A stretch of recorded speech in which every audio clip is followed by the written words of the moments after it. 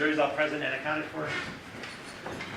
We are back on the record in C-377239, State of Nevada versus Devyn Michaels. May the record reflect that Ms. Michaels is present with her attorneys, deputy district attorneys on behalf of the state, and both parties stipulated to the presence of our jury. Yes, Your Honor. Yes, Your Honor.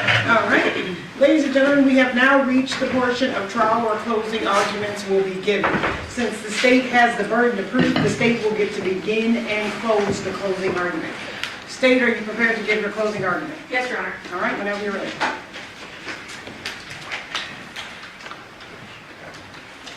The truth is the truth. It shouldn't change.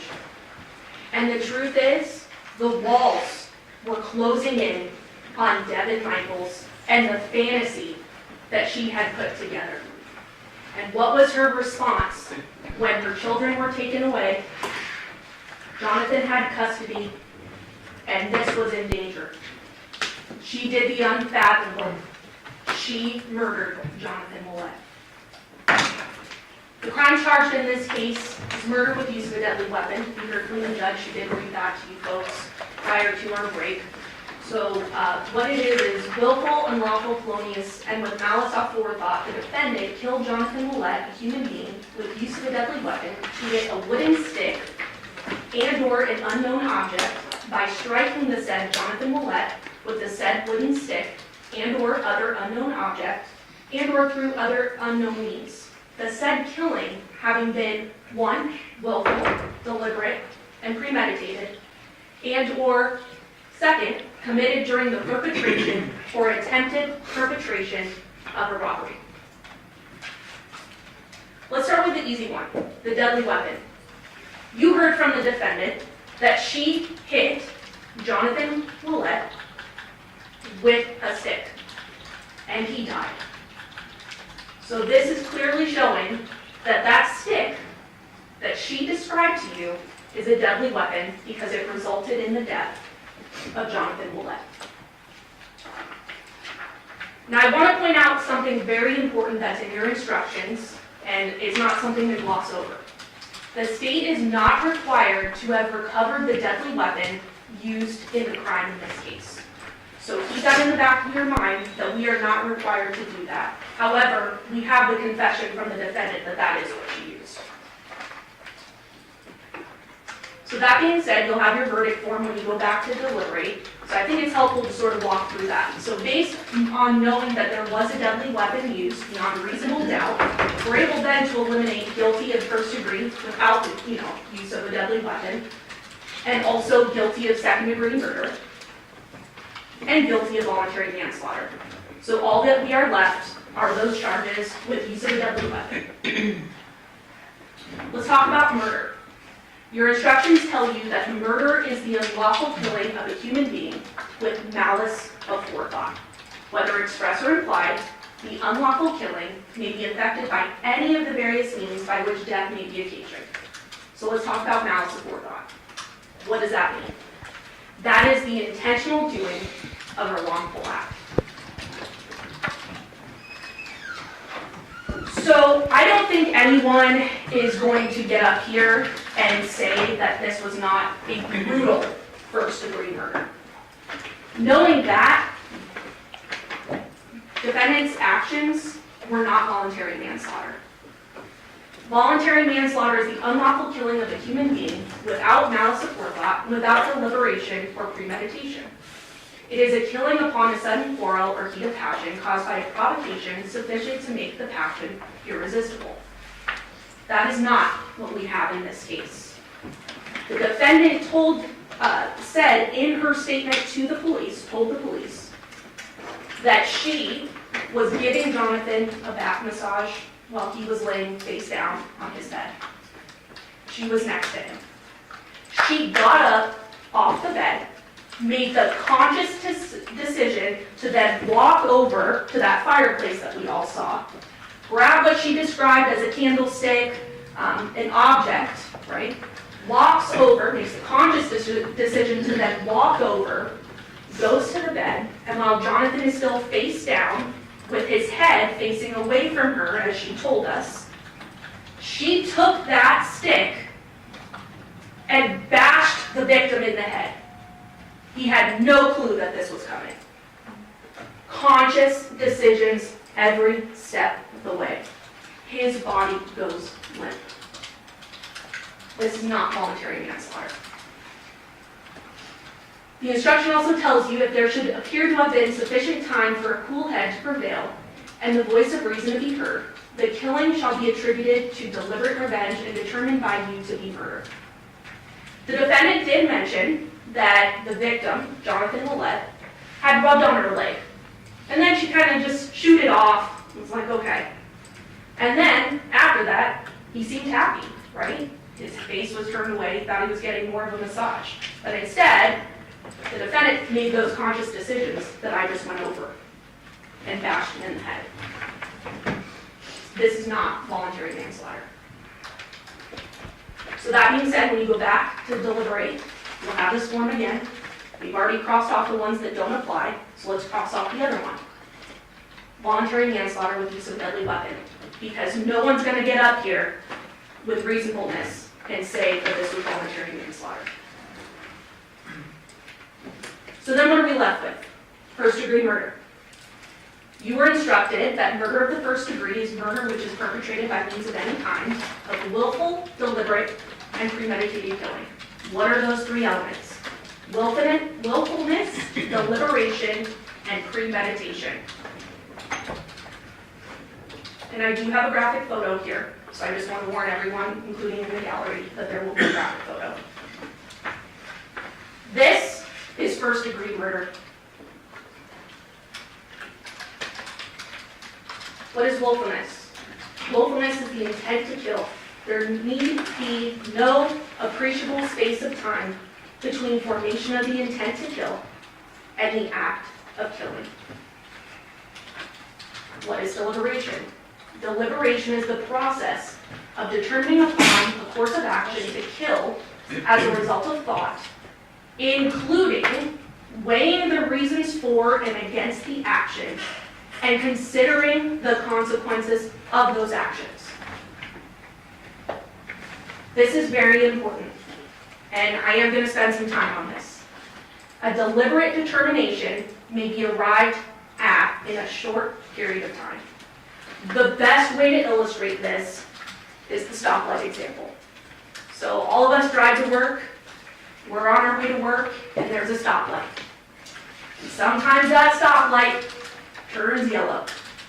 And when it's yellow, you're making some conscious decisions at that point, right? Either you're taking the decision to press on the brakes, but during that you're deciding, well, is someone going to rear end me, right? If I just stop on my brakes, right? Is my coffee that I just bought from Starbucks going to fly all over the car, and I'm not going to have coffee at work if I slam on my brakes? Is my purse going to fly off the seat, and I'm already running late for work, so how am I going to have time to put all the items back in my purse so I can walk into work?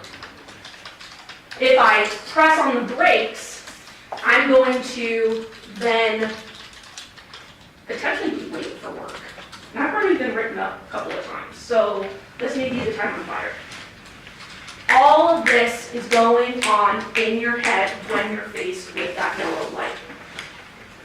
You're also thinking, well, I obviously can't press on my brakes, right? So I'm going to have to blow through this light. But what are you thinking about when you're going, making the decision to run that yellow light that's about to turn red? You're hoping there's no cop, right? You're hoping that a motorcycle doesn't come out from nowhere and you hurt someone. You hope there's no bicyclist that's just somehow hoping that you're going to stop at the red light because they see that it's yellow. All of these are conscious decisions that you're weighing, and that is all deliberation in a short period of time. We do it every day.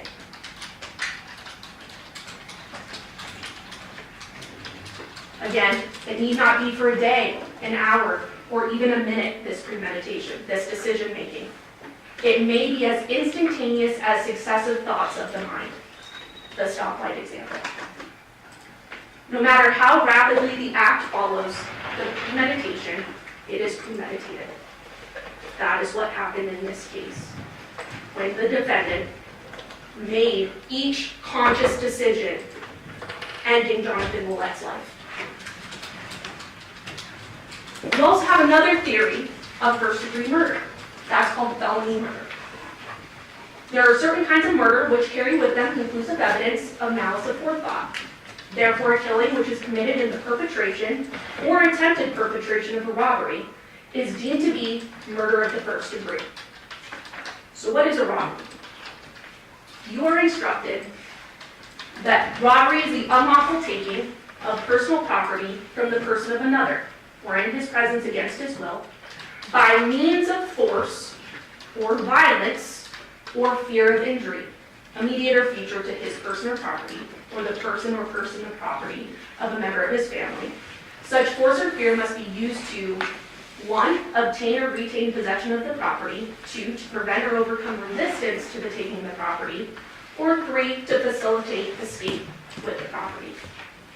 We heard a lot of evidence over the past 2 weeks, which is why I'm slowly going through this today. We have evidence that the defendant took multiple items of Johnathan's belongings. Social security card, a wallet, his only set of car keys. Why did she want those things? How was she going to enroll the girls at school without having Johnathan's documentation? This all goes into her motive. The defendant obtained Johnathan's property by means of force or violence, i.e., she killed him, and took his wallet, his only set of keys, and his social security card. This is another easy one. That being said, you'll have your verdict form.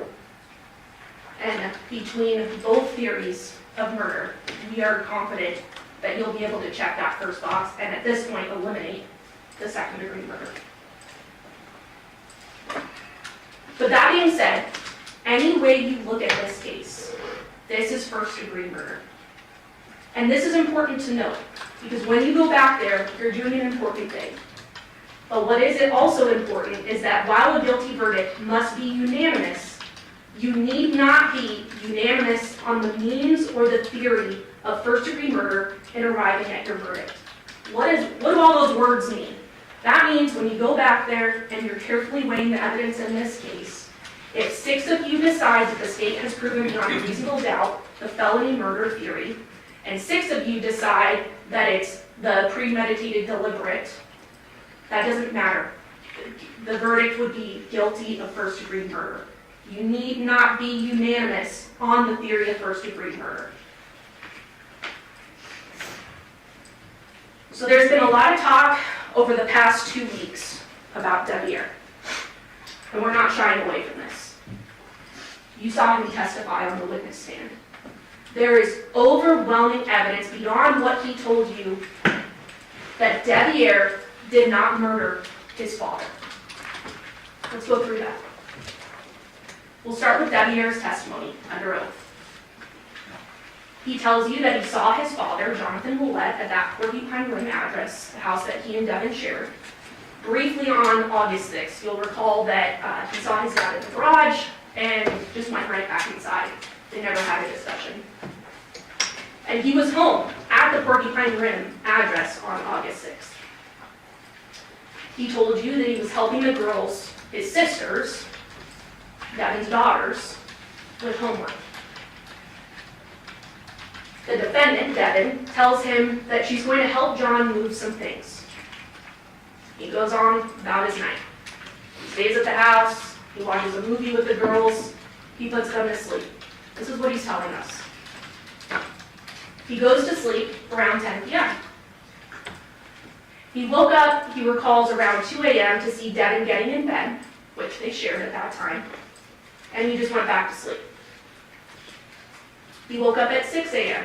the next morning on August 7th. He gets dressed, he goes to work. Even if you don't want to take his word for it, which we believe you should, we also have other evidence to corroborate what Deviere told you. This is a text message that Deviere sent to the defendant, Devyn Michaels, where he texted her, "See you when you get back. I'm going to sleep. Girls are in the living room." corroborating that he put the girls to sleep, and he was going to sleep as well. This was on August 6th, 2023, at 10:36 p.m. We also have video surveillance to corroborate this. No video surveillance shows Deviere's vehicles in Paladura's neighborhood, Paladura being the murder house neighborhood. No vehicles belonging to Deviere are seen. And we spent a lot of time going through that video surveillance on that lengthier day of trial, showing you that there is no indication that Deviere's vehicles are in that neighborhood on the night of the murder. There's no video surveillance showing Deviere's vehicles entering or exiting Porcupine Rim neighborhood, the neighborhood he lives in with Devyn. Remember that fixed camera?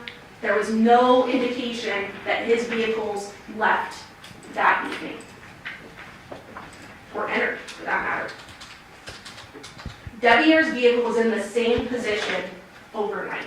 You recall there was sort of that catty corner home that had that footage showing the daytime and the nighttime, and the van, Deviere's van, remaining in the same position, to a T. There's also no video surveillance showing Deviere jumping a back wall to get in another vehicle. There is no evidence of that. What we do have is Deviere leaving in his work van at 7:31 a.m. on August 7th, because that's what happened. We also have the CDR mapping, which also rules Deviere out, beyond his word. If you recall, there was that Detective Good testified pretty in depth. He had color-coded the different phones so that you could see with ease which phones were popping up at which times. You recall Deviere's was green. We see green popping up at that Porcupine Rim Street, which is his home, throughout the night, and more importantly, during the time period of the murder, which we'll talk about later, because we are able to narrow that down. At no point do we see Deviere at the murder house the night of the murder, and even more importantly, during the murder. Again, I explained this, I just want to show it. This is that footage of the nighttime. We see, if you recall, up in that top right-hand corner, we see the victim's truck, Johnathan Willette's truck. We also see right next to it, Deviere's work van. This is the night of August 6th. This is the next morning of August 7th. There's that same work van, Deviere's work van, in the same position. Nighttime, daytime, nighttime, daytime. Never changing. Physics also ruled Deviere out. A lot of discussion about how he jumped the back wall, he took the road that's one house over that, not the road, but the little dirt path, right, to get all the way across town. 7.5 hours? No. That's not common sense. I also think it's important to highlight Deviere and the defendant's relationship, Devyn's relationship. Devyn is a master manipulator, and that is shown through the evidence. This is a woman in her late 30s that decided to begin a sexual relationship with her 19-year-old stepson, who had just lost his virginity. I'm not going to get up here and say that the 19-year-old teenage boy, this wasn't his dream to be with Devyn Michaels, who was an older, more sexually experienced woman. But what I am going to say is that the defendant is the one running the show here. This was her fantasy, and he went along with it. For a while, though. Because remember, he tried to move away to California on multiple occasions, and somehow she was able to spin her web and bring him back. The most glaring portion being when she uses a supposed pregnancy against Deviere to bring him back to Las Vegas. When she threatened him, I will have this baby and tell everyone whose baby it is if you don't move back to Las Vegas. So what does young Deviere do? He moves back to Las Vegas. He doesn't want a kid at his young age, and even complicate his relationship with his family that doesn't know about their relationship or their sexual engagements. There's also messages that show that Devyn was in charge of this relationship. He tried to get out multiple times. So now that we've talked about this could not be Deviere, let's talk about who's on trial today. Devyn Michaels, the defendant, and how there is overwhelming evidence that she committed first-degree murder. I'm going to go over a roadmap of all the different evidence that you heard in the past 2 weeks and sum it up as much as I can. We'll start with Yoko and Yoshida's testimony, Devyn's inconsistent statements, so her own words, the scene, the DNA, the burla, which we heard about today again, CDR mapping, video surveillance, the phone contents, and we'll also talk about the custody case and those witnesses we heard yesterday. I think it's very important to start with the timeline because, as Mr. Giordani said, this one's a wild ride and we have to buckle up. So let me start with the timeline here. The timeline starts August 6th of 2023. Devyn, John, the girls, they're all shopping for the girls' first day of school. At 8 p.m., Devyn arrives at the murder house in her vehicle, and Yoko confirms this. At 8:42 p.m., Devyn, the defendant, and John drive to Devyn's home.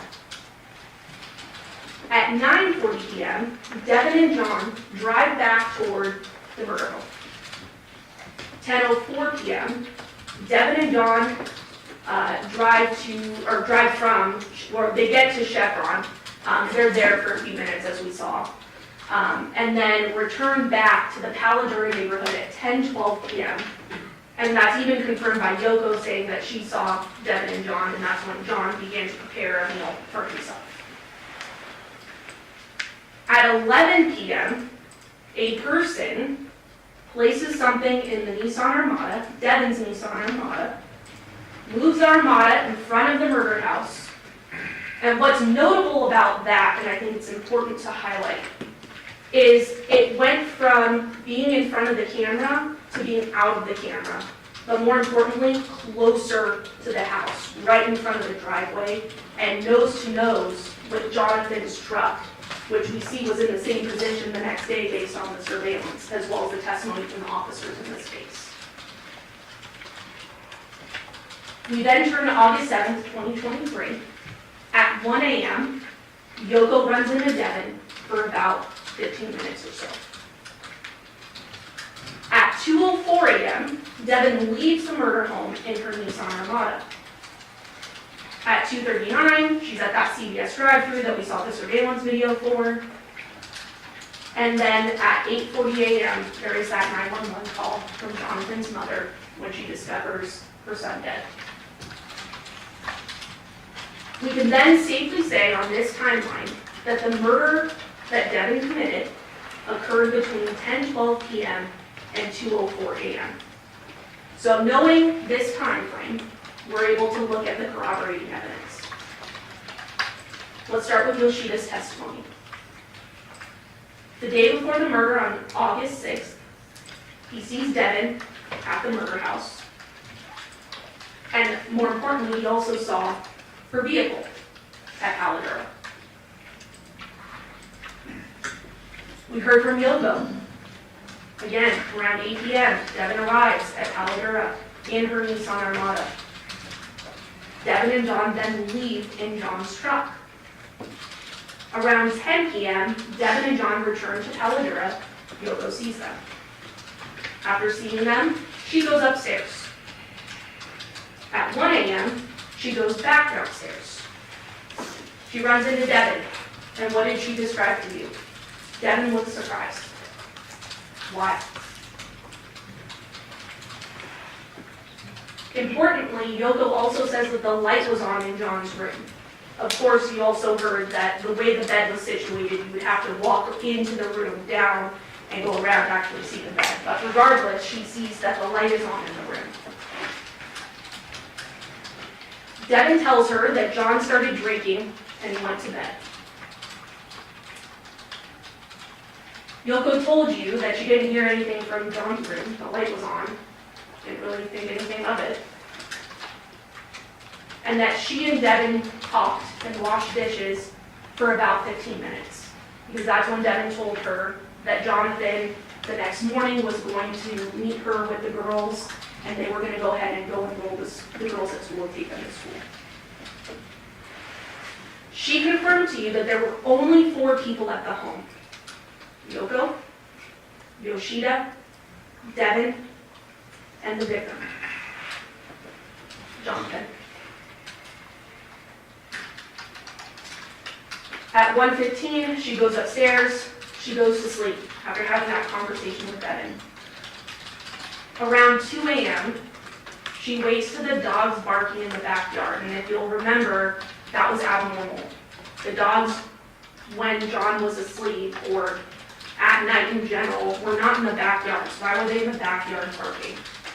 She also heard a thud.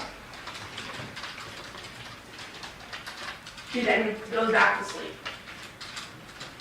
At 8 a.m., she goes downstairs, sees John's truck is outside, which was a little weird because Devyn had told her that the plan was for him to already be gone by that time in the morning to go enroll the girls. So her antennas were up a little bit.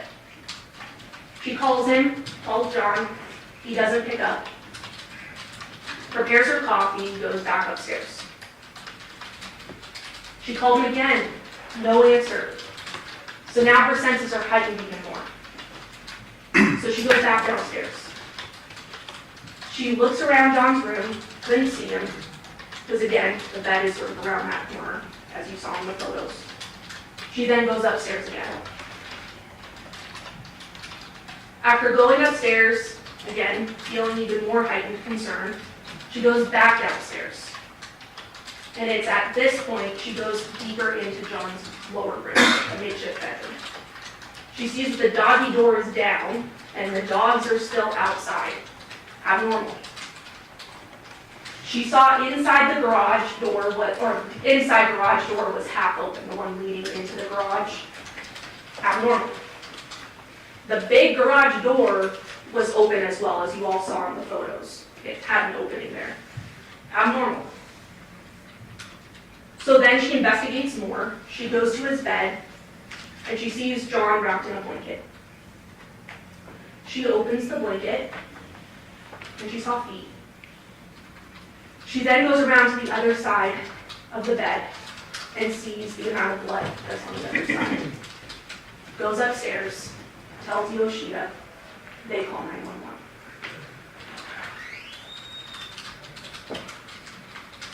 Devyn also made several inconsistent statements. The truth is the truth, it should change.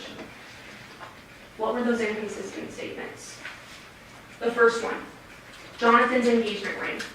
If you recall in interview 1, Devyn tells the officers, we threw his engagement ring in the trash last night. Okay. Interview 2, threw away John's engagement ring. We kind of made a joke of it, 2 points, threw it in the trash type thing. So it should be in the trash, right?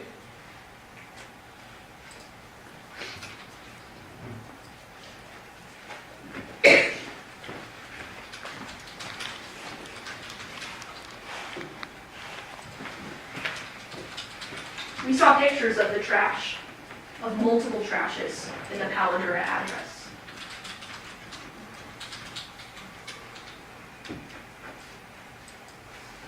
Not just one, but multiple. 1, 2, 3, 4, 5. None of them containing a ring that were searched by officers. Ladies and gentlemen, there was no ring that was thrown in the trash. Inconsistency 2. her marriage to Deviere. We learned from interview number 2 that this was a marriage of convenience, not intimacy, which we know is not true based on other evidence in the case. Interview number 3. Her marriage to Deviere is just on paper. Rings aren't significant. Me and Deb haven't been intimate in years. That's not true. Inconsistency 3. The gun safe. In interview number 1, Devyn tells officers, "We took the guns last night, but we didn't bring ammunition because there's no safe at my home for them."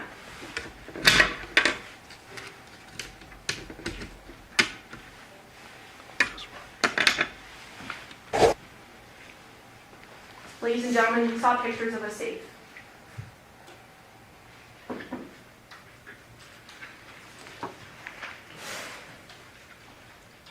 There was a gun safe in the home.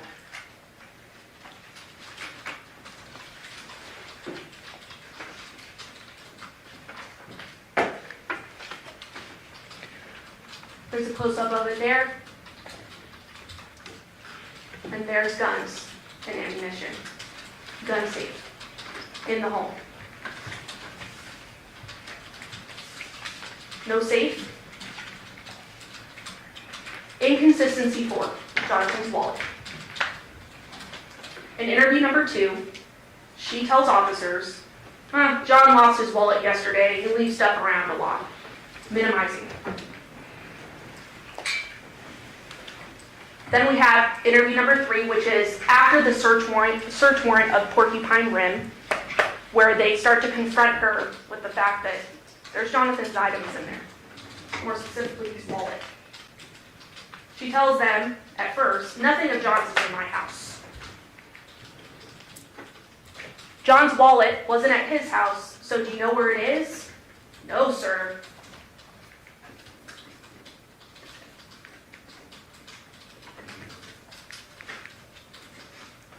I have all of his old driver's licenses.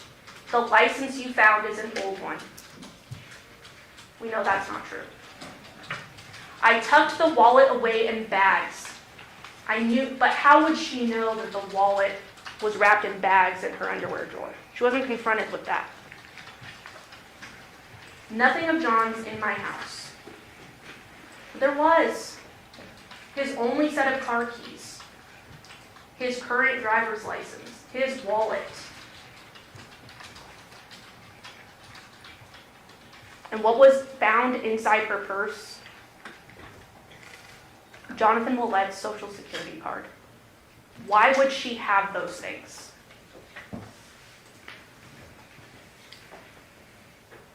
But nothing of John's at her house. Again, the license you found is an old one. And if we look here close up, it expired November 7th of 2025. The murder happened August 7th of 2023. This was his active driver's license. His old one? I tucked his wallet away in bags. Remember, ladies and gentlemen, this wasn't one bag. This was 8 bags, and you heard in the interview with Detective Weinoff that were tied over and over and over and over again. Not just one bag. What was she trying to hide?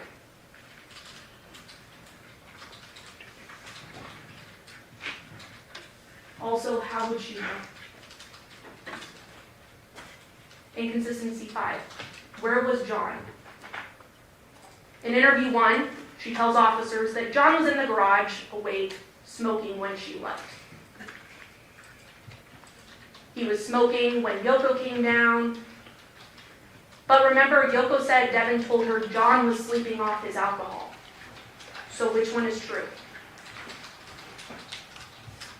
She says she said goodbye to him, pushed out a box under the garage, went out the front door. Then the next interview, last thing she did with John was pop his back. He went to smoke. She talked to Yoko. She finished loading. He told her what to take, and that was it. All inconsistent. And not the same story. Inconsistency 6. John's bloody phone found at Devyn's home. There's a lot of discussion about this during the trial because it's important. And it shows that Devyn committed the murder. And why? First of all, she told us in interview number 3, he told me he cut his hand. Okay? He said he was moving a table and one of the parts fell and took a chunk of his hand. She offers this to police. I didn't see it, but I do know he mentioned bleeding on his hand. Very descriptive. Then interview number 3. He must have been smoking and set his phone down. Again, no notifications are found on John's phone, as if someone manipulated it. Because as we know, John was called and texted multiple times, especially when people were trying to find him. Why would he have no notifications on his home screen? That's because the phone wasn't left by John. We know that his blood was on the phone. And we know that it arrived after the murder based on those CVRs. Based on that raw data, we know when John's phone made it to Devyn's residence. And that's when she took it there because, as you know, it traveled with her after she committed the murder back to her home.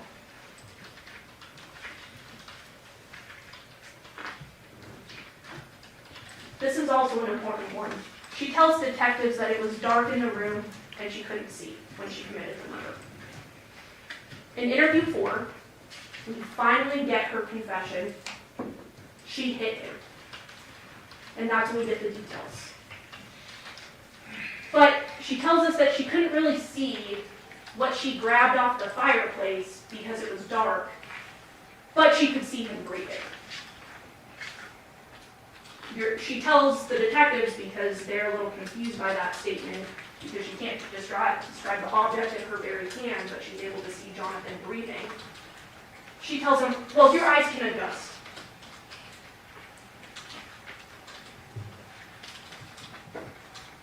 And remember, Yoko said the light was on in John's room when she came downstairs. It wasn't off. It's also important to note that he was wearing boxers. He had his boxer briefs on, she tells the police. And we know that's not true. The boxers were found at the foot next to the side of the bed, as shown right here.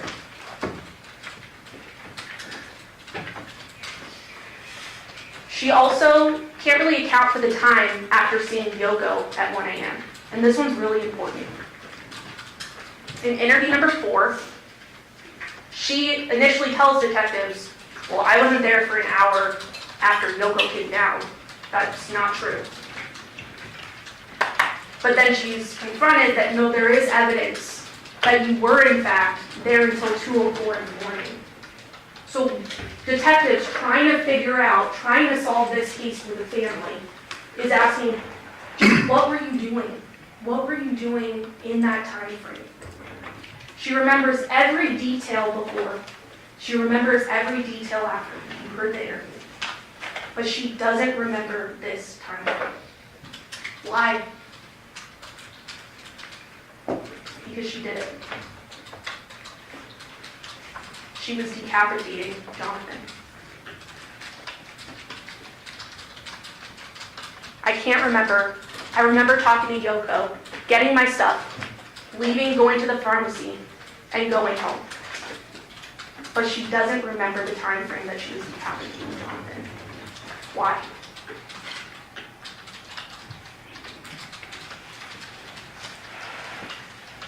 She's told, this has got to be eating you up. And this is why videos are so important. This is her response. This has got to be eating you up. This has got to be eating you up. She's nodding. This has got to be eating you up. This is eating her up. This has got to be eating you up. Ladies and gentlemen, she admitted to the murder. She said in her interview, when she confessed, that she took that object, the stick, the wooden stick, and bashed Johnathan in the head. That is the murder. But there was a head missing, and that was important to the detectives to give closure to the family. So what about the decapitation?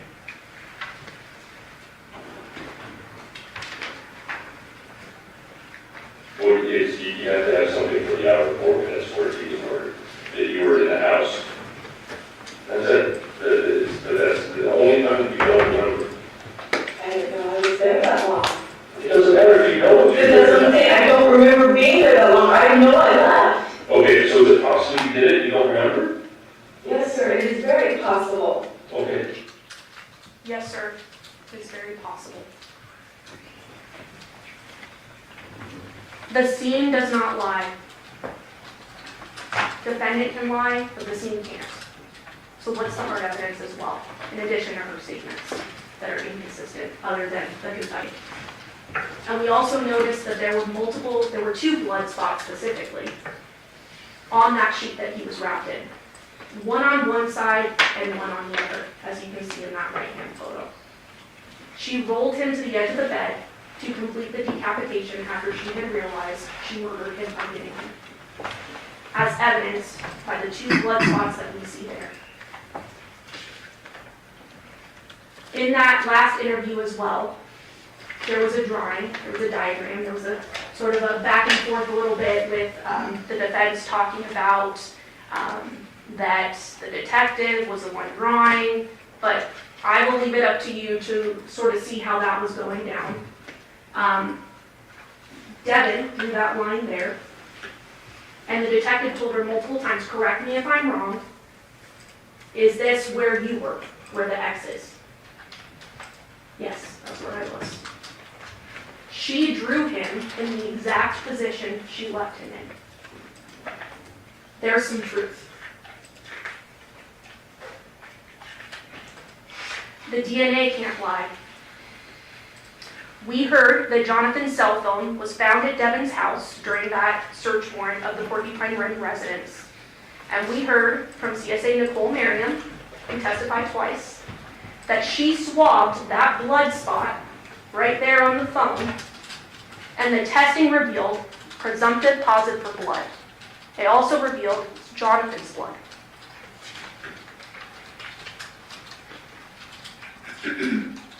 It's also important to note that Johnathan's blood was found in the driveway of the residence.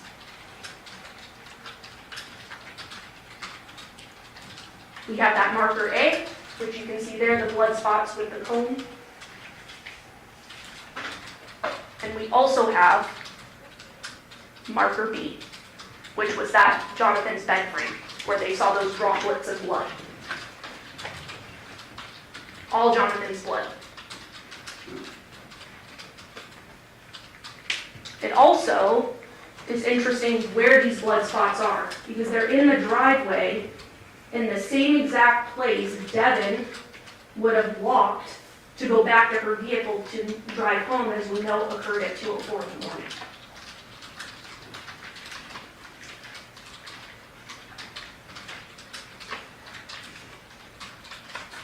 Devyn's DNA is on that knot of the plastic bag containing the wallet and John's only car keys.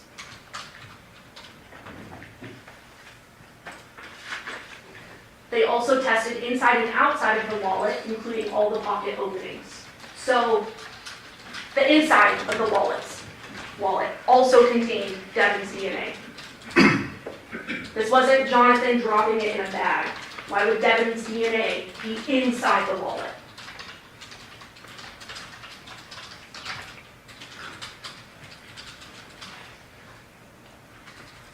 Devyn and John's DNA are on his Social Security card swab. Not shocking that Johnathan's DNA is on his Social Security swab, or Social Security card, I should say. But remember, this is Devyn's bag. You see her wearing it in the surveillance video with the chevron. She also described it to police during one of her interviews. And what's found inside is that Social Security card belonging to Johnathan Willette. And not only is it found, but it's found with the defendant's DNA on it. She handled it. She wanted to enroll the girls at school and knew that she needed documentation because the father of the children was dead.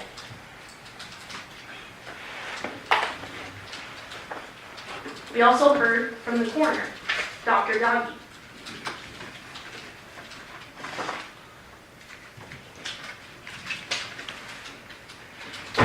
The cause of death, homicidal violence.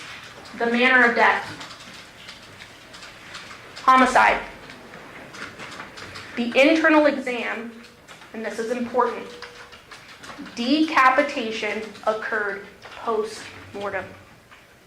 Johnathan was decapitated by the defendant after she bashed him with the stick and killed him. Based on the science. No one's disputing that. Not even Dr. Sims today.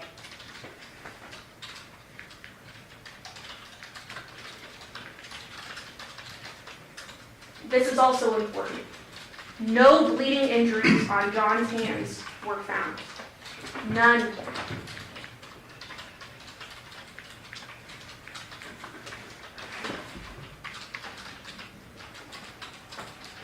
She did discuss slippage, which she explained what that was, where, after death, the skin tends to shed a bit in different areas. But again, no bleeding injuries on John's hands. Then we had testimony from Dr. Burns, who passed around those cool exhibits. Cass, I should say. And she explained that there were 2 implements used to decapitate the victim. As you can see in the picture there, this is her annotated version showing that there were 2 implements that were in fact used.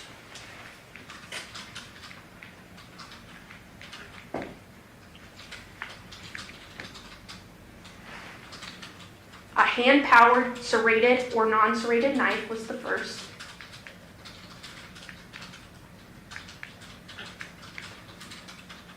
Then a mechanically powered saw, because it's very difficult to cut through human bone. Not only did Dr. Yagi and Dr. Sims agree today, but also Dr. Burns told you that the impacts that she saw on the neck were consistent with post-mortem dismemberment. Johnathan's head was decapitated after he was murdered.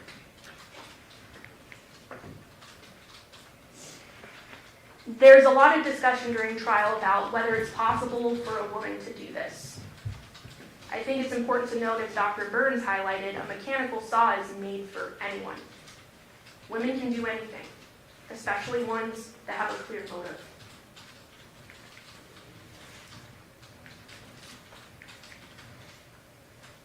Moving on to the burla. Where was Devyn's vehicle during all of this? Her Nissan Armada shows she's at Paladura during the time of the murder. We have at 11:05 p.m., there's that short activation that we saw on the burla, which I'll go ahead and play for you. And it is not very long. It's at 11:05 p.m. on that August 6th, 2023, which is corroborated by the video surveillance where we see her vehicle moving up right in front of the driveway of Paladura, nose to nose with Johnathan.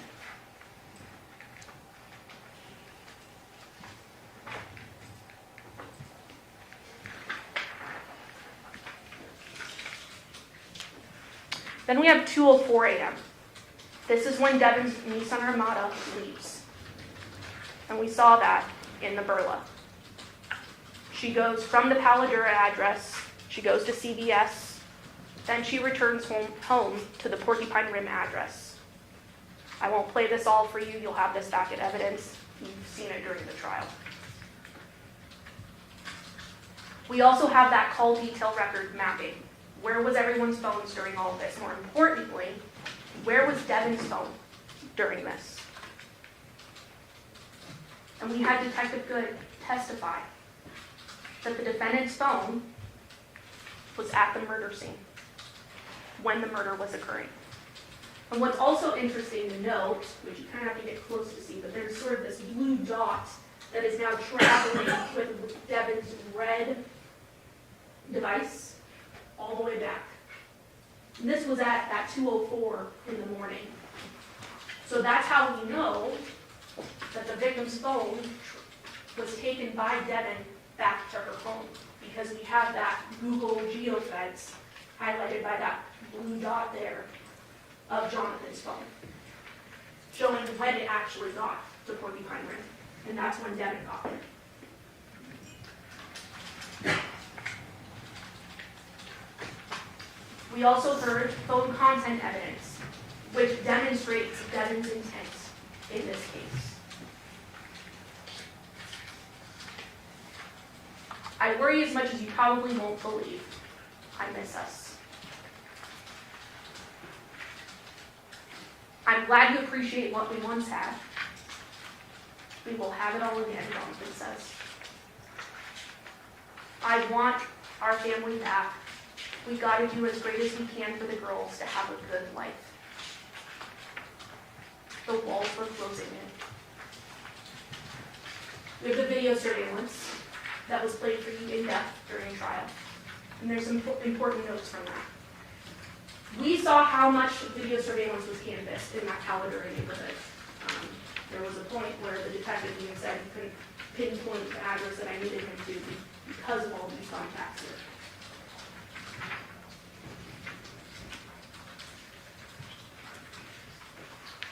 Then we have that next door residence to the murder house, that 2696 Caladura Drive.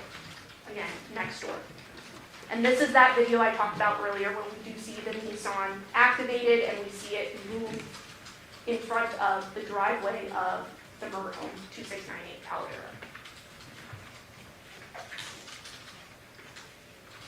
We also see in this vantage point of the video when Devyn and the victim returned home from that trip from Chevron. When they were coming from Porcupine Rim, stopped at the Chevron, got some items, then came back, and we actually saw those shadows of two figures, which would be Devyn and Johnathan, getting out of his truck to go inside of the Caladura residence. This camera gives us that as well. And again, 11:05 p.m., we get that activation, and we see that the Nissan Armada is moved up closer to the residence. Why would she want to move it closer to the residence? She's concealing her crime.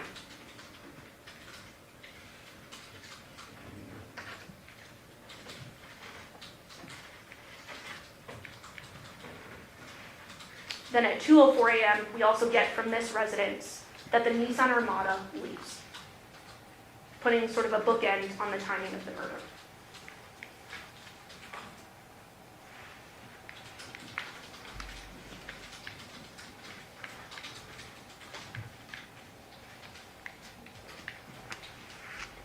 We then have the video surveillance from the Chevron. We've also called it the Terrible Herbs. And in there, I talked a little bit about this. We have that they're there at 10:10. That's Jonathan's truck pulled by a trailer. They then leave at 10:11 p.m. And we know that Yoko, as well as the video surveillance from the Caladura neighborhood, they're arriving into that neighborhood around 10:12 p.m., all corroborating, giving us our time frame.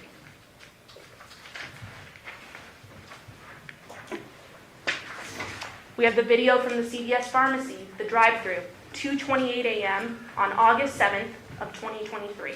This is after the murder, where she's at CVS. Again, giving us a time frame. There's no one in that vehicle but Devyn. You can see with your eyes.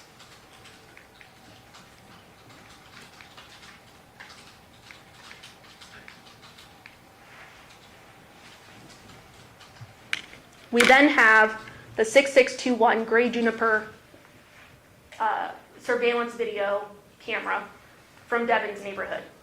This is that one that was fixed where you could see the only entrance and exit of the Porcupine Rim neighborhood, and it was constantly running. We were able to see different things from that. Remember, it was 3 minutes slow to real time, but accurate. At 8:57 p.m., we have John's truck entering the neighborhood. And this is on August 6th. Then at 9:29 p.m., John's truck leaving the neighborhood, further corroborating the timeline. Then importantly, at 2:39 a.m. on August 7th, after the murder, we see Devyn's Armada and Devyn returning back to her residence. At no point was Deviere's work truck or that sedan seen entering or exiting. Very important. We don't see his work truck or any of his vehicles leaving until 7:31 a.m. on August 7th. So now let's talk about Devyn's motive and intent, which is very important to consider. We heard from individuals that knew about the child custody case during this trial. And they told you that Johnathan had been given full primary physical custody of the two girls, Samaya and Jamea. And this happened on October 27th of 2022. So at the time of the murder, Johnathan technically still had full physical custody of the girls. He had something he could hold over Devyn's head. The walls were closing in on her. We also heard from Elizabeth Lemons Woods, who also had worked on the child custody case and sort of the placement of the girls after Devyn was arrested. She meets with Devyn on August 17th of 2023. She wants to tell the defendant, hey, heads up, I just want to notify you, the girls are being placed somewhere else because you're not there, and their father is no longer around. And what Elizabeth Lemons Woods testified to is that defendant then started giving her more information, more than the scope of what the original conversation was supposed to be about. And what I think is notable is that Elizabeth says that throughout the conversation, Devyn appeared that she was trying to cry. Why would you try to cry?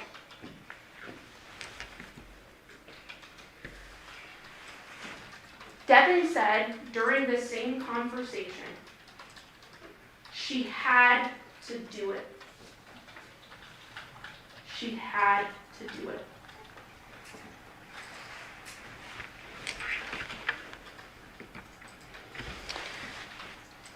Now, ladies and gentlemen, it's very important, and you're in fact instructed on this, to use your everyday common sense and judgment as reasonable men and women. Do not check your life experience and what you know to be true at the door. Bring that with you when you deliberate. The evidence in this case is overwhelming.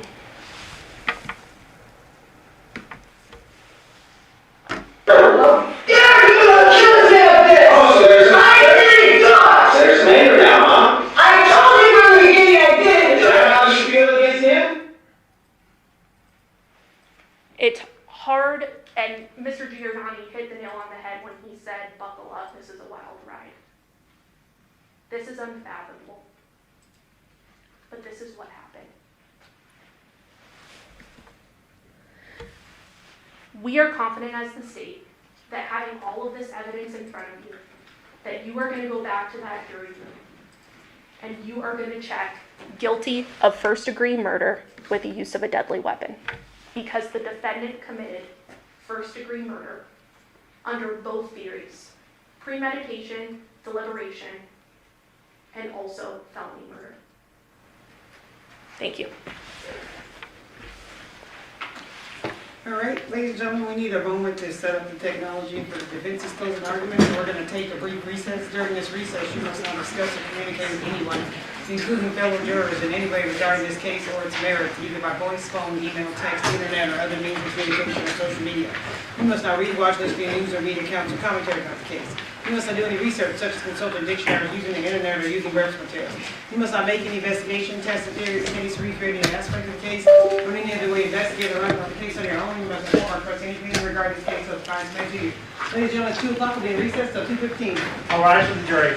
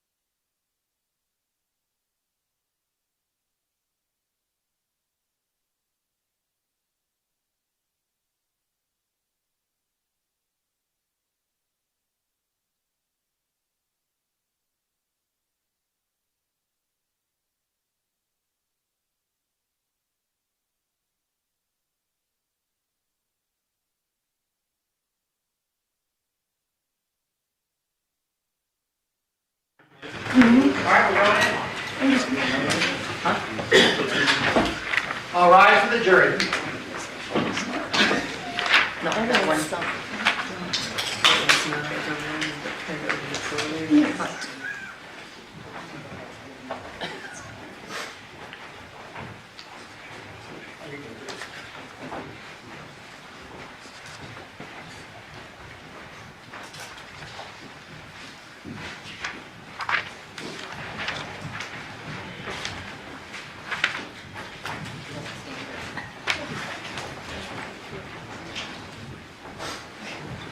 Please be seated. Your Honor, the jury is all present and accounted for.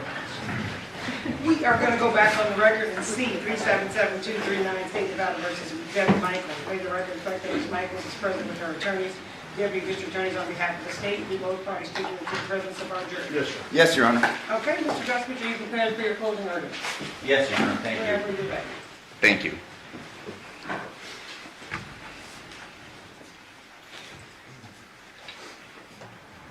This case is entitled The State of Nevada versus Devyn.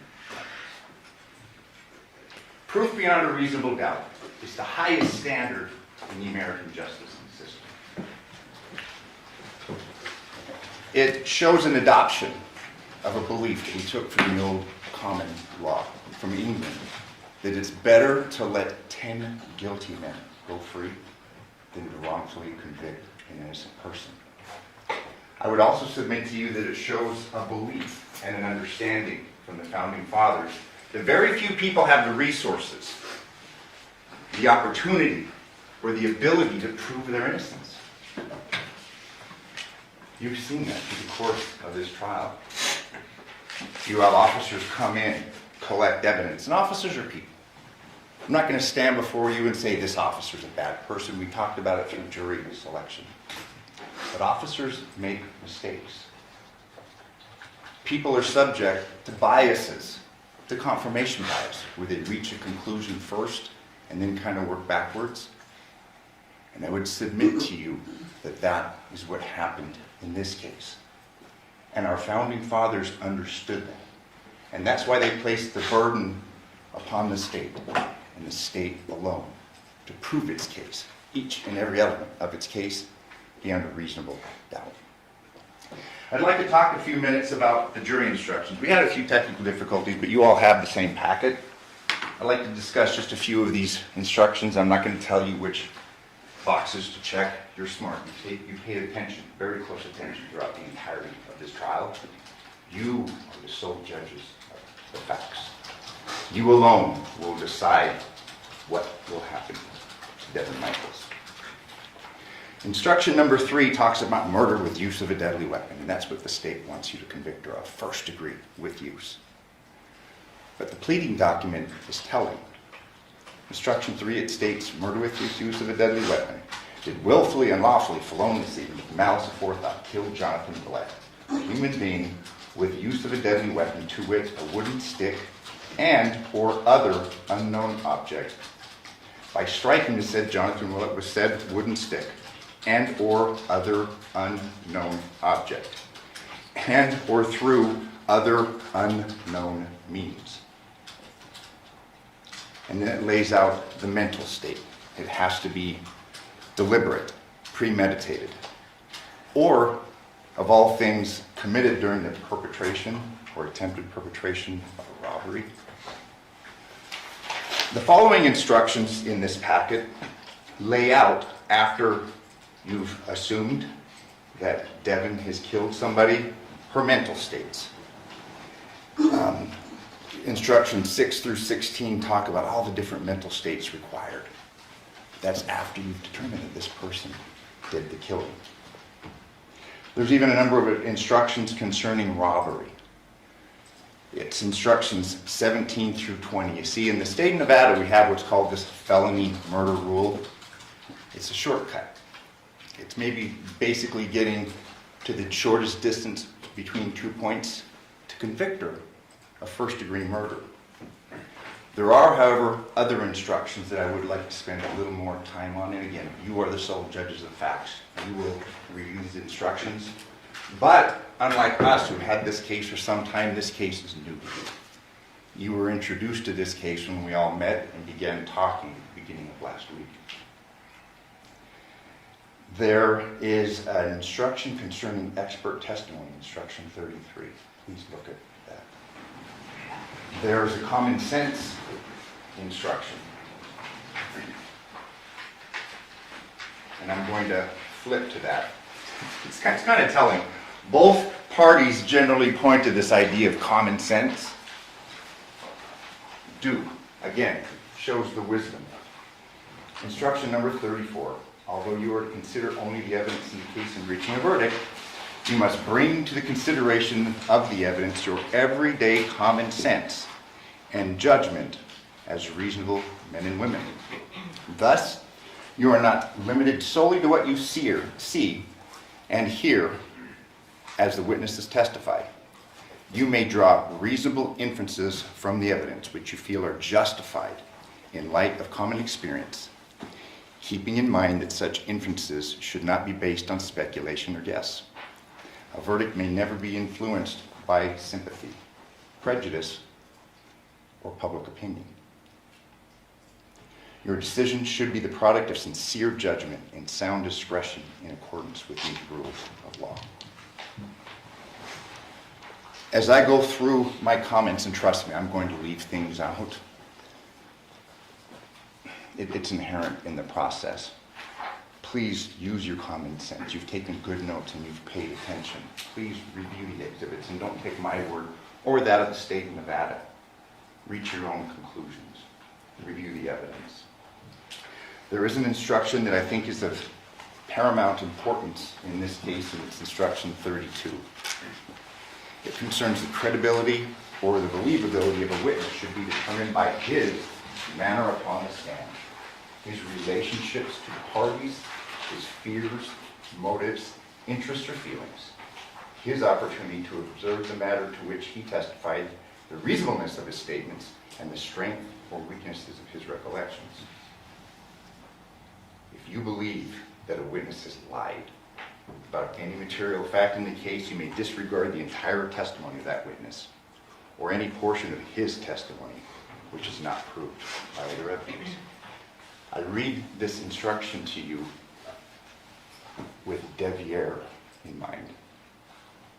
We started this case talking about motivations. Motivations dictate actions. Deviere is not on trial. This case is not going to be, well, did we prove our case against Deviere better than they proved their case against Devyn? Devyn is the only person that's on trial.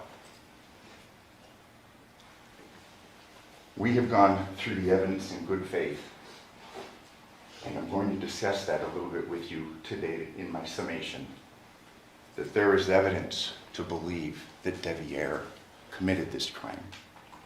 But you don't have to believe that to acquit my client. But I would submit to you that you should take that into consideration. The ultimate determination that you will make is the sole judgment of the facts is whether the state has proven this case beyond a reasonable doubt. Through the course of this case, and as you know, and we talked about it, we wouldn't have to ask a single question, present a single line of testimony. If state fails to prove their case, she's entitled to a verdict of not guilty. But as this evidence has unfolded, I would urge you to see that perhaps the detectives in this case, the Henderson Police Department, were basically trying to choose the shortest distance between 2 points. Hey, we knew, and we all know, and we're not making issue that she was with him on the night in question. It's easy to reach a judgment like they did. She's guilty. But you, as jurors, must consider all of the evidence. Because unlike when you read in the paper, so-and-so's caught, and you think, yeah, he's guilty, she's guilty, you determine whether a person is guilty. Not the police and not the state of Nevada. I would urge you to read the reasonable doubt instruction. A defendant is presumed innocent until the contrary is proved. This presumption places upon the state the burden of proving beyond a reasonable doubt every element of the crime charged and that the defendant is the person who committed the offense. And again, this is why we have addressed what the evidence reasonably shows concerning Deviere. A reasonable doubt is one based on reason. It is not mere possible doubt, but is such a doubt as would govern or control a person in the more weighty affairs of life. And what more weighty affair of life do you have than to sit on this jury on this type of charge? If the minds of the jurors, after the entire comparison and consideration of all the evidence, are in such a condition that they say they feel an abiding conviction of the truth of the charge, there is not a reasonable doubt. Doubt to be reasonable must be actual, not mere possibility or speculation. If you have a reasonable doubt as to the guilt of the defendant, she is entitled to a verdict of not guilty. Since this is a charge of murder, I'd like to begin my comments, and I won't be long. I mean, we've been here a long time, but this is important. Let's begin at the autopsy. We had Dr. Sims. He was the lead coroner here in Clark County for 19 and a half years. You heard his testimony. It wasn't much of a cross because he didn't say much to be disagreed with. We did, however, hear from Dr. Yagi. Do you recall the question that was posed to her? Would you agree with me that a decapitation is difficult to effectuate? Remember her answer? I don't know, I've never done one. We heard from Dr. Sims that yes, it would be difficult. It takes a lot. It's involved. Dr. Yagi missed the tattoos. It was in the report. We had Oriental John. That kind of goes to the weight that you should give her testimony and the thoroughness of her examination of the body. The state's relying upon Dr. Yagi's statement, her testimony that there was no injury on the hand. You got to consider the source. Dr. Sims testified that the cause of death cannot be determined without evidence of injury, and he was talking about standard practices. Obviously, these are very suspicious circumstances. In fact, if John was murdered, it's very reasonable to assume, common sense would dictate, that the person that killed him decapitated him. And through the course of this evidence, they have not shown a scintilla of evidence that she was involved with a decapitation. She didn't do it. Determination of homicidal violence cannot be used when in large part that fatty liver or drugs and alcohol are present. He was talking basically about the industry standards, what experts in this field collectively agreed upon. And we saw a variation in this case from Dr. Yagi. In this case, we did have a combination of all three. You heard the testimony about 20 times the level of THC, alcohol in the body. 0.02 was the alcohol in the blood, but Dr. Sims testified that that, in conjunction with this high level of THC, would cause a person to be intoxicated. That's important in this case because you will hear testimony concerning her concern, Devyn's concern, about not letting him drive. As you recall, we went through all those texts beginning back in 2018 concerning Yoko's concern. And again, I don't want to speak ill of the dead, and it was no showing of disrespect towards her, but it was an ongoing concern that she had. She didn't want her son driving drunk, and that concern was shared by Devyn. She had his key. She took the key to the house. That's not evidence that she committed a murder. This is extremely important, and there's been a great deal of issue made concerning this video evidence. As you recall, through the course of Deviere's testimony, I read it to you at the beginning of the trial and read it to him, where basically we had a detective, it was the 12th of September, telling him, you're under the radar. We're here to clear you. I mean, when you look at the radar, when you look at this net that was cast, it has so many holes in it. The state would have you believe that both homes or under 24-hour surveillance is just not true. The evidence of Detective Lippisch and the other detectives showed that. The state expects you to accept representations made by Detective Lippisch regarding the true time of the videos from this residence, and I want to start there. This concerns the state's timeline, which I would tell you flies in the face of common sense, but it's important to take into account how this evidence was gathered. You recall the list of times or the videos that were shown?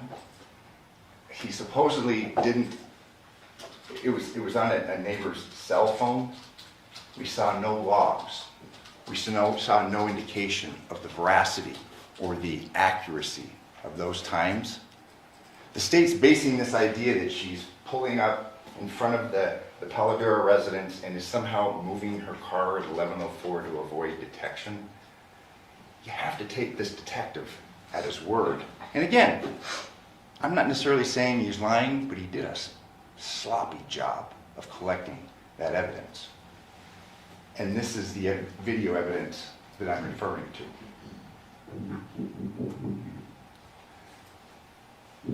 Remember, there was no embedded data here. We don't have time.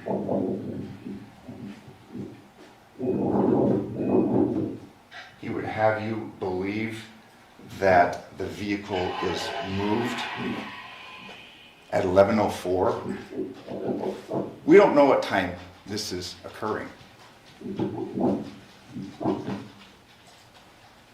We do know that the vehicle perhaps was moved from the Burla, but we don't know the sequence of events. As you recall, and you will have the evidence, there was various blue lines showing triangles, and we heard that through the positioning of the GPS, you have movement, even if a vehicle is in one place.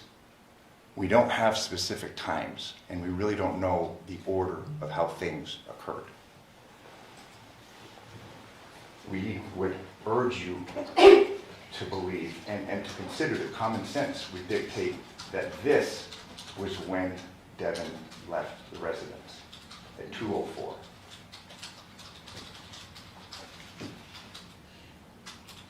There's going to be a close-up here. You'll have a computer screen. Zoom in on it.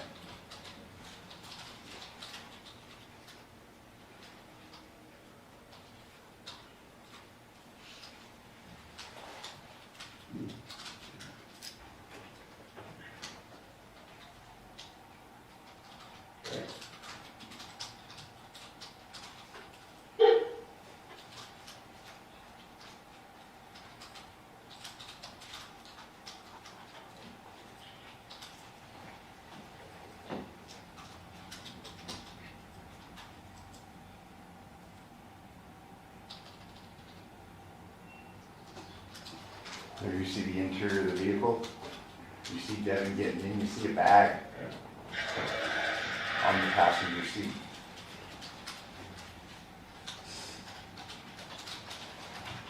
And she leaves. Please pay close attention. And again, not that I'm trying to tell you to do, but we've had this case for much longer time than you have. Look at the video evidence from 6505 Taylor Creek. Detective Lippisch testified several times that he could only speak to items that he canvassed for, but he was happy to testify concerning other detectives who went unnamed that collected this evidence. It's clear from the testimony of a forensic examiner, O'Brien, whose credentials and whose testimony went unchallenged that we presented to you today. He testified that one of the three videos was compiled from a series of screenshots, which the Ring camera is set to capture by default in the absence of video activity. Where are the other screenshots? They only gave us 3. I'm not going to stand here and point the finger and say that this was done in bad faith. It was done out of sloppiness. Why weren't subpoenas issued? Why don't we get the complete record? This woman is on trial for murder. We heard nothing concerning them going to the third-party providers, Ring, Google, other parties. No, they're relying upon the cooperation of neighbors. who are living their own lives and who very well may be indifferent to the gravity of this situation. Didn't give us the full picture, and that was the video that had constant, I mean, you got a good scene into or a good view of the residence. It's incomplete. We just have these three.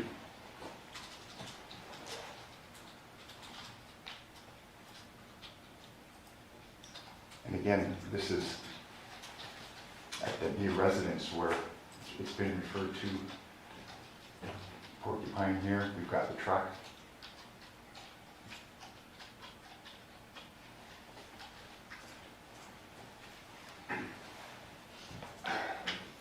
You know, there's been an argument made that Deviere had to have been in the home the whole time. Based on what? Because the entrance to the neighborhood with the continuous camera doesn't show a vehicle.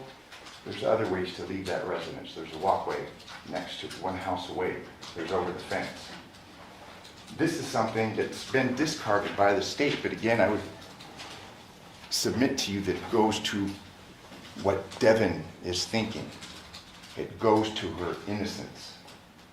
She starts trying to contact Johnathan on the morning of the 7th, starting about 4 a.m. She'd left him. She'd left him at the residence.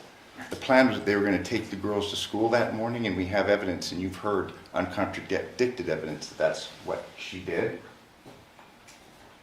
The message she leaves him is concerning the girls' school supplies. She's letting him know that their daughter was sick, because we know that she's at that pharmacy, and it's a 24-hour pharmacy at 2:28 a.m. That's what went on. She hadn't killed him and decapitated him. She was worried about getting her daughters to school that morning. She sends messages of concern when he doesn't respond. The state claims, and again, this is where common sense comes into question, the state claims that Devyn was answering Jonathan's phone from the house the morning of 8/7/2023. You heard the argument concerning the notifications. We did hear from Detective Skinner that they didn't put it on airplane mode. Those notifications wouldn't have shown up. That evidence, like so many other pieces of evidence, were mishandled. But the state's going to have you believe that she purposely took the phone from Paladera to Porcupine Rim and leave it out on the driveway, and at the same time be calling it and answering it and leaving it on the driveway. That flies in the face of common sense. She took it and left it there, and then is answering it and calling it to provide some sort of an alibi. She's lucky that in this very slipshod investigation that she has as much evidence that she does to present to you that she didn't commit this crime. Crime scene, the footprints. There are footprints in the backyard. And we have, and I'll show you the photos, we marked them and had them admitted.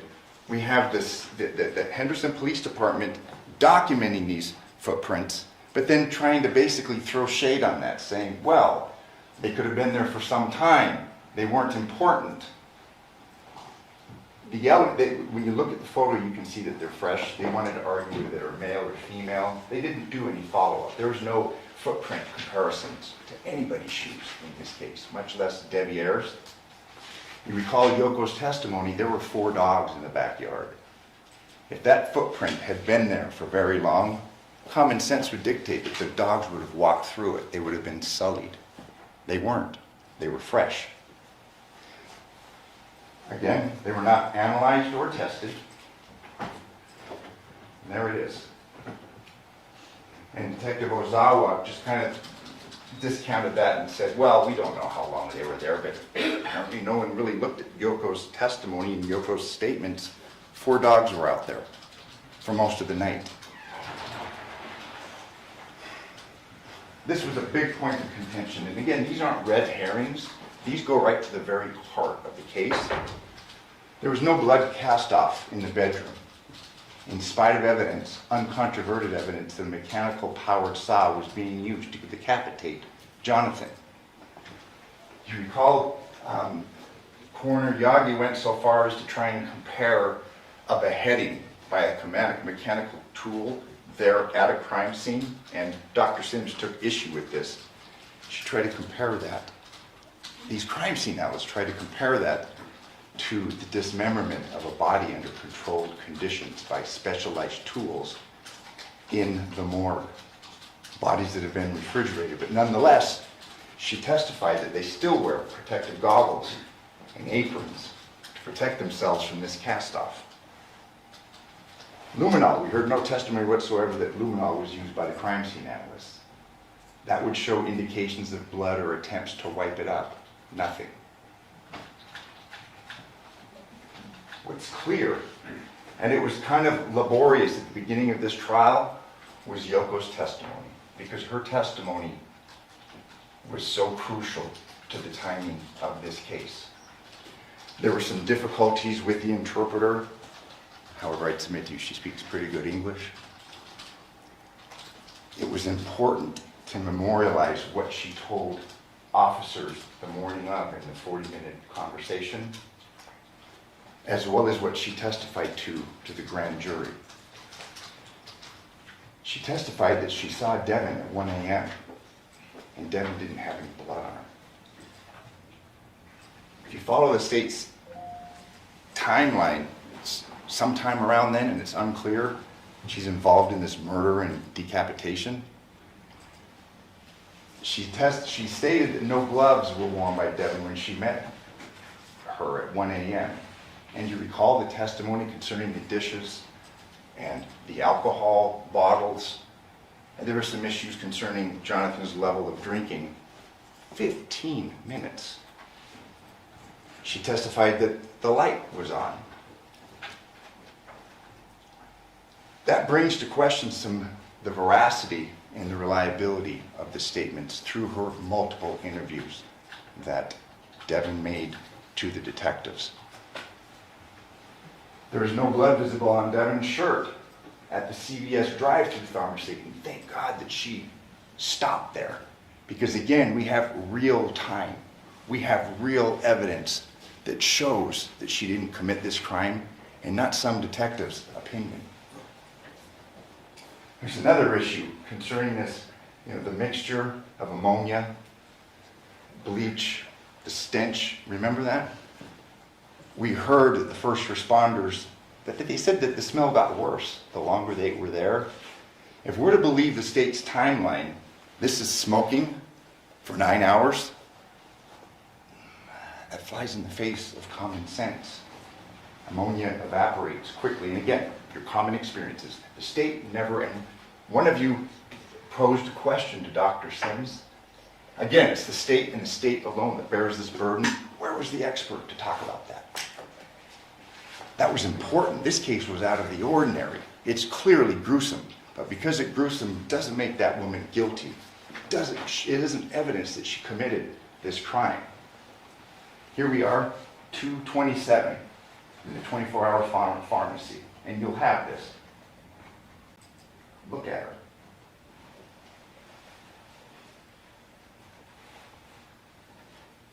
She's sipping her water. Apparently this is after she's murdered a man and decapitated him.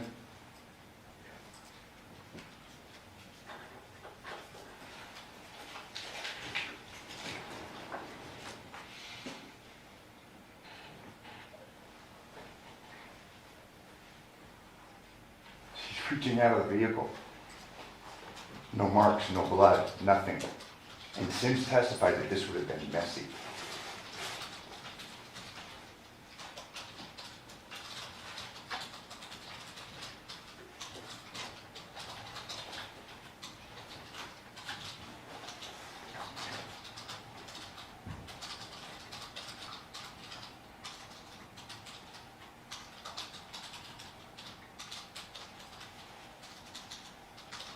So she's just decapitated, she's murdered and decapitated Johnathan, and she's making sure that she picks up her daughter's medications on her way home. There was a very good question that was asked concerning, was there any stops? There wasn't. Her vehicle didn't go to any isolated areas, to any trash bins. There's been times when I've gone through moves and I've gone behind the bonds and dumped trash out in their dumpsters. There's no evidence of that because it didn't happen. The state will have you believe that there's this bucket of blood that's the reciprocal of all this blood that's squirting out when she's sawing his head off. What did she do with that, if she did? The car didn't go anywhere. She went home. There's no rags. There's nothing in that vehicle.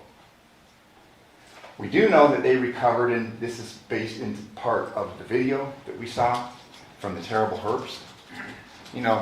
Again, I don't want to point fingers, but her life is on the line. They didn't do their job. There was no direction of what to get and when to get it. We heard from Detective Lippisch that he got that video evidencing her clothes around the 11th of August. That warrant was served on the 7th, and we didn't hear much about what they picked up on the 15th. They made a big deal about the shoes, the swoosh, but we showed you evidence in the photographs, and it's in evidence of the black shoes with the white soles. She gets arrested on the 15th. Game over. It's done. According to Yoko, and this is important, and I read the statement to her because it was so dispositive. She said Johnathan's room was a mess. And there was this kind of a feigning of not understanding, and I said, man, these are your own words. And I read her own words to her. During her initial interview, she stated that there were 2 chairs flipped upside down. That's evidence of a struggle. But then we don't see that on the body cam. What happened? We don't have that in any diagrams of the crime scene. But when she spoke to police, and thank goodness it was recorded, she talked about 2 chairs being flipped upside down. And obviously her memory would have been far better at that time than it would be now. But again, there were some questions by the state. You were traumatized, things were terrible. I'm sure it was. But the veracity of the statements and the accuracy of the statements shine through. She was trying to help law enforcement and give them clues concerning who committed this murder. There's no reference made in Devyn's statements about chairs, about a struggle. Johnathan was killed after she left. What's kind of weird is that there were 2 belts tied together on the ground near the bed. There's been no explanation by the state, and we can't give you one, but something's going on in here. Crime scene GPS. Devyn's car is trackable. We know that she didn't stop. She was there that night, and that's why she was charged. Her phone is trackable, clearly. No deviation is made to some remote location. She went to the pharmacy and went home. There's no anomalous stops, and this was brought up by you. She gets the medication and gets home because her girls have school early the next morning. The timing, and this is obviously where timing is very, very important. We do know when they leave the terrible herbs. You see 22:11. We know that when they got home, they spoke to Yoko.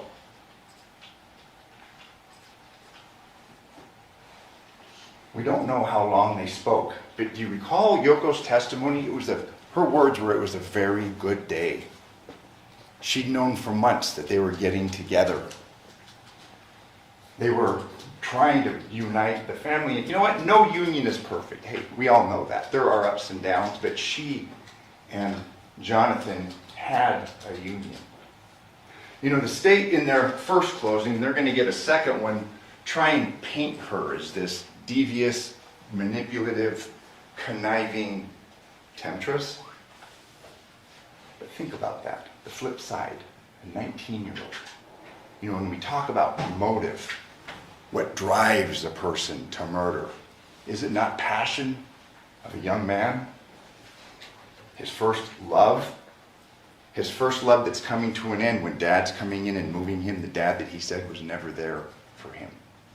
He was kind of an archetype, you know, the father that's killed by his son. I mean, it's in, I believe it's Isaiah 38:18. We've got these Greek stories of it, Oedipus. I mean, there's various variations of that, but it's an archetype. Saturn. It's known, and it's as old as the human condition. Fathers are sometimes killed by their sons, and that's why we wanted to underscore, and we spent a great deal of time in our opening statement, because we didn't know where it was going to go with Deviere, but we knew that they'd had a relationship that had been kept clandestine. Deviere covered for Deviere, and Devyn covered for Deviere. This is important. I would submit to you that this is a more accurate and a more reasonable timeline. Yoko was awake. 10:58. There's a 44-second call to Deviere from her phone. You recall, we get the text, and you want to talk about an alibi-type text, putting the girls to sleep. It's at 10:36. I'm going to bed. That has been refuted by facts. He testified here that, well, maybe he woke up at 2. That was the first time. Previously, he had testified before a grand jury that he got home, put the girls to bed, went to sleep, woke up, Devyn was there. That is a lie. Why would he lie? What motivation would he have to lie? He's a fairly smart young man. I mean, he was kind of catatonic here, and understandably so in the witness chair. But again, we need to look at motivations, because motivations, they author actions. At any rate, we knew the night before that Devyn had been there late with Johnathan. But after we were to believe that he's asleep at 10:36, we've got a 44-second call from Devyn's phone to Deviere. 8 minutes pass. 11:05, we get that 10-second burla in the Nissan Armada. It may have been moved. You're to determine that, because I'll tell you, we really don't know. The evidence is not reliable. Whether it pulled up and stopped, or what we saw there was Devyn leaving, we don't know. States to provide that to you, the timeline. They haven't done that due to this slipping through the cracks in this slipshod investigative work. Now, an hour and 55 minutes pass. Yoko is awake. There's no suspicious noises or activities. And we have a 15-minute timeline. Because you recall, Yoko's into time. She corrected me. She looks at the clock. They talked for 15 minutes. And it was kind of like pulling teeth. She admitted about the dishes and the alcohol. They talked for 15 minutes. We're to believe that, and again, this goes to Devyn's statement and the reliability after she's subjected to interview after interview. Yoko says the lights are on. The state would have you believe, apparently, that Johnathan's dead. She struck him in the head and he's dead. Meanwhile, she has this 15-minute communication. Again, no blood, gloves, chemical smell, any of that on Devyn. At 1:15, Yoko goes back upstairs. And you recall yesterday, that was kind of rebutted Lena's testimony. They kept hitting her with that hour and 4 minutes. That's why you don't talk to the police. That's why you have a right to remain silent. One thing that we have learned is don't talk to the cops, especially if you're the target, because they're going to take what you say and they're going to twist it. Yoko was equivocal in her testimony when she testified before us. This time, and she's just testified once before a grand jury, she's equivocal. She was awake the whole time. She looked at YouTube. She went to sleep. It's equivocal. But at 2 a.m., for the first time here, she says she hears the bang. And I think we had the prosecutor bang his hand. She'd never talked about that before. but still, may have happened. 2:04, Devyn's leaving. Maybe it was the door closing. We don't know. That's her testimony. But you have to evaluate her testimony. But again, this is really kind of shedding light on this timeline. She previously testified that she heard dogs at 3 a.m. She brought it up 3 times during her police interview. Apparently she felt it was noteworthy, and she testified to that September 14th before the grand jury. Yeah, the dogs are barking. It's 3 a.m. Someone's put the dogs outside. The facts, taken as a whole, and not this little piece here and this little piece there, show that this murder, and it's silly to say a murder didn't occur, obviously it did. It happened after Devyn left. The facts, taken as a whole, bear that out. Again, you've heard, and it's uncontroverted, Devyn leaves at 2:04. What's of note is that presumably Yoko went to sleep after she went upstairs. Part of her testimony previously is that she was awake during this whole time. Where's the testimony of a mechanical powered saw? It happened. It's more reasonable to believe that that happened after 3 a.m. We don't know when it happened. She didn't do it. The dogs were outside barking. Somebody's in that house. Somebody has killed Johnathan, and somebody is cutting his head off. Again, what kind of passion does that take? Not an on-again, off-again relationship that Devyn had with him. It's a person that's enraged. We all watch the TV, the police stories. They talk about stabbings are personal versus a shooting. What's it going to take to cut a head off? And what kind of anger and what kind of resentment is that going to cause for someone to do that? There's been a great deal of argument made and points attempted to be scored that Devyn did that because she'd do anything to get her kids. It was uncontroverted that regardless of what was going on with the family workers, she had those girls from May 27th on. She had them all summer. And when we talk about motivations, we know that Johnathan was moving in. There was talk of marriage. And they want you to believe that the rings weren't there. Look at this investigation. Look at the photographs of the trash cans. I believe one was Exhibit 68. We have no evidence and nothing to show that they emptied that. And why would they take a picture or preserve a ring? They didn't preserve anything else in those trash cans. It's easy for them to come in years later and say, I didn't see a ring. There was no notations, and they'd go through hundreds of crime scenes. When they were there, when Miss Wilson was there, they were looking for weapons. They were looking for evidence of a murder. They weren't looking for rings, and they're asking you to convict her on this shoddy police work and have you believe that Devyn's lying about these rings when there is no indication that they were looking for rings. This is the state's only evidence that she committed this murder and this decapitation. Because you got to put them together. Common sense would dictate whoever did one did the other. The interviews of Devyn Michaels. I'm going to focus on the third interview. And then, have you guys ever had a sexual relationship? Yeah, we had. Okay. But it's not there now? No, I haven't even had sex now. This is important. This isn't something that Devyn is making up. You have her medical records. The time, 12/5/22, vaginal hysterectomy. She's had surgery.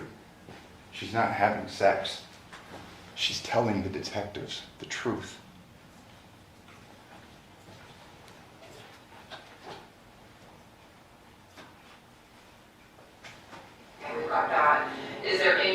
why John's blood or anything DNA related would be in your vehicle. Because I'm going back to our station, our CSA, they're going to thoroughly look for everything in that vehicle. I couldn't tell you if he was bleeding from when he was doing the thing. He helped load up the truck, so if he was bleeding, it might be Or your my Armada. Okay. Like, he was putting the things in the car, like anything that Sure, he had. there's going to be obvious areas where blood doesn't belong even if you're loading. So I'm just asking you directly, because if you find any DNA evidence in that vehicle, obviously we want to make sure we asked you if there would be a reason. No, the only thing I knew he said was his hand that he hit on the table. That's the only time he ever said he was bleeding, and he said it got a pretty good gash. Okay, that you didn't see that. No, I did not, so I can't really speak on it. But he was still loading everything up, so I don't think it was really bothering him that much. This is the inside of the Armada. For the testimony from Ozawa, it appeared the vehicle had just been washed. That's been disproven. The burla shows that that didn't happen. The location coordinates show that that didn't happen. Look at the inside of this vehicle. I know my partner, Mr. Horvath, had asked Detective Spangler, well, was it very clean inside? I think he made a reference to teenage kids, something along those lines. This isn't well kept. I've seen much worse, but it's not well kept. But the important point is we're to believe that there's buckets of blood in here. There's bloody rags. There's a head, a murder weapon, a saw. There's nothing in there. They sealed this vehicle and they took it off. If you're to believe that she murdered and decapitated Johnathan, you're to believe, common sense would dictate that there's going to be some indicia of a crime in here. You're taking buckets of blood because they weren't at that residence. This made reference, and again, nobody understood the significance at the time. Miss Miriam didn't. There's the table that she talked about. It was a moving day. Injuries do happen.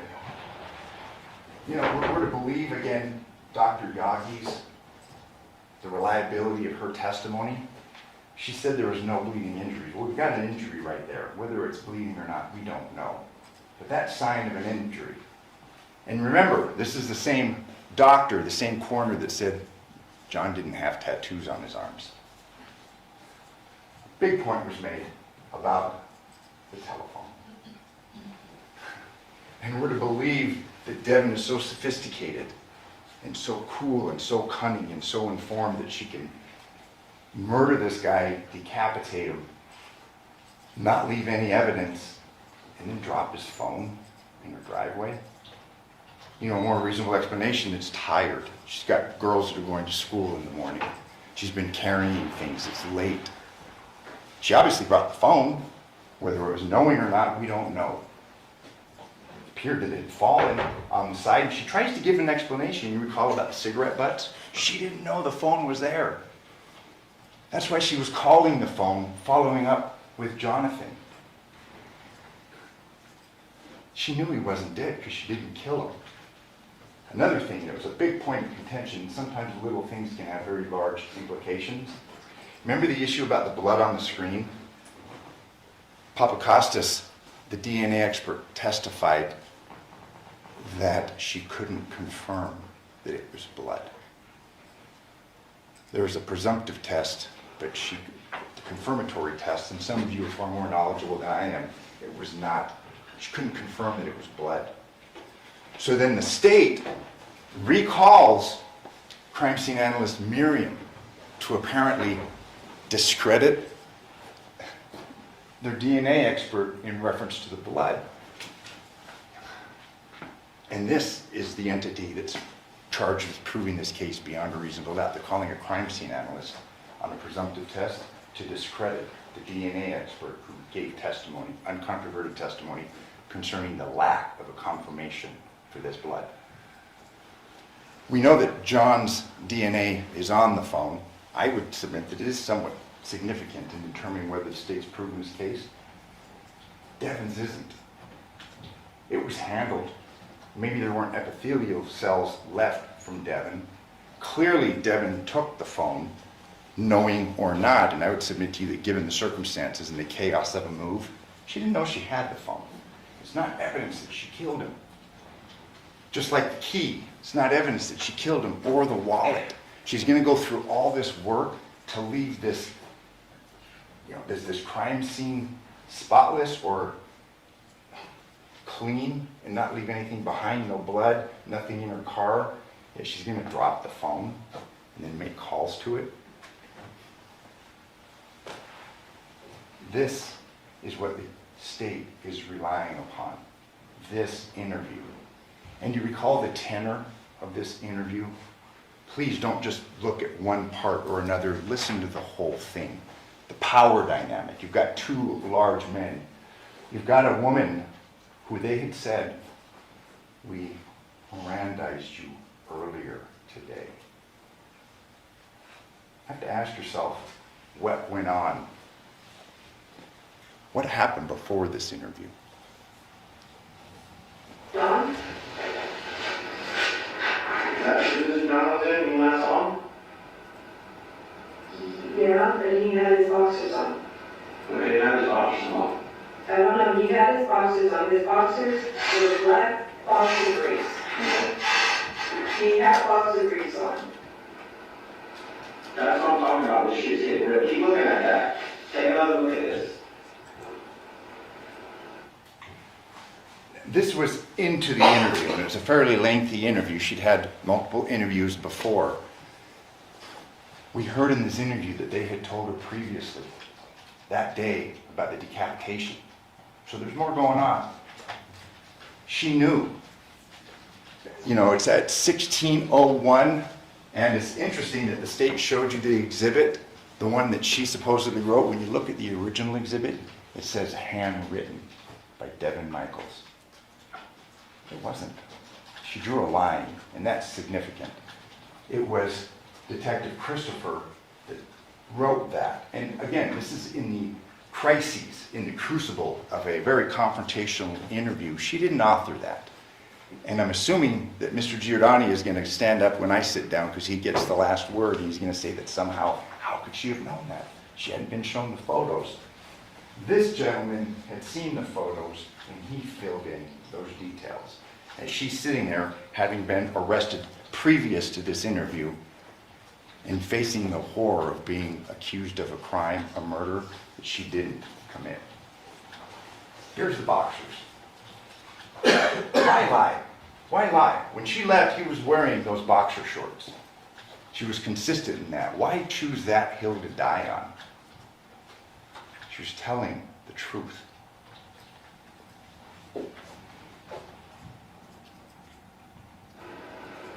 Have you had moments in the past where you Yes. have been stuff where Yes. this happened? Yes, there's things in my past where I cannot remember. And yes, I have talked to my doctor about it. Yes, they're trying to figure out what's going on with me. Yes. Okay, you don't have to tell me if you don't want to, but what is wrong with you that you say that I you're trying to don't get know. back from? They're testing me now. I went yesterday. For whatever reason, my brain tingles and I black out. And I literally have it on documentation from the doctor, and they're trying to figure out what's going on with me. This interview was on August 15th of 2023. This condition that she's talking about, it's documented 6/7/2023. New patient established her patient she feels like tingling, vibrating in back of head, comes and goes, denies headache, has dizziness. This isn't some ploy. I mean, she's in this high pressure, confrontational interview, and she's trying to give as truthful information as possible. She's had some problems. This isn't some defense where, oh, she blacked out and didn't know what she did. She didn't commit this crime. She didn't commit this decapitation. She's had some issues that she's been trying to address, and again, she's being truthful to these detectives.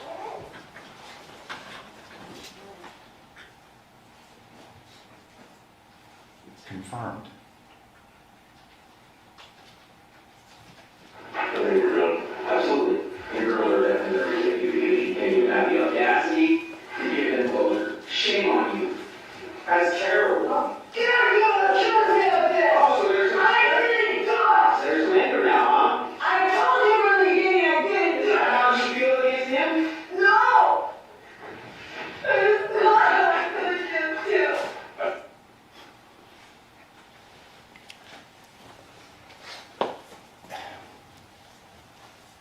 She's pushing back. She's been interviewed over and over again. She's telling him, I've told you I haven't done this. What we're dealing with now is a woman that's denying that she committed this murder. You know, it'll be up for you to determine whether she hit him in the head when he was grabbing her leg. She was consistent that he was alive. He was breathing. There's no evidence that she hit him in the head. And again, given this, we know that when people are confronted, they'll try and give something to appease the other party, this power dynamic. She was trying to give. In this interview, you'll read, they threaten. What you do here is going to determine what happens with you and your daughters. She gives a little, but then snaps back and says, I didn't do this. And she's expecting, through all these interviews, for them to pick this up and do their job. But they'd already made their minds up. You heard from Lanai yesterday. In their minds, she was guilty. That's it. And we're dealing with this investigation that you heard from Sean O'Brien, 3%. We're dealing with 3% of the information that was available on those devices. But still, in that 3%, we've been piecing together what really happened.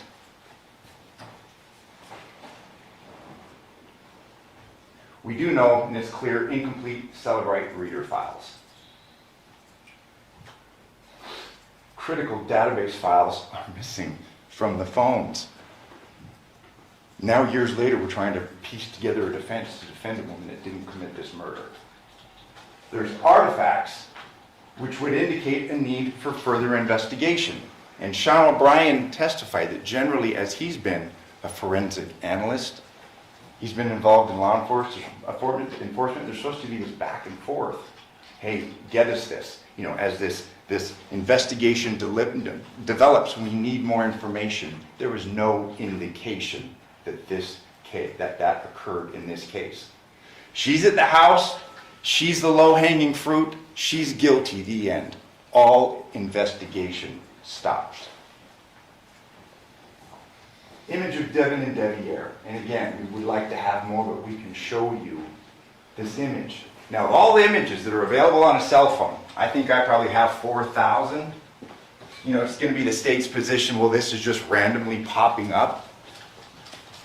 Devyn had said that he was asleep, or Deviere had said that he was asleep at this time. He testified under oath. He lied under oath. Look. There's a Discord chat application, 231. This is telling. You know, the state can play 3 phone calls from the girls who are adorable. Those were all after 11 o'clock. We have no proof where Deviere is. But we have 2 indications of 2 artifacts at 2:12 a.m. and 2:31 a.m. that he's up and he is engaged. There's a deliberately deleted file. This is the image, 2:12:38 a.m. This is after there's been 3 calls from the home phone that night to Devyn. 3 of them were the girls. What about the other 8? But of all images, at 2:12:38 a.m., this is being looked at on Deviere's phone.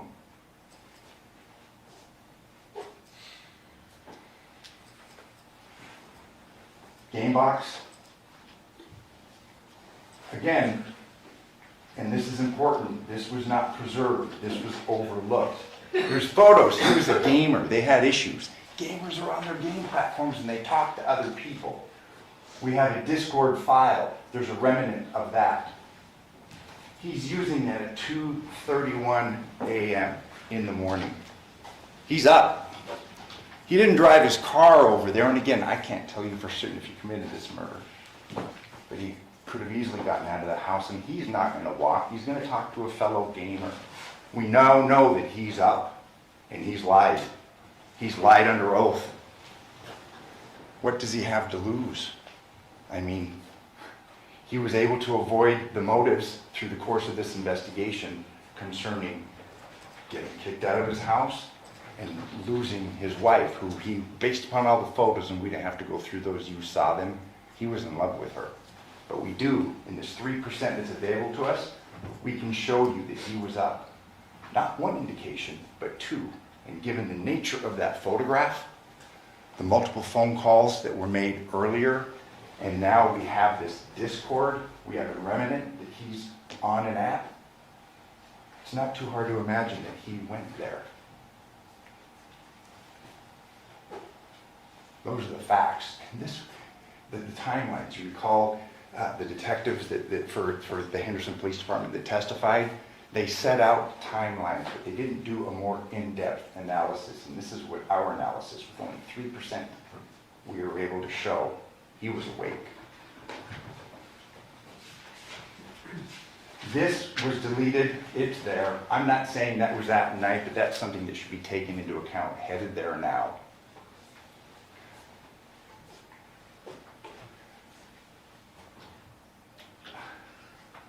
He's there in this area, and you'll have the exhibit. He's next to a remote area. Don't know if he had a job there or not. This is the morning after 8/7/10/25. You know, when detectives interviewed him, he'd said, hey, I've been drinking. We don't know if he'd been drinking all night. We don't. He's a drinker. He's in a remote area where, and obviously there's been no testimony, there's been no investigation in those wash areas. We know he was over there. We know he was up. We know that he was looking at a picture of him and Devyn. You know, you see on the crime TV shows about motive, means, and opportunity. He had all three. He had the motive. He had the means. He didn't walk there, but he was talking to somebody. Clearly, he had the opportunity given the timeline. But again, I'm not going to stand before you and say he did it. We don't know. She didn't. These were texts that were between him and his father. You have nothing to tell me, WTH or TF. I thought you were my seed. If what I can know, I can't fuck with you. Boy, that's true. Devil shit. It was clear, and he tried to smooth things over through the course of his testimony, but Deviere did not like his dad. He had an affair with his dad's girlfriend. You know, these things don't reflect too good on her, okay? They reflect poorly on Devyn. But Devyn's not here for good moral character. You can despise the choices that she made, but you can't convict her for murder, for a murder that she didn't commit.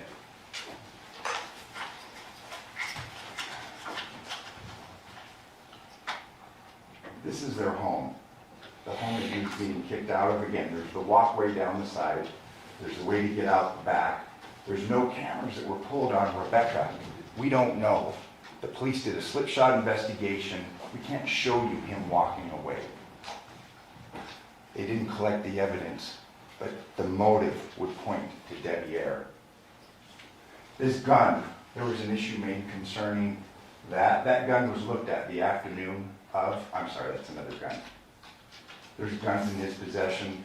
We don't know if that person was shot or not. Johnathan was. The swords, again, we're not trying to throw these things out, but this just shows the conscious indifference on the part of law enforcement in collecting evidence that could exculpate her. Their minds were made up. She was guilty. There's so much evidence here that you can go through and look. Again, thank you for your patience. Thank you for your attentiveness. You know, this is the last chance that we'll have to speak. there's going to be things that I have overlooked, things that I missed. Don't hold them against her. Hold it against me. You remember the movie 12 Angry Men? The jury went through and exonerated that young man. I'm going to ask you to do that, to look at the facts. You may not be comfortable with a verdict of not guilty. She's done some bad things. She didn't commit this murder. She didn't kill him and cut his head off, because those two things are combined. Common sense would dictate that they are. She's not guilty of this charge. Thank you. I think, are you prepared to give your rebuttal argument? Ladies and gentlemen, because the state has the burden of proof, they are allowed to open and close the closing argument.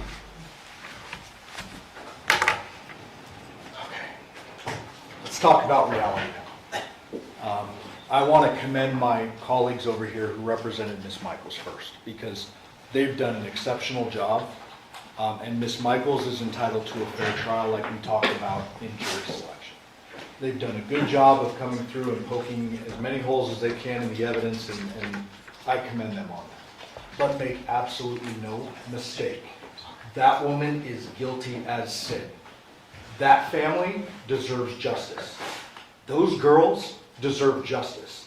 Do not take this lightly just because a real polished defense attorney gets up here and spins a yarn for you.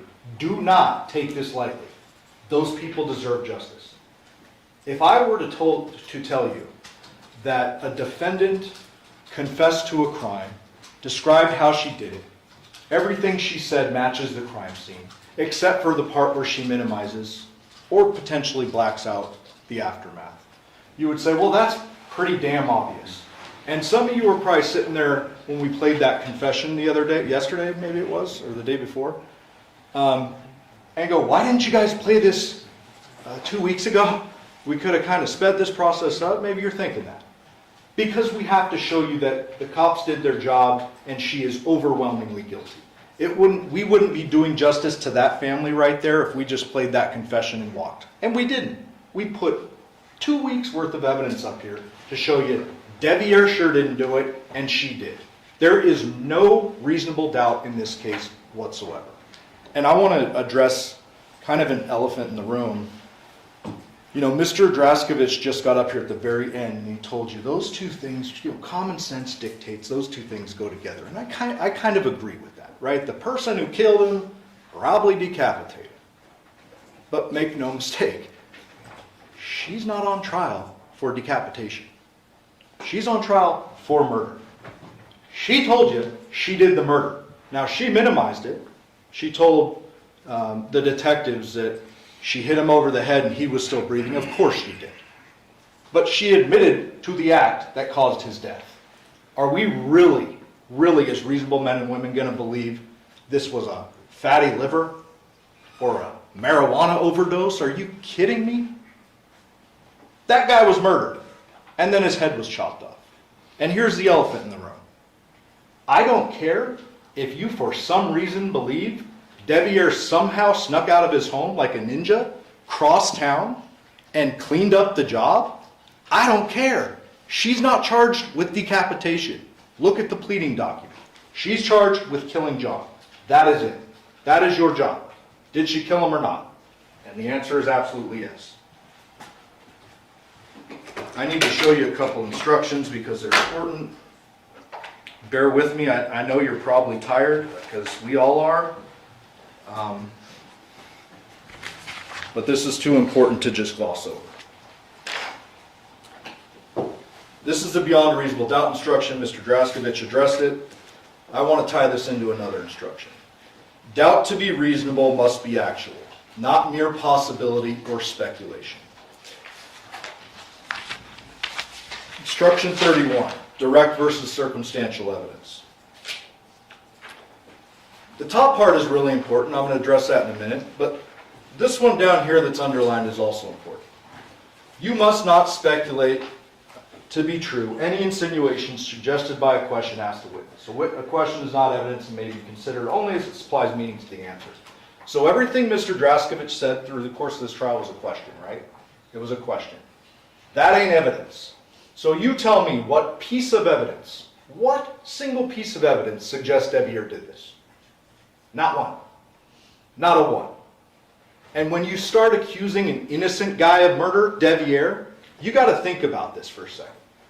That young man was taken advantage of. And like Miss Griffith said, it's not like he wasn't enjoying it and liking it and into it. No doubt.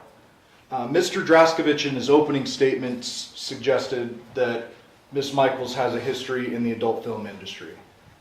Did you ever hear me ask that? No. Did you ever hear me or her mention that? No. Because Mr. Draskovich is right. She's not on trial for having a past. Doesn't matter. The only reason that does matter is because it dictates that relationship with Deviere a little bit. It colors it. She is an experienced woman, much older than Deviere. He's a young knucklehead, and I would submit to you that when you heard from him, no disrespect, but that guy's not a criminal mastermind. He's not somebody who snuck out the back of the house, evaded all cameras, left his phone behind because he was thinking ahead to what he was going to do, somehow made it all the way across town, even though he didn't have his phone to contact anyone. There's no Uber notifications or pickups or anything suggested. There's no calls, no text, nothing after 11 o'clock. So who did he contact and when? There's no evidence that Deviere was involved in this. None. There's actually evidence to clearly refute it. You heard those voicemails, and we can agree those little girls they're precious, they're adorable. Those voicemails eliminate this alternative suspect, which I will refer to as a scapegoat, because that's what's happening to him. He's being scapegoated, and it's not right. Those little girls said on those voicemails what Deviere was doing. He was knocked out, probably passed out, if we're being honest. And you didn't hear any other voicemails afterwards. You saw more calls from the landline. If Deviere had got up and snuck out, because we know the one little girl is awake and panicking and like scared and where's mommy? She should have been home a long time ago. Where's mommy? Wouldn't there be another voicemail where they're calling going, Deviere left us? Like, really, Mom, where are you? Of course there would.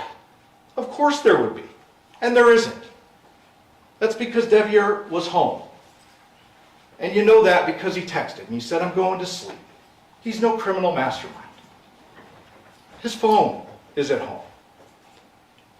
There's no evidence his vehicle's left. There is zero evidence that Deviere is involved in any way. Zero.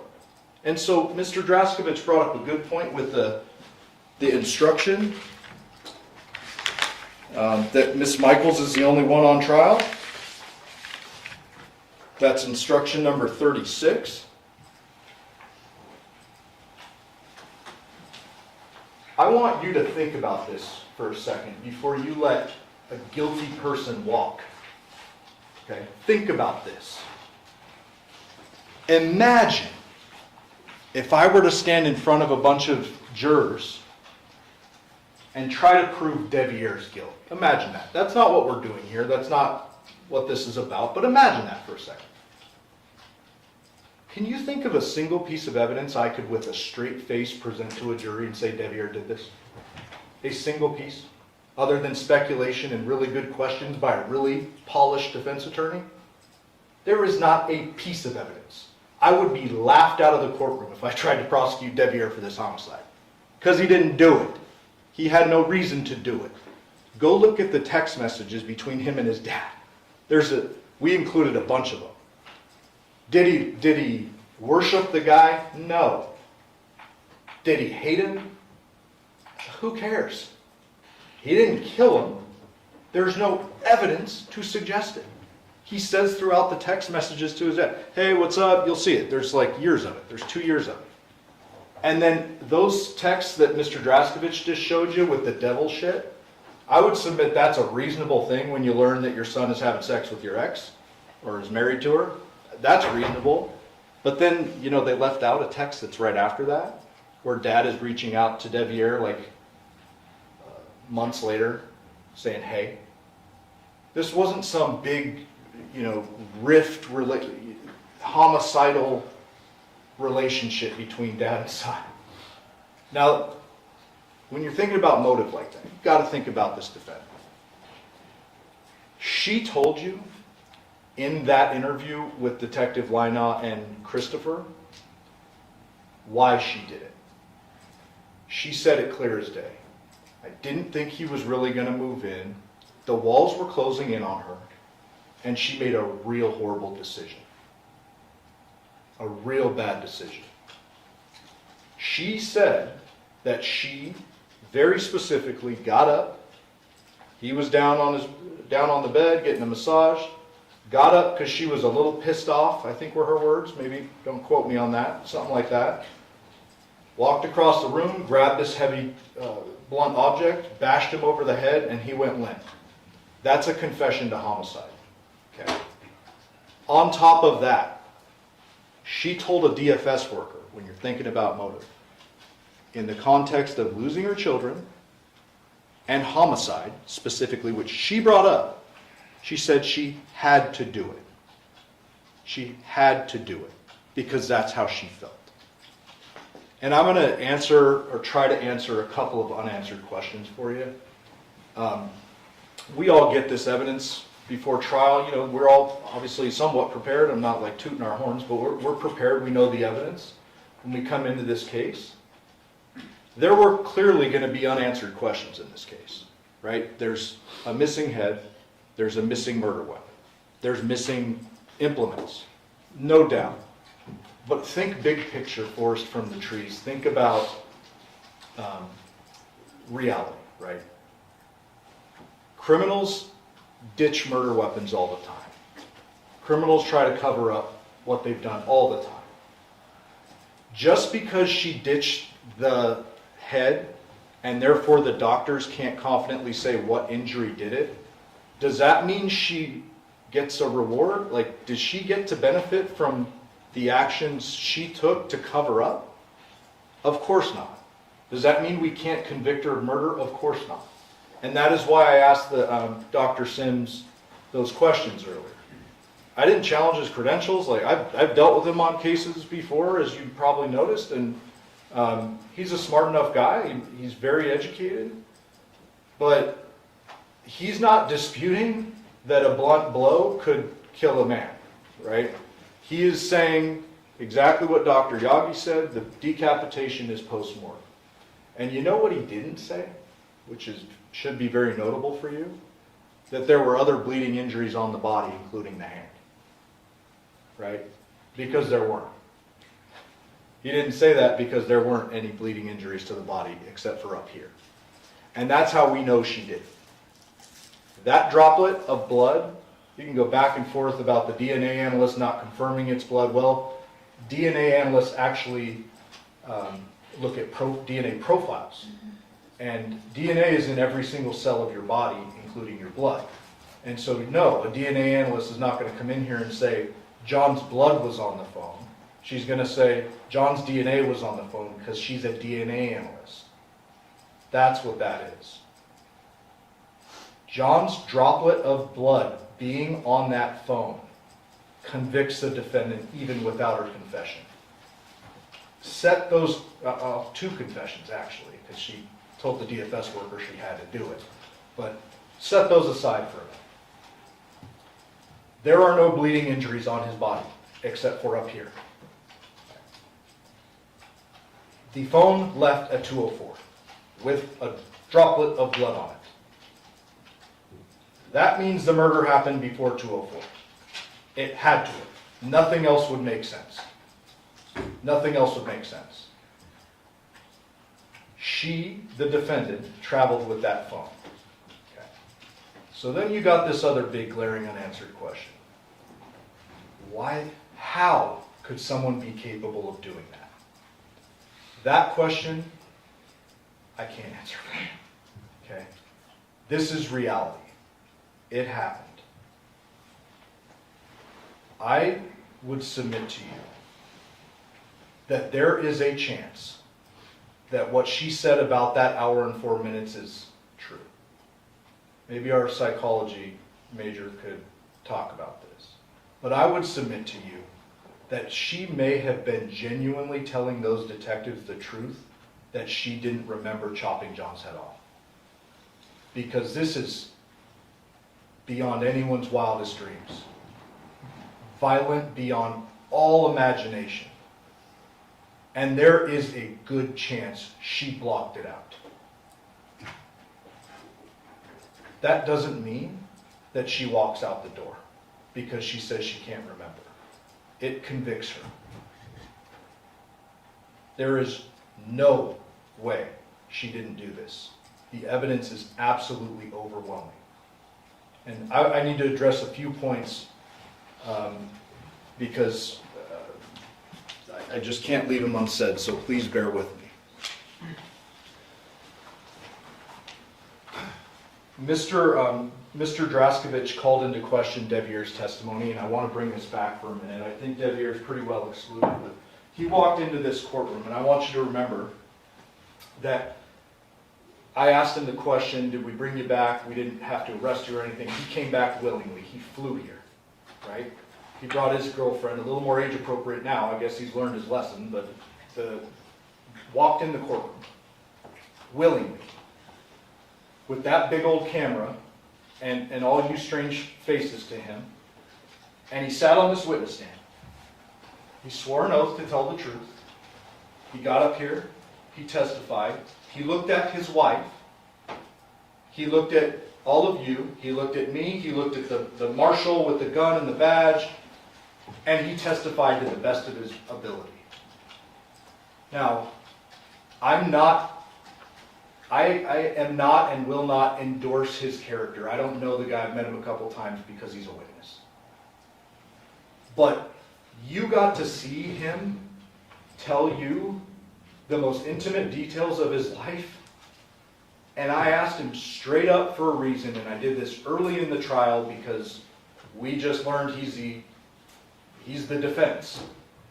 Put him up early, and I asked him, did you kill your dad? And he said no.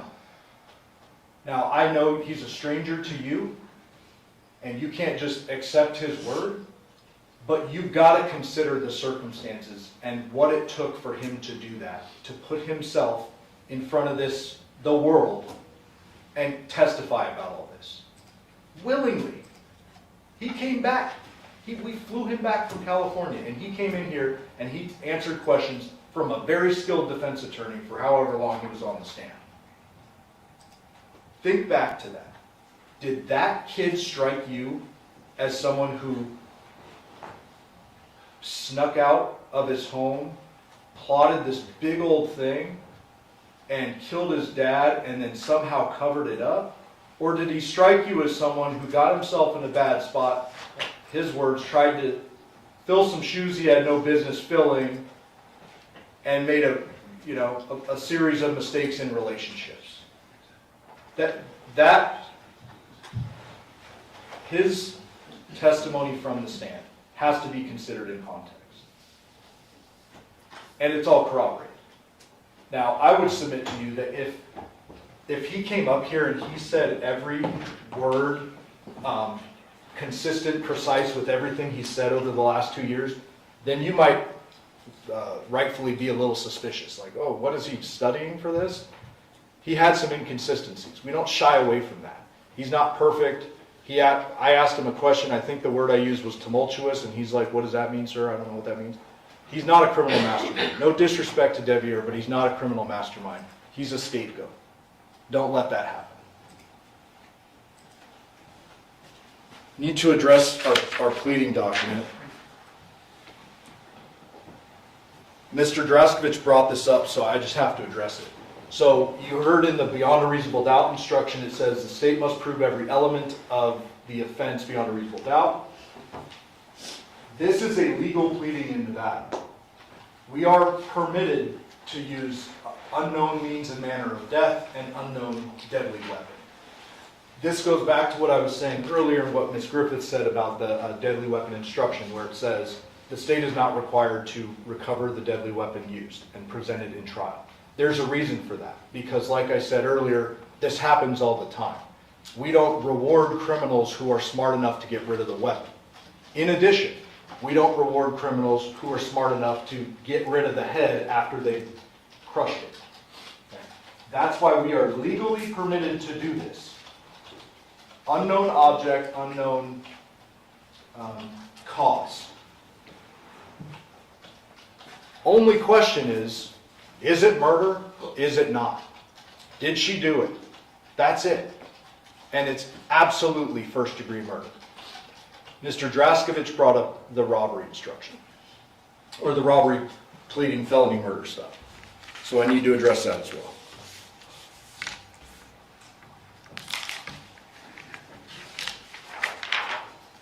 Instruction 18.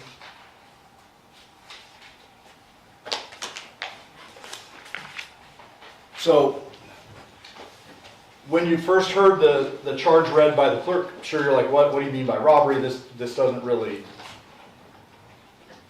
it doesn't really make sense. This doesn't really seem like a robbery, but bear with me a second.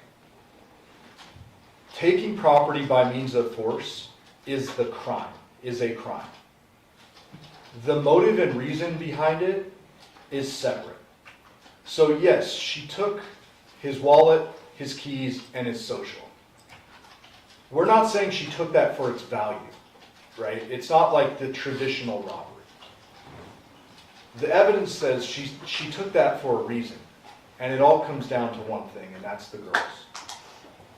She took the Social Security card because she knew she had John out of the way, and she was going to make some changes and live the life that she wanted to live. So it is by law a robbery what she did. She killed someone, took their property, but we're not saying that she took the property to take the property. She took it because she wanted the girls and she wanted John out of her life.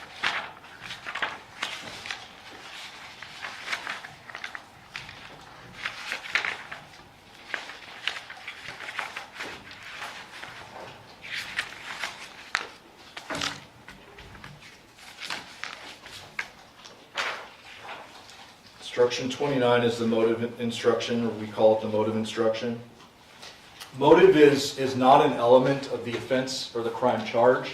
We're not ever required to prove motive, but you're permitted to use it to color kind of the facts of the case and determine whether there was a motive that could lead you to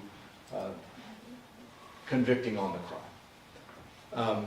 I've addressed motive a little bit. I just want to kind of wrap up that idea with this.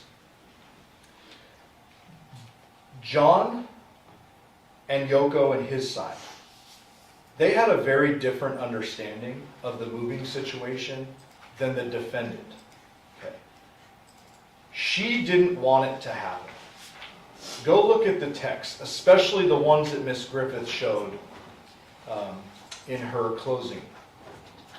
John is continually saying, I miss my girls, I want you girls back. We need to put this family back together for the sake of the girls. And go look at the defendant's responses. Those ones that Miss Griffith showed. One was, I'm glad you appreciate what we had or how it was back then.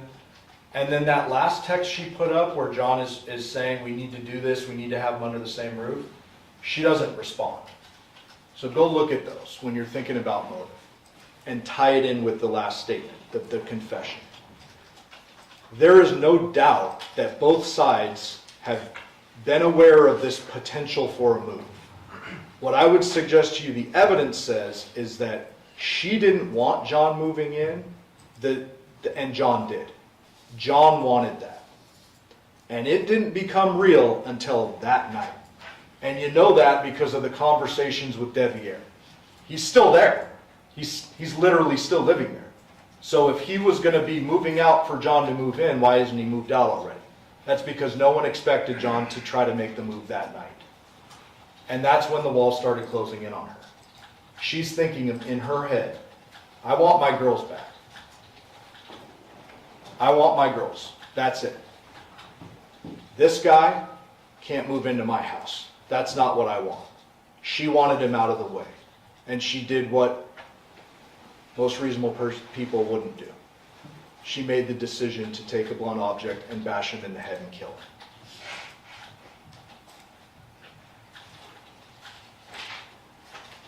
I want to address a few things with the defense expert.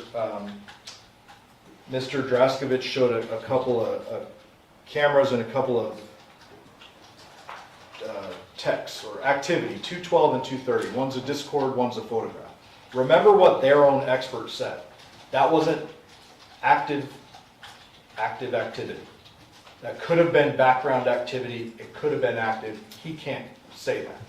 So whether Deviere woke up and activated his phone at 212 or 230, well, that just tells you he's still at home. And if it's just background activity, then who cares? Either way, it's not good for the defendant because it rules out Deviere. He's either with his phone or it's a nothing burger.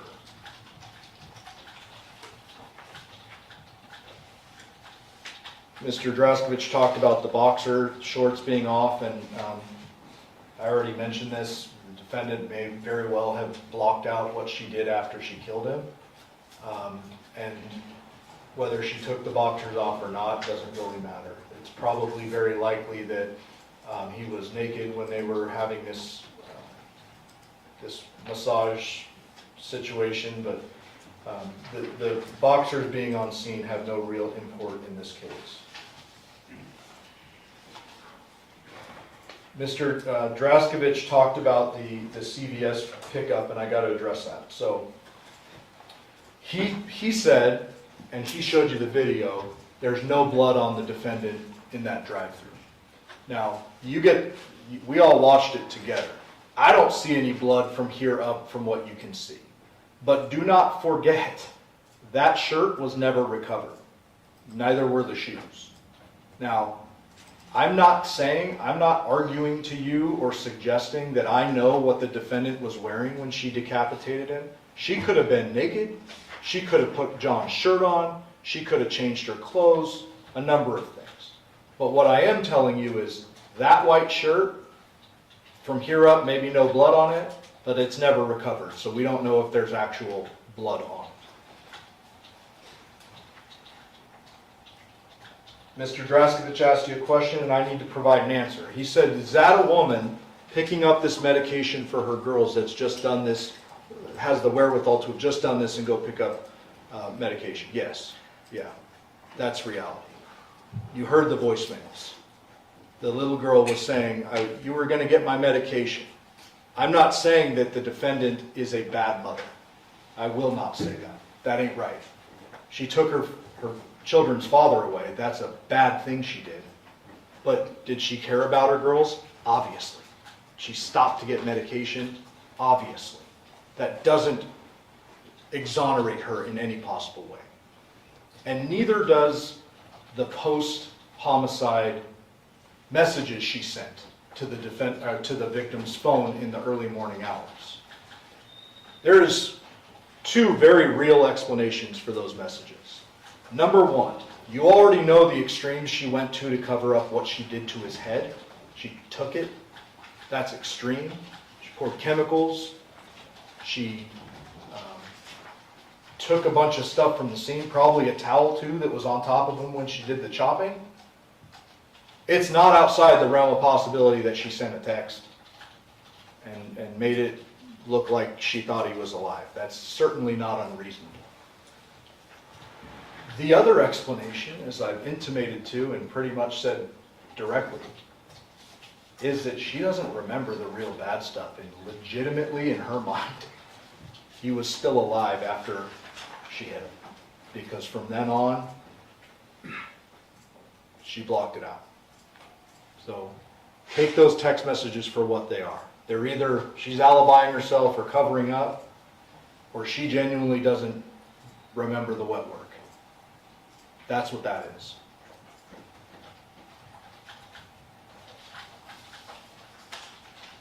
I have to mention the timing of the big confession, not the one to the DFS person, but the big confession.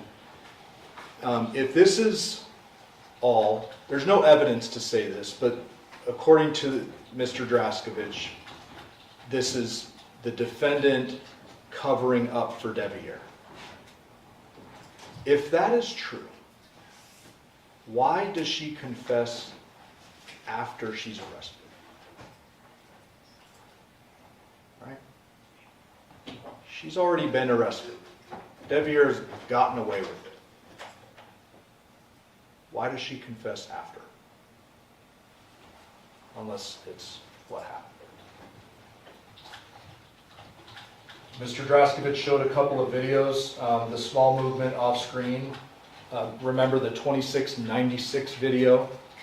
He showed the small movement off screen, and I believe he said, I'm sure it was just misspeaking, but I want to make sure it's clear, that that was the 204 movement. That was not. That, according to the detective, that was the 11 p.m. movement, when it goes off screen. And we know that for a fact because the burla shows that exact movement at 11, or it's 11 or 11:04, I can't remember. The 204 footage on that video is when you can't see the car, it's already out of frame, but you can see the lights turn on and it leaves. And then that is also consistent with the burla, so just needed to clarify that.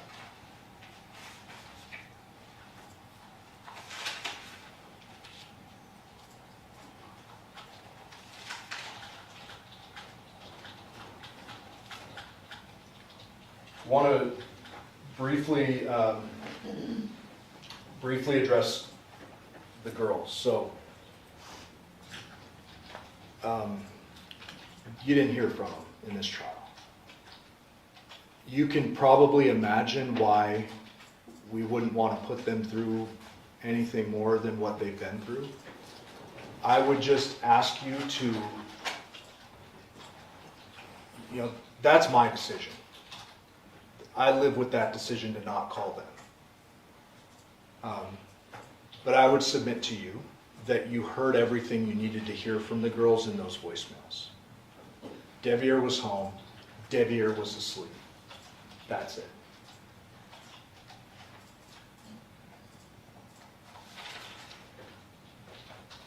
Need to briefly address this DNA stuff. So Mr. Draskovich made a point about the swords, the shower earlier in the trial, not an argument, but no blood being in the Nissan Armada and the footprints. And I just want to take this to its logical conclusion. So say we swab the swords and any one of the three's DNA is on it. What question does that answer for you that hasn't already been answered? If Deviere's DNA is on it, it's, well, he's handled the swords before. If the defendant's DNA is on the sword, it's, well, she lives in the home, of course her DNA is on the sword. If John's DNA is on the sword, it's, well, yeah, those are his swords and they were just moved from his house in the move, right? That doesn't answer an actual question in the case. DNA being in the shower. The defendant's been to the home many times. Have we found her DNA in the shower? What is that going to change for you? Absolutely nothing. No blood in the Nissan Armada. There is so much evidence of her covering up her acts at the crime scene. It should not be shocking to you that she could have wiped up some blood if there was any in the Nissan Armada. We know from the patterning at the scene, and you look at it for yourself, the blood on the ground, there is something she used to collect that head. There is a very straight, clear line on the border of that blood that suggests that something caught that head. And whatever that was, she took it with her. And when the defense says there's no stops along the way, we agree. But what they can't say, no one can say, is what she did when she got home. And you may remember that many times different witnesses talked about it being trash day. It is not very hard to walk over 2 homes or 3 homes and dump a bag or basket or whatever it is in a trash can. And, I got to address the investigation. Now, the detectives are all learning this this stuff as the investigation goes along. They didn't have the burla and all that stuff when they go to Porcupine Rim on August 7th. Should they, because of they did know there was a head missing, should they have checked every trash can in the neighborhood? Yeah, probably. But they didn't. Okay. That doesn't mean that she didn't dump the head in the trash can. And that doesn't mean that this investigation gets the case thrown out or the defendant acquitted. These detectives actually did a pretty darn good job of follow-up investigation. When they suggested she was the convenient, shortest distance between two lines, I disagree with that. Because remember, they found all that stuff in her home on August 7th. All that stuff, highly suspicious, blood on the phone. Did they arrest her then? No. Could they have? Yep. They didn't. They went and did mountains of follow-up investigation. All of that confirmed the suspicions. And then she confesses after she's arrested.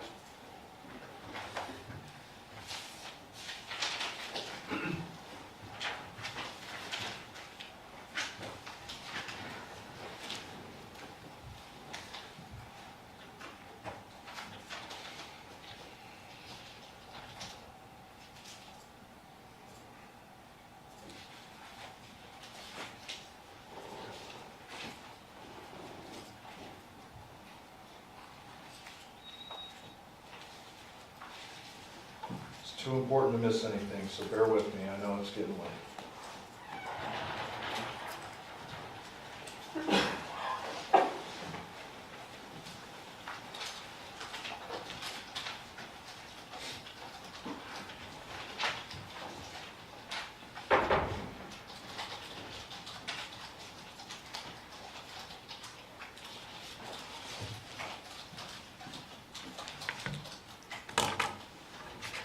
Almost.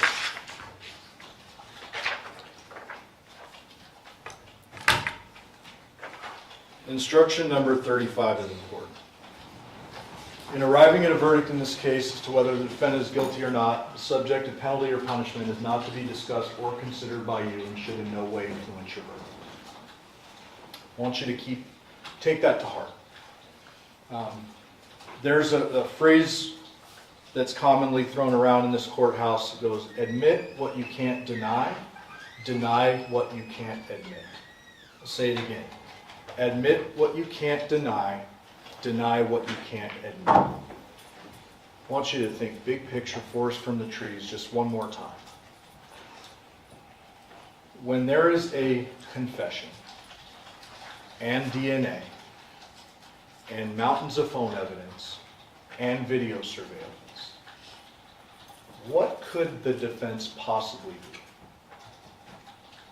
She's covering up. The only thing that these very skilled defense attorneys could say in this case. We, luckily, have a mountain of evidence to disprove that. Admit what you can't deny, deny what you can't admit. They were painted into a corner. I commend them on their job, but what they did is they blamed an innocent person for a homicide he didn't commit. And I don't want you to blame the defendant, Miss Michaels. I don't want you to judge her based on whatever her past. No one's asking you to do that. I also don't want you to take into account whether she's a good person or a bad person. She seems like she has some good qualities about her. Seems like she's trying, to be a good mom. You must not make this decision based on sympathy or a popularity contest. Mr. Draskovich, very likable. We're not here to do a popularity contest. This is real stuff. Okay? Real stuff. Do not think about whether you think she deserves a little leniency or redemption or this is a one-off. She lost it. None of that matters for you. That matters for the judge, Judge Jones, who in her wisdom will sentence the defendant, not you. That is not your calculus. Your job is simple. Did the defendant do it or not? That's it. Please remember your oath to follow the law. It's my understanding the judge is going to let you stay a little bit after to deliberate tonight. I'm sure you might get instruction on that, but please don't take this lightly. This is important to more people than just the defendant. She is guilty beyond a reasonable doubt. Guilty of homicide. Thank you for your time and attention these 2 weeks. We really appreciate it.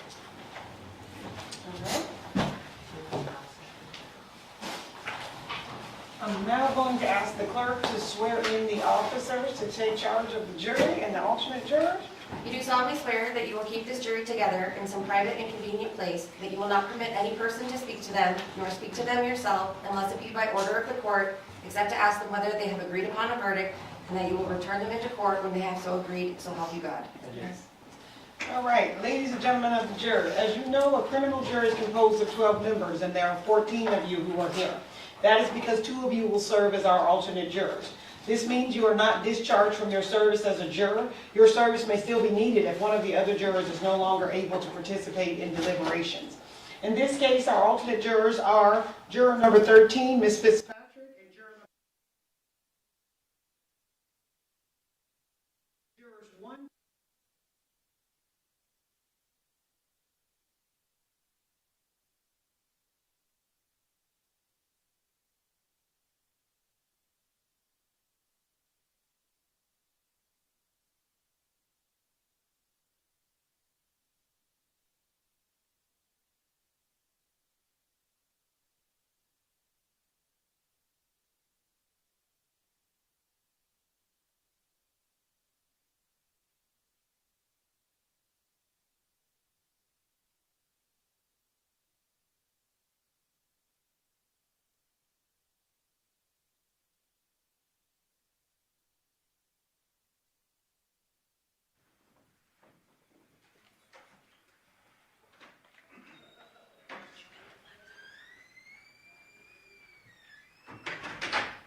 May the record reflect we are outside the presence of our jury. Do you guys have any further matters outside?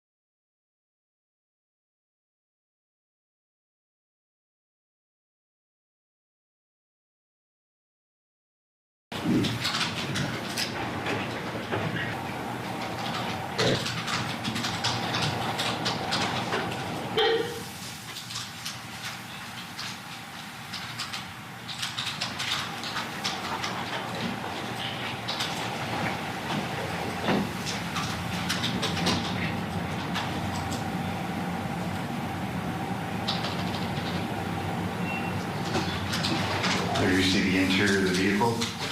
You see Devyn getting in, you see a bag on the passenger seat.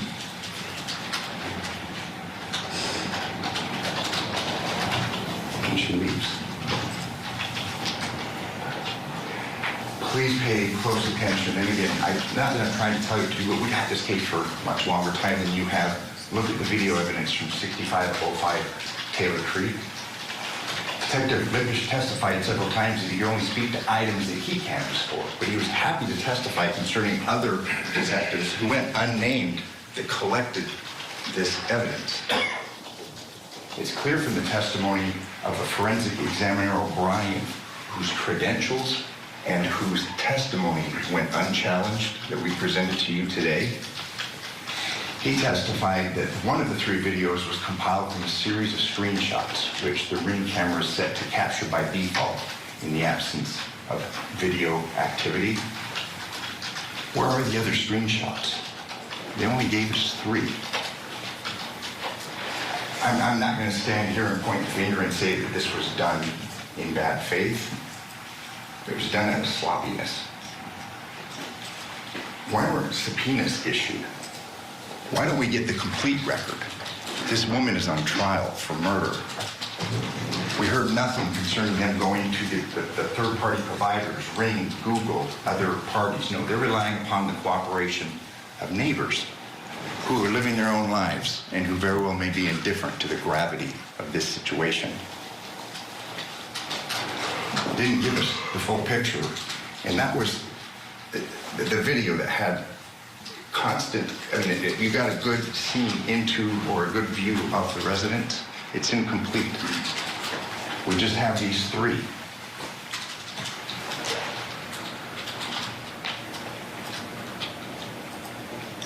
And again, this is at the residence where it's been referred to. Porcupine here, we've got the truck.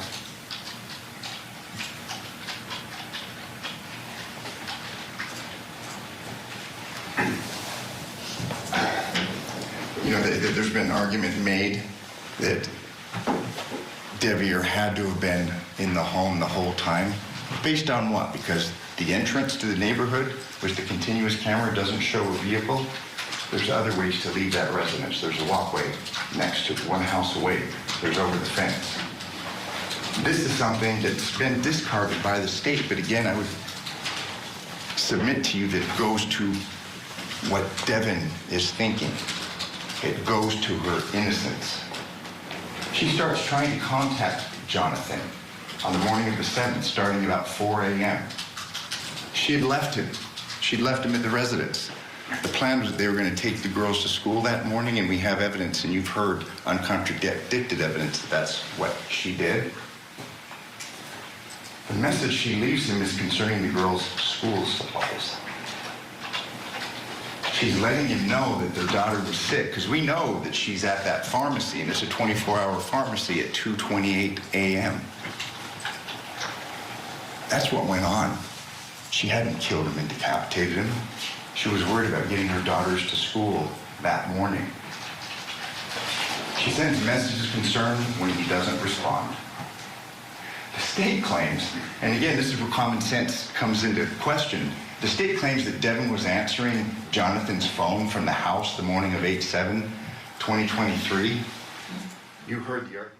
All right, we're going to pause it right there, folks, and take a break. But before we do, I want to call your attention to the bottom right-hand corner of your screen. As you can see, we have a double verdict clock up. The jury has actually just gotten the case, maybe what is it now, 6 minutes ago in this case, the case of Nevada against Devyn Michaels. Again, we're a little bit behind because we want to show you as much of the closing arguments as we possibly can. And about an hour and 49 minutes ago, the Colorado versus Darren Threlkill jury got the case, and they continue to deliberate. We will watch those courtrooms, of course, and let you know if anything happens there. Meanwhile, we're going to keep bringing you the closing arguments from the defense in this trial. So keep it here on Court TV, your front row seat to justice. Tonight on Closing Arguments, the 15-year mystery of 3 missing brothers and a father now facing murder charges. We're unpacking huge developments in the Skelton brothers case. Closing Arguments, tonight at 8/7 Central, only on Court TV. I help right now, I'm dying. Don't you have the blood on your hands? I feel guilty for that. You felt guilty because, frankly, you were guilty. Interview with a Killer. New episode Saturday night at 8 Eastern and Pacific, only on Court TV.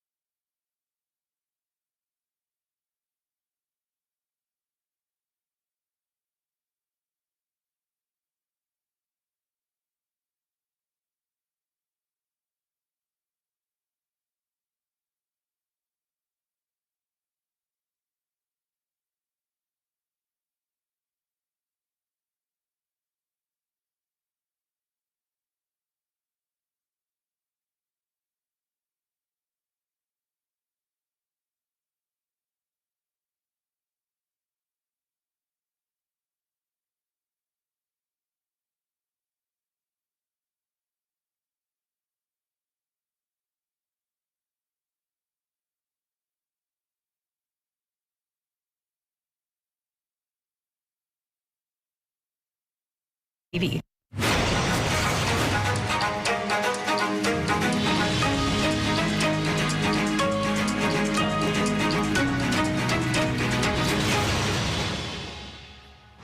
All right, folks, we're going to get back to court in just a moment, but first, joining me this hour to discuss is National Trial Attorney Michael Jafer. Michael, great to see you. Thank you so much for joining me on this Friday. I want to get your thoughts on how the defense is doing thus far. The themes are clear. They're really harping on this fact that the state has to prove this beyond a reasonable doubt. Sometimes that means you think your case is a little weak, but it is the ace in the hole for the defense. And they also have somebody else they're pointing the finger at, and of course that's Deviere Willette, the son of the victim in this case. How's it going for them so far? I agree with you that they're playing the ace in the hole. We saw Draskovich try a case in your earlier block. You mentioned the Robert Teller's case. We saw him try a case with almost insurmountable odds, and he got close to an acquittal. Right, he gave the jury a lot to think about. They were out for a long time in a case that I had thought was a no-brainer, was a slam dunk for the state, and he gave them a lot to think about with his powerful closing argument. I think he's trying to do the same thing here. I think he's throwing everything he's got at the board. I think that if this woman has any shot at any acquittal or any reduction, it would only be because of the amazing advocacy by Draskovich. But they're throwing everything they can. They really don't have much else. They don't have really a good third-party theory, a serviceable one. So I think he's doing everything he can. I think that it's a fait accompli. I think she's going to get convicted. But Draskovich is a very talented attorney. Yeah, he absolutely is. And, you know, one of the things that sort of highlighted the difficulty of pointing the finger at Deviere is we know all the digital evidence and the video kind of shows his car never leaves or his truck never leaves the home that he's in. The phone never seems to leave. And Draskovich mentioned that he said, look, there's a camera on the entrance to the place where they live, and you don't see him leaving that way. He says, well, there's another way to get out. He could have gotten out and climbed over a fence. But we also know that it's a pretty long distance to get to that house. He's a young guy. But again, that really highlighted for me the difficulty he's going to have convincing these jurors that this other kid might be responsible. Because as much as he wants to tell them, you don't have to believe it to acquit her, I think they kind of do once he makes that claim. The jury is comprised of human beings, not robots. They're sitting in the jury room. The conversation between them, once the closing arguments are done, when they're in the jury deliberation room, is there's just no possible way anybody else would have done it other than her. And this third-party theory is a stretch. He's reaching, just like we're analyzing it right now as it's a reach, because as attorneys, we know this is what he has to do. What else is he going to do? He's not going to stand up on the closing argument and say, yeah, he probably didn't do it. It's probably my client. He has to do exactly what he's doing. To anybody who says, and my biggest pet peeve, Michael, is when people say, I need a pit bull to go into that courtroom. That's my biggest pet peeve. What I tell them is you need somebody who's soft-spoken and who people can trust, somebody exactly like Draskovich. The way he handled the third-party theory, the way he's handling the doubt that he wants the jury to believe about his client, that's A+ advocacy on his part. Whether it's a tough one, I'm with you. I think this third-party theory is bogus. All right. Mike, stand by. I want to take folks back into court now for more of Draskovich's closing argument as we continue to monitor jury deliberations as well. So keep it here on Court TV. We did hear from Detective Skinner that they didn't put it on airplane mode. Those notifications wouldn't have shown up. That evidence, like so many other pieces of evidence, were mishandled. But the state's going to have you believe that she purposely took the phone from Paladera to Porcupine Rim and leave it out on the driveway, and at the same time be calling it and answering it and leaving it on the driveway. That flies in the face of common sense. She took it and left it there, and then is answering it and calling it to provide some sort of an alibi. She's lucky that in this very slipshod investigation that she has as much evidence that she does to present to you that she didn't commit this crime. Crime scene, the footprints. There are footprints in the backyard. And we have, and I'll show you the photos, we marked them and had them admitted. We have this, the Henderson Police Department documenting these footprints, but then trying to basically throw shade on that, saying, well, they could have been there for some time. They weren't important. when you look at the photo, you can see that they're fresh. They wanted to argue whether they're male or female. They didn't do any follow-up. There was no footprint comparisons to anybody's shoes in this case, much less Deviere's. You recall Yoko's testimony, there were 4 dogs in the backyard. If that footprint had been there for very long, common sense would dictate that the dogs would have walked through it. They would have been sullied. They weren't. They were fresh. Again, they were not analyzed or tested. And there it is. And Detective Ozawa just kind of discounted that and said, well, we don't know how long they were there, but apparently no one really looked at Yoko's testimony and Yoko's statements. 4 dogs were out there for most of the night. This was a big point of contention. And again, these aren't red herrings. These go right to the very heart of the case. There was no blood cast off in the bedroom. In spite of evidence, uncontroverted evidence, that a mechanical powered saw was being used to decapitate Johnathan. You recall, Coroner Yagi went so far as to try and compare a beheading by a mechanical tool there at a crime scene, and Dr. Sims took issue with this. She tried to compare that. These crime scene analysts tried to compare that to the dismemberment of a body under controlled conditions by specialized tools in the morgue. Bodies that have been refrigerated, but nonetheless, she testified that they still wear protective goggles and aprons to protect themselves from this cast-off. Luminol, we heard no testimony whatsoever that luminol was used by the crime scene analysts. That would show indications of blood or attempts to wipe it up. Nothing.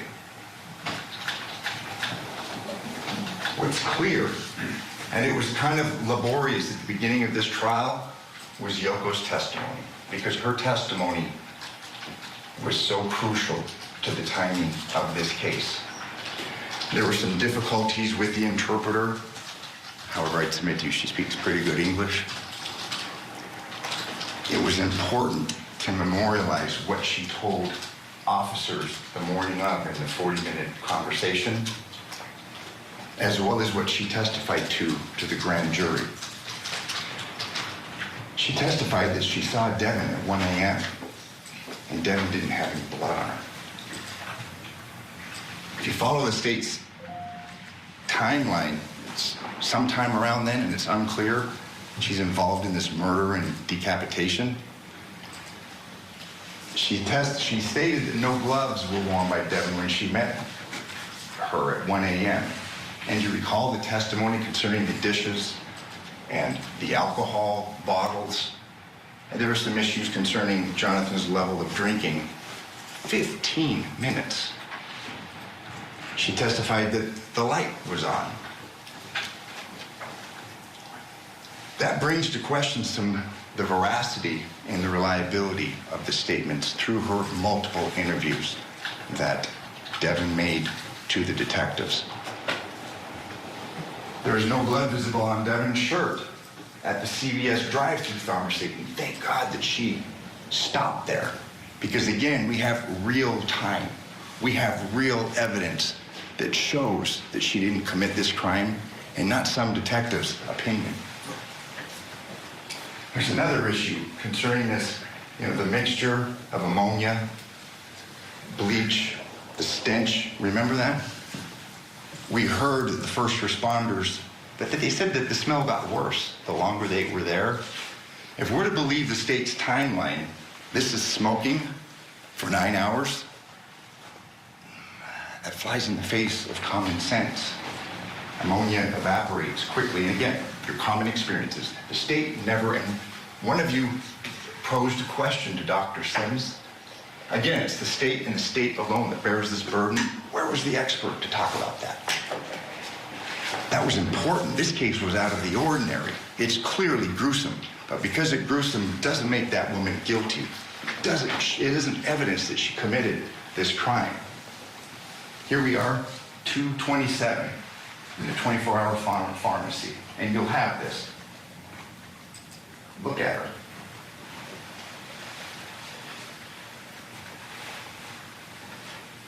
She's sipping her water. Apparently this is after she's murdered a man and decapitated him.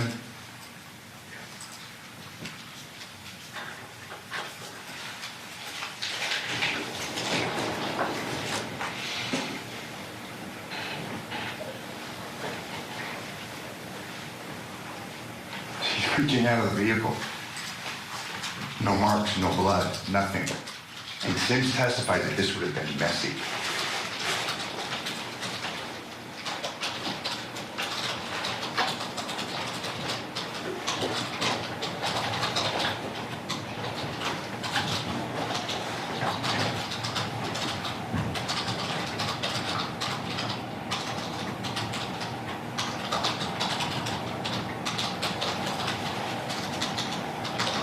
So she's just decapitated, she's murdered and decapitated Johnathan, and she's making sure that she picks up her daughter's medications on her way home. There was a very good question that was asked concerning, was there any stops? There wasn't. There were no, her vehicle didn't go to any isolated areas, to any trash bins. There's been times when I've gone through moves and I've gone behind the bonds and dumped trash out in their dumpsters. There's no evidence of that because it didn't happen. You know, the state will have you believe that there's this bucket of blood that's the reciprocal of all this blood that's squirting out when she's sawing his head off. What did she do with that, if she did? The car didn't go anywhere. She went home. There's no rags. There's nothing in that vehicle. We do know that they recovered, and this is based in part of the video that we saw from the terrible Herbst. You know, again, I don't want to point fingers, but her life is on the line. They didn't do their job. There was no direction of what to get and when to get it. We heard from Detective Lippisch that he got that video evidencing her clothes around the 11th of August. That warrant was served on the 7th, and we didn't hear much about what they picked up on the 15th. They made a big deal about the shoes, the swoosh, but we showed you evidence in the photographs, and it's in evidence of the black shoes with the white soles. I mean, she gets arrested on the 15th. Game over. All right, she's cool, calm, and collected in that video for sure. Now, I don't know if she killed him, but at the end of the day, she did admit to hitting him over the head and knocking him out with a stick. And she's still cool, calm, and collected. So she could have done more and still been very cool, calm, and collected. All right, let's take a break right now. When we come back, we'll hear the state's rebuttal argument. So keep it here on your front row seat to justice.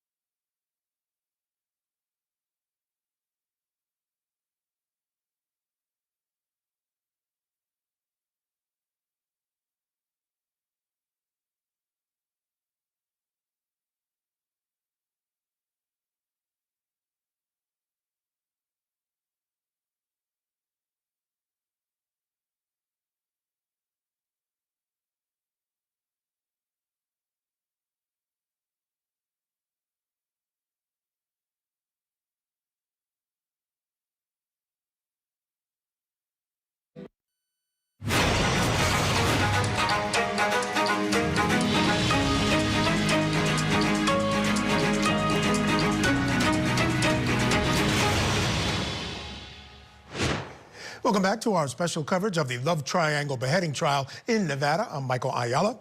We are in verdict watch in this case against the former porn star Devyn Michaels. The jury is now just about 30 minutes in, 29 minutes, 17 seconds in to their deliberations. She's charged in the death of her ex-boyfriend and father of her 2 daughters, Johnathan Willette. We're catching you up on closing arguments right now. I want to get you back inside the courtroom as we listen in on some of the state's rebuttal argument. I want to commend my colleagues over here who represented Ms. Michaels first, because they've done an exceptional job, and Ms. Michaels is entitled to a fair trial like we talked about in jury selection. They've done a good job of coming through and poking as many holes as they can in the evidence, and I commend them on that. But make absolutely no mistake, that woman is guilty as sin. That family deserves justice. Those girls deserve justice. Do not take this lightly just because a real polished defense attorney gets up here and spins a yarn for you. Do not take this lightly. Those people deserve justice. If I were to tell you that a defendant confessed to a crime, described how she did it, everything she said matches the crime scene, except for the part where she minimizes or potentially blacks out the aftermath, you would say, well, that's pretty damn obvious. And some of you were probably sitting there when we played that confession the other day, yesterday maybe it was, or the day before, and go, why didn't you guys play this 2 weeks ago? We could have kind of sped this process up. Maybe you're thinking that. Because we have to show you that the cops did their job and she is overwhelmingly guilty. We wouldn't be doing justice to that family right there if we just played that confession and walked. And we didn't. We put 2 weeks worth of evidence up here to show you Deviere sure didn't do it, and she did. There is no reasonable doubt in this case whatsoever. And I want to address kind of an elephant in the room. You know, Mr. Draskovich just got up here at the very end and he told you those 2 things, common sense dictates those 2 things go together. And I kind of agree with that, right? The person who killed him, probably decapitated. But make no mistake, she's not on trial for decapitation. She's on trial for murder. She told you she did the murder. Now, she minimized it. She told the detectives that she hit him over the head and he was still breathing. Of course she did. But she admitted to the act that caused his death.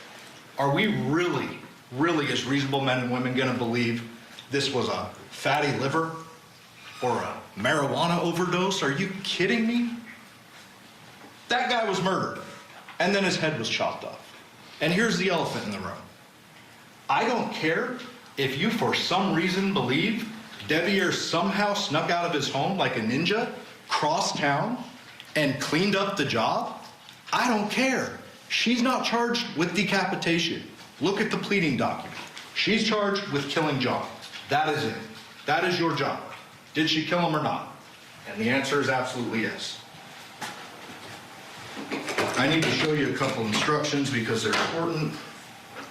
Bear with me. I know you're probably tired, because we all are.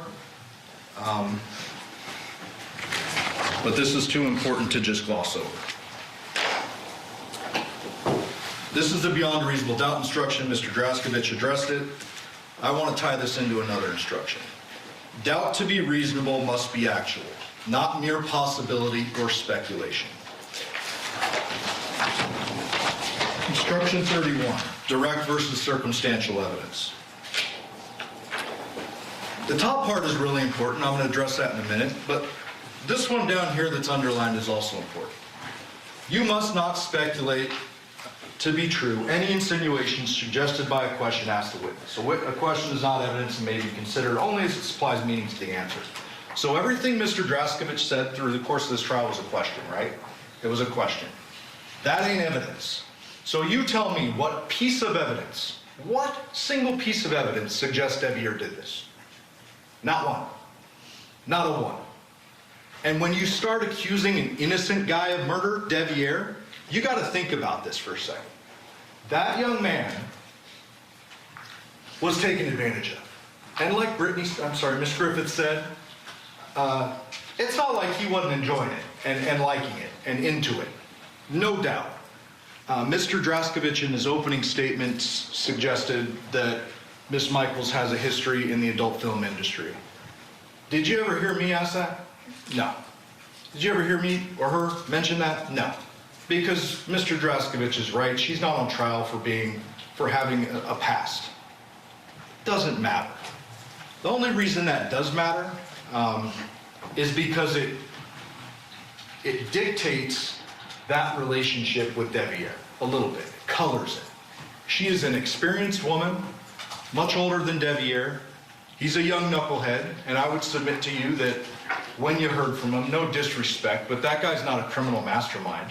He's not somebody who snuck out the back of the house, evaded all cameras, he left his phone behind because he was thinking ahead to what he was going to do, somehow made it all the way across town, even though he didn't have his phone to contact anyone. There's no Uber notifications or pickups or anything suggested. There's no calls, no text, nothing after 11 o'clock. So who did he contact and when? There's no evidence that Deviere was involved in this. None. There's actually evidence to clearly refute it. You heard those voicemails, and we can agree those little girls they're precious, they're adorable. Those voicemails eliminate this alternative suspect, which I will refer to as a scapegoat, because that's what's happening to him. He's being scapegoated, and it's not right. Those little girls said on those voicemails what Deviere was doing. He was knocked out, probably passed out, if we're being honest. And you didn't hear any other voicemails afterwards. You saw more calls from the landline. If Deviere had got up and snuck out, because we know the one little girl is awake and panicking and like scared, and where's mommy? She should have been home a long time ago. Where's mommy? Wouldn't there be another voicemail where they're calling going, Deviere left us? Like, really, Mom, where are you? Of course there would. Of course there would be. And there isn't. That's because Deviere was home. And you know that because he texted and he said, I'm going to sleep. He's no criminal mastermind. His phone is at home. There's no evidence his vehicle's left. There is zero evidence that Deviere is involved in any way. Zero. And so Mr. Draskovich brought up a good point with the instruction that Ms. Michaels is the only one on trial. That's instruction number 36. I want you to think about this for a second before you let a guilty person walk. Okay? Think about this. Imagine if I were to stand in front of a bunch of jurors and try to prove Deviere's guilt. Imagine that. That's not what we're doing here. That's not what this is about, but imagine that for a second. Can you think of a single piece of evidence I could, with a straight face, present to a jury and say Deviere did this? All right, compelling stuff from the state there. That's going to do it for our coverage of closing arguments in the love triangle beheading trial of Devyn Michaels. The jury is now deliberating her fate after 22 witnesses called by the state, 3 by the defense, and she does not testify. And of course, we'll continue to monitor developments there. They've been deliberating 37 minutes now at this point. So we do need to take a break, but coming up, we're going to take you to Iowa. And this for the sentencing of Dakota Van Patten in the machete murder plot trial. We're going to hear some of that very emotional impact statement from the family of the victim in that case, Melody Hoffman. So keep it here on Court TV, your front row seat to justice. Tonight on Closing Arguments, the 15-year mystery of 3 missing brothers and a father now facing murder charges. We're unpacking huge developments in the Skelton brothers case. Closing Arguments, tonight at 8, 7 Central, only on Court TV. I know, Brittni, I'm dying. Don't you have the blood on your hands? I felt guilty for that. You felt guilty because, frankly, you were guilty. Interview with a Killer. New episode Saturday night at 8 Eastern and Pacific, only on Court TV.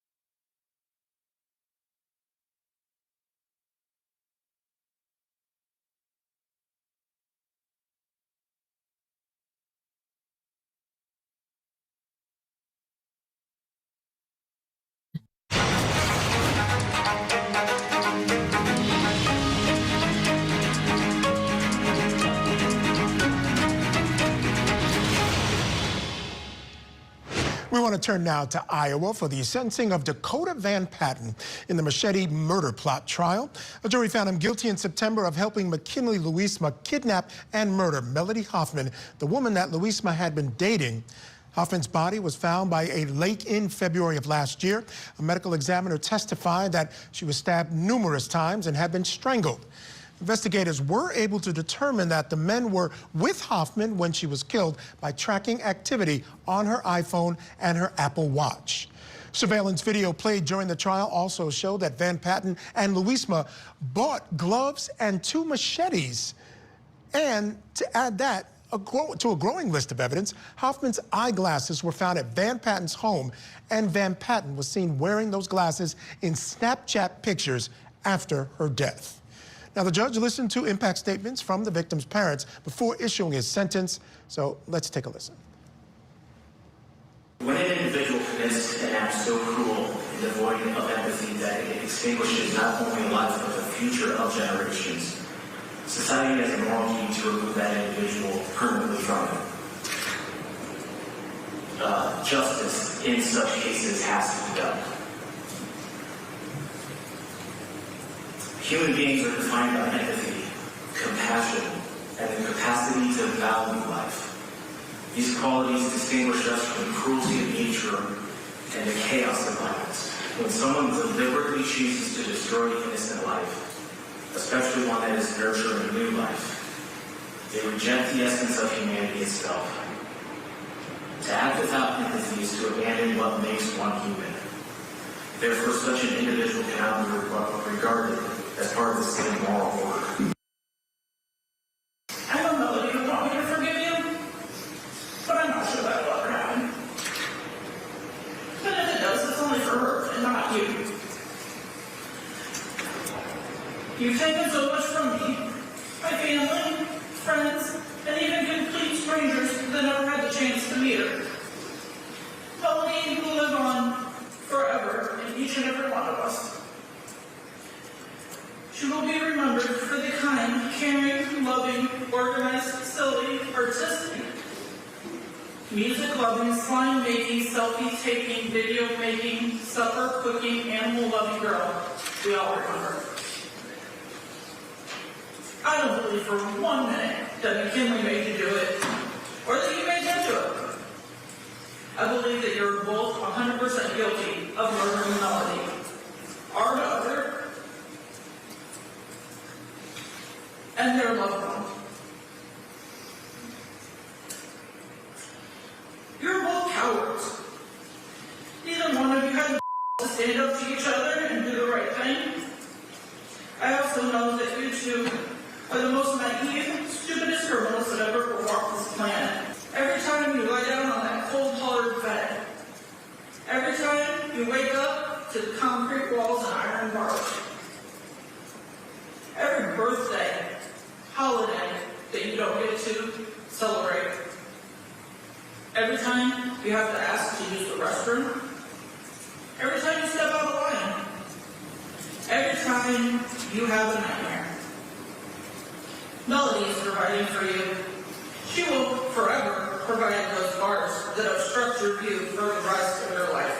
And I hope she haunts you forever. The sentence in this case for murder first and murder and kidnapping first is a mandatory sentence of life in prison, which is the sentence the court will be imposing. While the sentence is mandatory, it's also the sentence that is appropriate for these violent, incredibly cruel, and completely senseless acts. Your offense cuts beyond much short and deprived Melody Hoffman's family and friends from having her in their lives, which is understandably devastating to them, but also undercuts the safety and feelings of security in the community. A sentence of life in prison with no possibility of parole is the appropriate sentence for these crimes and is necessary for the protection of the community. The maximum sentence for the offense of conspiracy to commit a forcible felony is a 10-year indeterminate prison term. While it is largely symbolic in this case, given the sentence of life in prison for the other offenses, the court does find that the maximum sentence of 10 years in prison is the appropriate sentence based on the level of training involved and the fact that the forcible felony involved in Class A felony. So at this time, the court adjudicates the defendant to be guilty of the offense of murder in the first degree in violation of Iowa Code Sections 707.1 and 707.2(1)(b. As a sanction for this offense, the defendant is committed to the custody of the Director of the Iowa Department of Corrections for the rest of his life. The court further adjudicates the defendant to be guilty of the offense of kidnapping in the first degree in violation of Iowa Code Sections 710.1 and 710.2. As a sanction for this offense, the defendant is committed to the custody of the Director of the Iowa Department of Corrections for the rest of his life. As to each of these offenses, the defendant shall not be released on parole unless the governor later commutes the sentence to a term of years. The court further adjudicates the defendant to be guilty of the offense of conspiracy to commit a forcible felony in violation of Iowa Code Sections 706.1 sub B and 706.3 sub 1. As a sanction for this offense, the defendant is committed to the custody of the Director of the Iowa Department of Corrections for an indeterminate term not to exceed 10 years in order to avoid finding the amount of $1,370. The defendant is given credit for all qualifying time previously served on this offense. The term of incarceration after this offense only may be reduced because of good time, work credits, and program credits. The defendant may be eligible for parole before the sentence is discharged. While largely symbolic, count 1 and count 2 will run consecutive to each other. The reason for the consecutive sentences is that the kidnapping included separate planning and represented an entirely separate cruelty to Melanie Kaufman as she was picked up with no idea what was coming, with all planned and separate torture associated with being taken, confined, and moved, all of which occurred before the separate act of murder. The court finds that because of that, based on all the facts and circumstances of the two offenses, that they should run consecutive to each other. The sentence in count 3 will run concurrent to counts 1 and 2. So unless the governor steps in and commutes his sentence, he's gone forever at this point. Let's bring back in National Trial Attorney Michael Jaffer. Michael Jaffer, your reaction.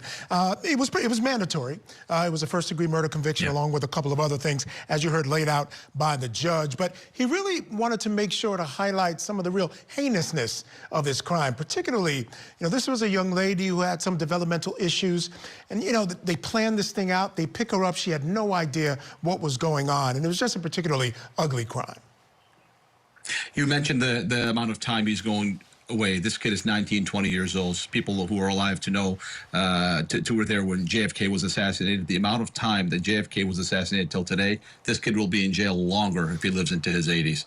So he's going away for a long time. I just think we go a little bit too far in our country with these video game number sentences. It was grotesque. I hope her family don't hear me say what I'm about to say, but I just feel like it's just too far. Because he was not the axe man. He definitely, the jury got it right. I just think Iowa law is a little bit too extreme with situations like this.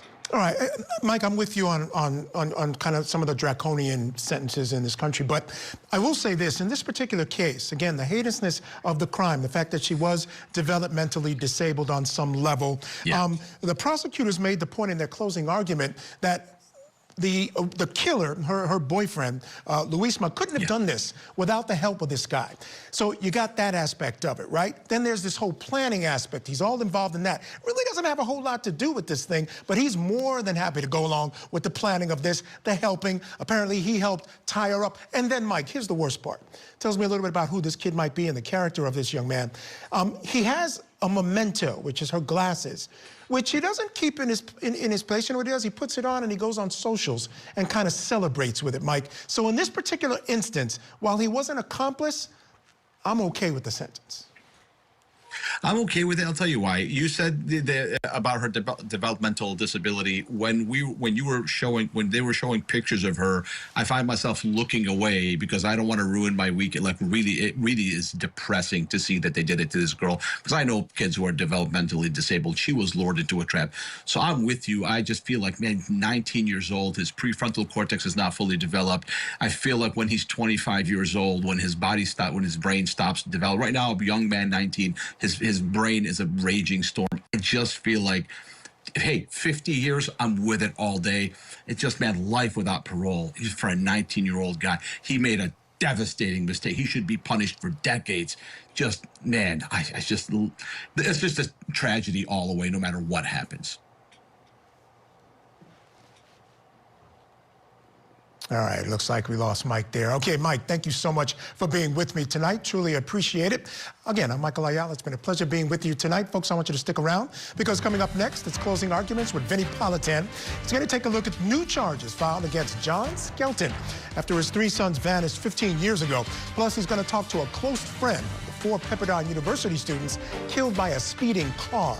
Well, that and more is coming up next here on Court TV, your front row seat to justice.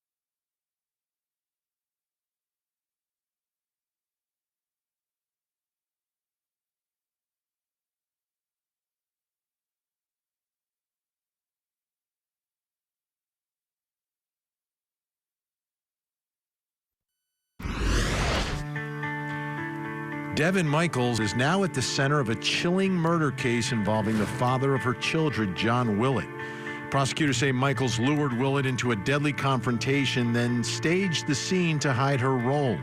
Investigators argue long simmering tensions and a tangled family dynamic fueled the violence, while Michaels says the real killer is someone closer to home, John's son, Deviere, who is also her husband. Tonight, all the evidence is in, and it's time to hear from the jury. Meanwhile, 4 Pepperdine University sorority sisters were killed when a speeding driver lost control along the notorious stretch of Pacific Coast Highway known as Dead Man's Curve. The women, all seniors and Alpha Phi members, were standing near the roadway when the car suddenly veered off, giving them no chance to escape. Prosecutors say the driver was traveling at a dangerously high speed on a bend long known for fatal crashes, and they have charged Fraser Baum with 4 counts of murder. Tonight, we speak with a friend of the victims. But first, 3 little boys vanished from a quiet Michigan town, leaving behind one of the most haunting mysteries in modern true crime. On Thanksgiving 2010, Andrew, Alexander, and Tanner Skelton, just 9, 7, and 5 years old, were last seen in the care of their father, John Skelton. He claimed he gave them to an underground group to keep them safe from their mother, a story that investigators quickly dismissed. What followed was a massive search across fields, rivers, and abandoned structures, but not a single trace of the brothers was ever found. Detectives now believe the boys have been killed, and prosecutors agree and have finally charged John Skelton with their murders. Tonight, all the latest in this case. I'm Vinny Politan. Thank you so much for joining us tonight here on Closing Arguments, and it's been a long time coming. We've been covering this story since the relaunch of this network, so it's been more than half a decade that we've been looking at this case, and finally we've got something to talk about tonight. Let's go back. These 3 boys we're talking about, the Skelton boys, were just 5, 7, and 9. Think about what that house would be like, or what any house would be like, filled with 3 wild brothers, just 2 years separating all of them, and all the fun and energy that they would bring. It's like, if you get married and you want to start a family and you think about what's it going to be like, what's it going to be like? I think a lot of people think of that, right? You start a family, you got these kids, and it's just like things are happening and it's so much fun and there's so much joy. Yeah, it's difficult at times, but at the end of the day, look at these 3 guys. Look at these 3 guys. And in this case, we're talking about something happening right around this time of year. Thanksgiving, just before Christmas, that they went missing. Now, a big piece of evidence, I believe, in this case is the state of the house, their father's house. Disarray, complete disarray. Like things were turned over. It looked like something had happened there. That's the way it's been described. And if you think about the allegations here, that this man took the lives of his 3 children, 5, 7, and 9, at age 5, at age 7, at age 9, you can run, you can try to get away, you can attempt to defend yourself or your brothers. So if you start going after them, there's going to be 2 more that are still, you know, trying to either stop you or trying to save each other from you. And to me, that fits. If something happened in that house would be in disarray. Because after he left the house, he went on this mystery ride. And it's hundreds of miles. And there have been searches, but it's virtually impossible to be able to track exactly where he was or where he could have taken these children and where he could have disposed of the bodies. And the children have never been found. So that's not a piece of evidence they have. What they have is that he has custody of the children at this time. He's supposed to at some point turn them over, but he doesn't. And they're gone. And they've never been seen for 15 years. Now, he's been locked up for almost the entire time on other charges.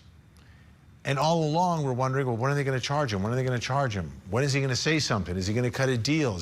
And nothing happened. He just has kept silent about it, much like, well, not 100% silent, not 100% silent, but he has not revealed exactly where the boys went or what he did with them or what happened.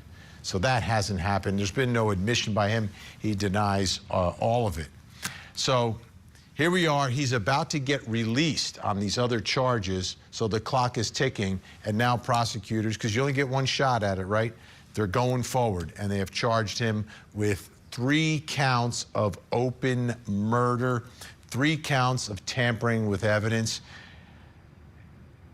And there's going to be a trial. He's not admitting anything. Now, I said, kind of like Ashley Buzzard, right? Not really talking, but he has spoken. And as a matter of fact, he's spoken with a reporter from Scripps News, Tom Waite, who at that time was a WXYZ reporter. He spoke to him back in 2011, and this is after the Morenci police were investigating the disappearance of the 3 boys as a murders, homicide. This is no longer a missing persons case. This is a homicide case. So the reporter, Tom Waite, speaks with John Skelton on the phone. Take a listen. Because people are saying they're making it a murder investigation does not mean that the boys are dead. Why do you think they've switched this to a murder investigation? What do you think leads them to believe that your kids are dead? There's nobody to collaborate, seeing them. There's no pictures of these people. We covered our text too well.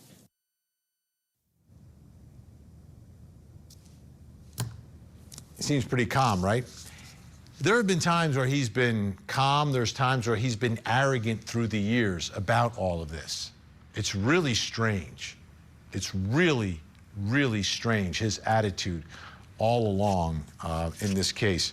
So let's do this. Let's bring in our think tank and start talking about this case and these new allegations. Joining us, criminal defense attorney Josh Colesrud, along with former law enforcement officer and the host of the Strong Enough podcast, Claudia King. Thank you both. Okay, missing persons case to a murder investigation early on. This goes back to 2011. And now here we are, Josh Colesrud. It's taken 15 years. I don't know if they have more evidence, but to me, it's more a matter of the clock is ticking and this guy who's been locked up on other charges is about to get out, and everybody kind of believes that he is responsible for all this. Yeah, you know, sometimes, and when I was a prosecutor, this happened too, that, you know, you have to file charges and throw a Hail Mary because the victims deserve it.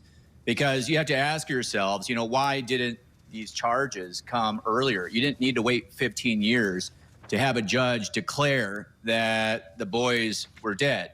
Also, Vinny, I'm going to tell you straight, I don't like the open murder charge. You know, it tells me that the prosecution isn't confident in the intent of the case. You know, if they thought it was premeditated, they would have charged the defendant with first-degree murder. If it was heat of passion, they would have charged him with second-degree murder. And when they walk into a courtroom and they don't know really what their theory is, that's going to spell trouble. So for viewers that don't know, an open murder charge in Michigan means that the jury gets to decide what type of murder it is. Usually you see a prosecutor tell the jury. So it's the exact opposite. And I don't like that with cold cases. Yeah, Claudia, the problem here has been they haven't found the boys. They haven't found the type of evidence that you would want to have, but the circumstances surrounding all this kind of point in one direction. Exactly, and I think that's where common sense leads us. So earlier this year, there was a hearing where a judge was able to declare these 3 boys as dead. And I think that was a big step in this process. And he's about to get out of jail on these other charges that are related to the boys. And so I think, as Josh said, the prosecution knows that they have to move now. And so they're going to charge him, be able to keep him in jail. Here's the good news, though, if they can continue this investigation and get what they need. Since 2012, there have been about 660 no-body murder cases in the U.S. with an 86% success rate in finding them guilty of murder. So I'm very hopeful that the prosecution will be able to get justice for this family. Now, in the middle of all of this is this breakup with his ex, with the mother of the 3 children. I want to take you back to July of 2011. There's a hearing regarding him and Tanya, his wife or ex-wife at the time. He's acting as his own attorney, so he's questioning his ex. Let's take a look. How do you know that your husband knows where the kids are at? Has he voiced any that he knows where the kids are, or has he always stated from day one that he has? This is not your opportunity to testify.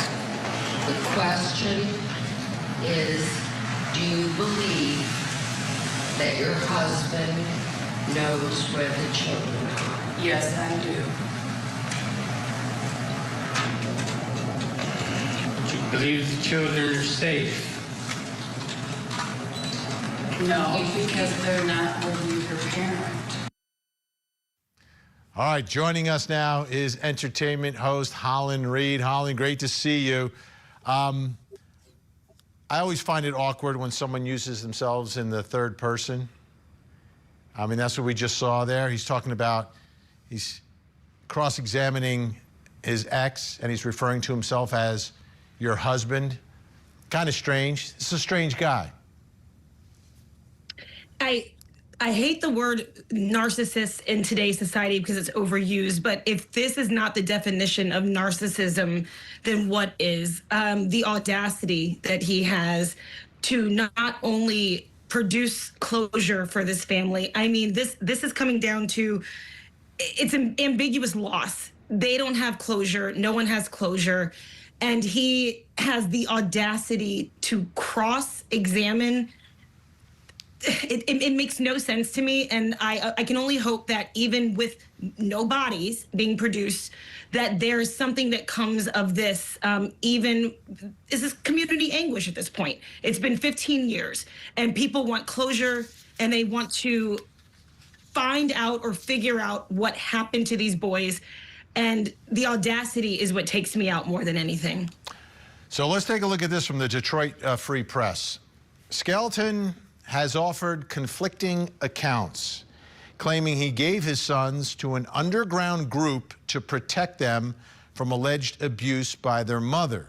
Now, the mother does have a conviction and had an issue involving, I believe, an underage young boy. So I think that's where that comes from. I think that's where he has brought that up in the past. Here's another one of his claims, that he'd given them to a woman named Joanne Taylor, and separately that he'd sent them to live with an Amish family. None of those stories were ever substantiated. Josh Colesrud, do you think at the trial we're going to hear about alleged abuse by the mother, or Joanne Taylor, or the Amish? I think all of the above, and I also don't think that this is a case where we don't know who did it. I mean, I think we all can say that we know the father murdered his sons. The question is, can the prosecution prove it? And that's an entirely different question. And yes, he will bring up that the mother has a sexual child molestation charge and conviction in 1998, and that he was protecting his children. But there's so many unanswered questions that he doesn't have a valid answer for. He was with his children the night that they disappeared. He had the sole possession of them. In fact, he went to prison for not returning his children. And the prosecution is going to be able to bring in all of the facts of the unlawful imprisonment conviction. And if he takes the witness stand, they're going to be able to bring up, through Rule 609, the prior itself. So, it's the one thing that I was thinking about, Vinny, is this. Because the unlawful imprisonment is really part of the murder, right? It's part of the entire context, it's res geste and all that. If he gets convicted, does the does the judge have to give him concurrent terms with the unlawful imprisonment because it's part of the same time frame? I don't know about that, but I think that the judge might have to do that. Give him credit again, for the it's a 15 years. Yes. Yep. Okay. Let me ask you, Claudia. These excuses, these stories that he has, Joanne Taylor, the Amish, got to protect her, I'm doing all this. He's actually said that, like he's told people these stories.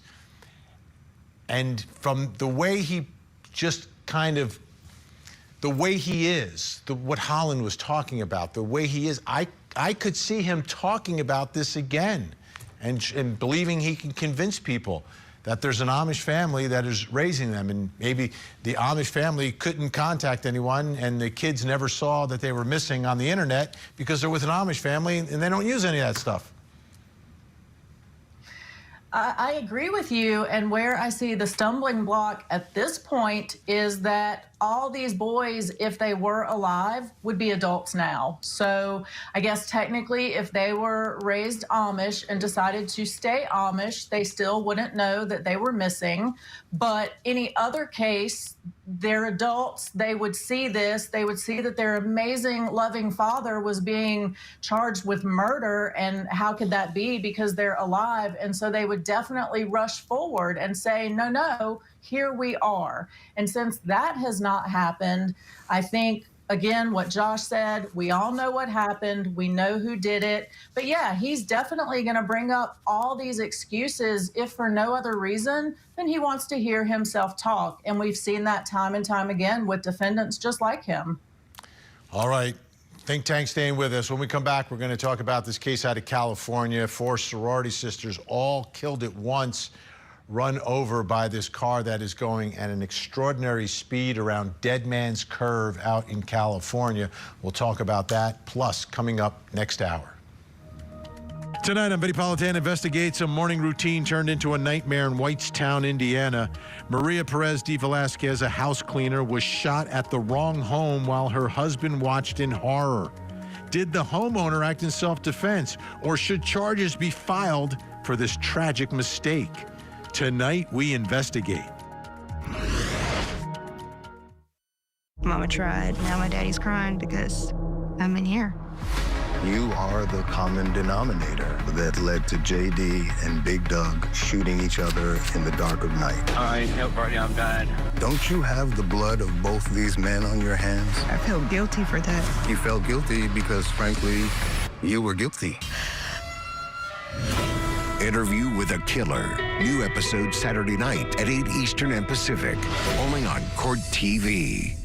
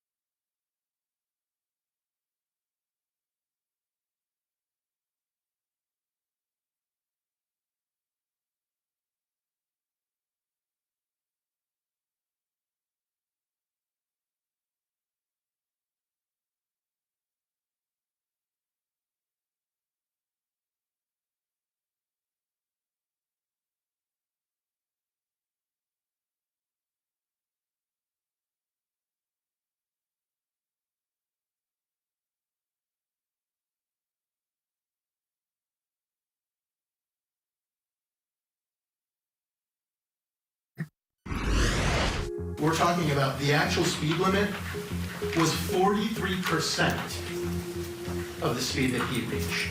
He was exceeding the speed limit by 231%. And as the court noted there, this isn't just about the speed. It's about his knowledge and about where he is engaging in this excessive speed. And he said he knows PCH like the back of his hand. And he knows it like the back of his hand. He knows that people are putting out their trash cans. He knows that people are parallel parking. He knows that people cross on the crosswalk that is demonstrated in the exhibits that the defendant passed as part of his path towards where the collision took place. He knows this, and yet, with that knowledge, with the knowledge that he is already losing control of his vehicle due to the speed, he continues to press down that accelerator for another 4 seconds. That's the prosecutor mentioning PCH, Pacific Coast Highway, out in L.A., out on the West Coast, California. This is the infamous, part of the infamous road that Jan and Dean sang about years ago, Dead Man's Curve, a very dangerous road, and it's 45 miles an hour. I think even at 45, it's kind of quick to be going down there, but that's the speed limit. The allegation is that the driver in this case is going 104 miles an hour around that curve, loses control, barrels into cars, and there's 4 sorority sisters. There they are, who are on the sidewalk and all their lives taken. Peyton Stewart, Deslyn Williams, Asha Ware, Neam Rolston, all 4 of them gone. So now we've got a murder case. The defendant's name is Frazier Michael Baum, and he has hired Alan Jackson. He's an LA attorney, so back in his home courtroom.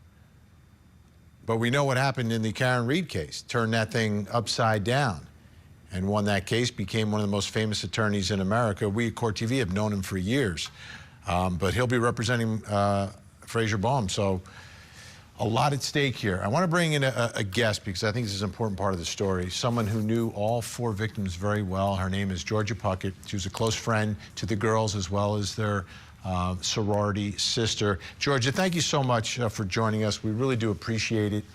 I think... Of course, Vinny. Yeah, I think as this case and story and trial progresses, it's important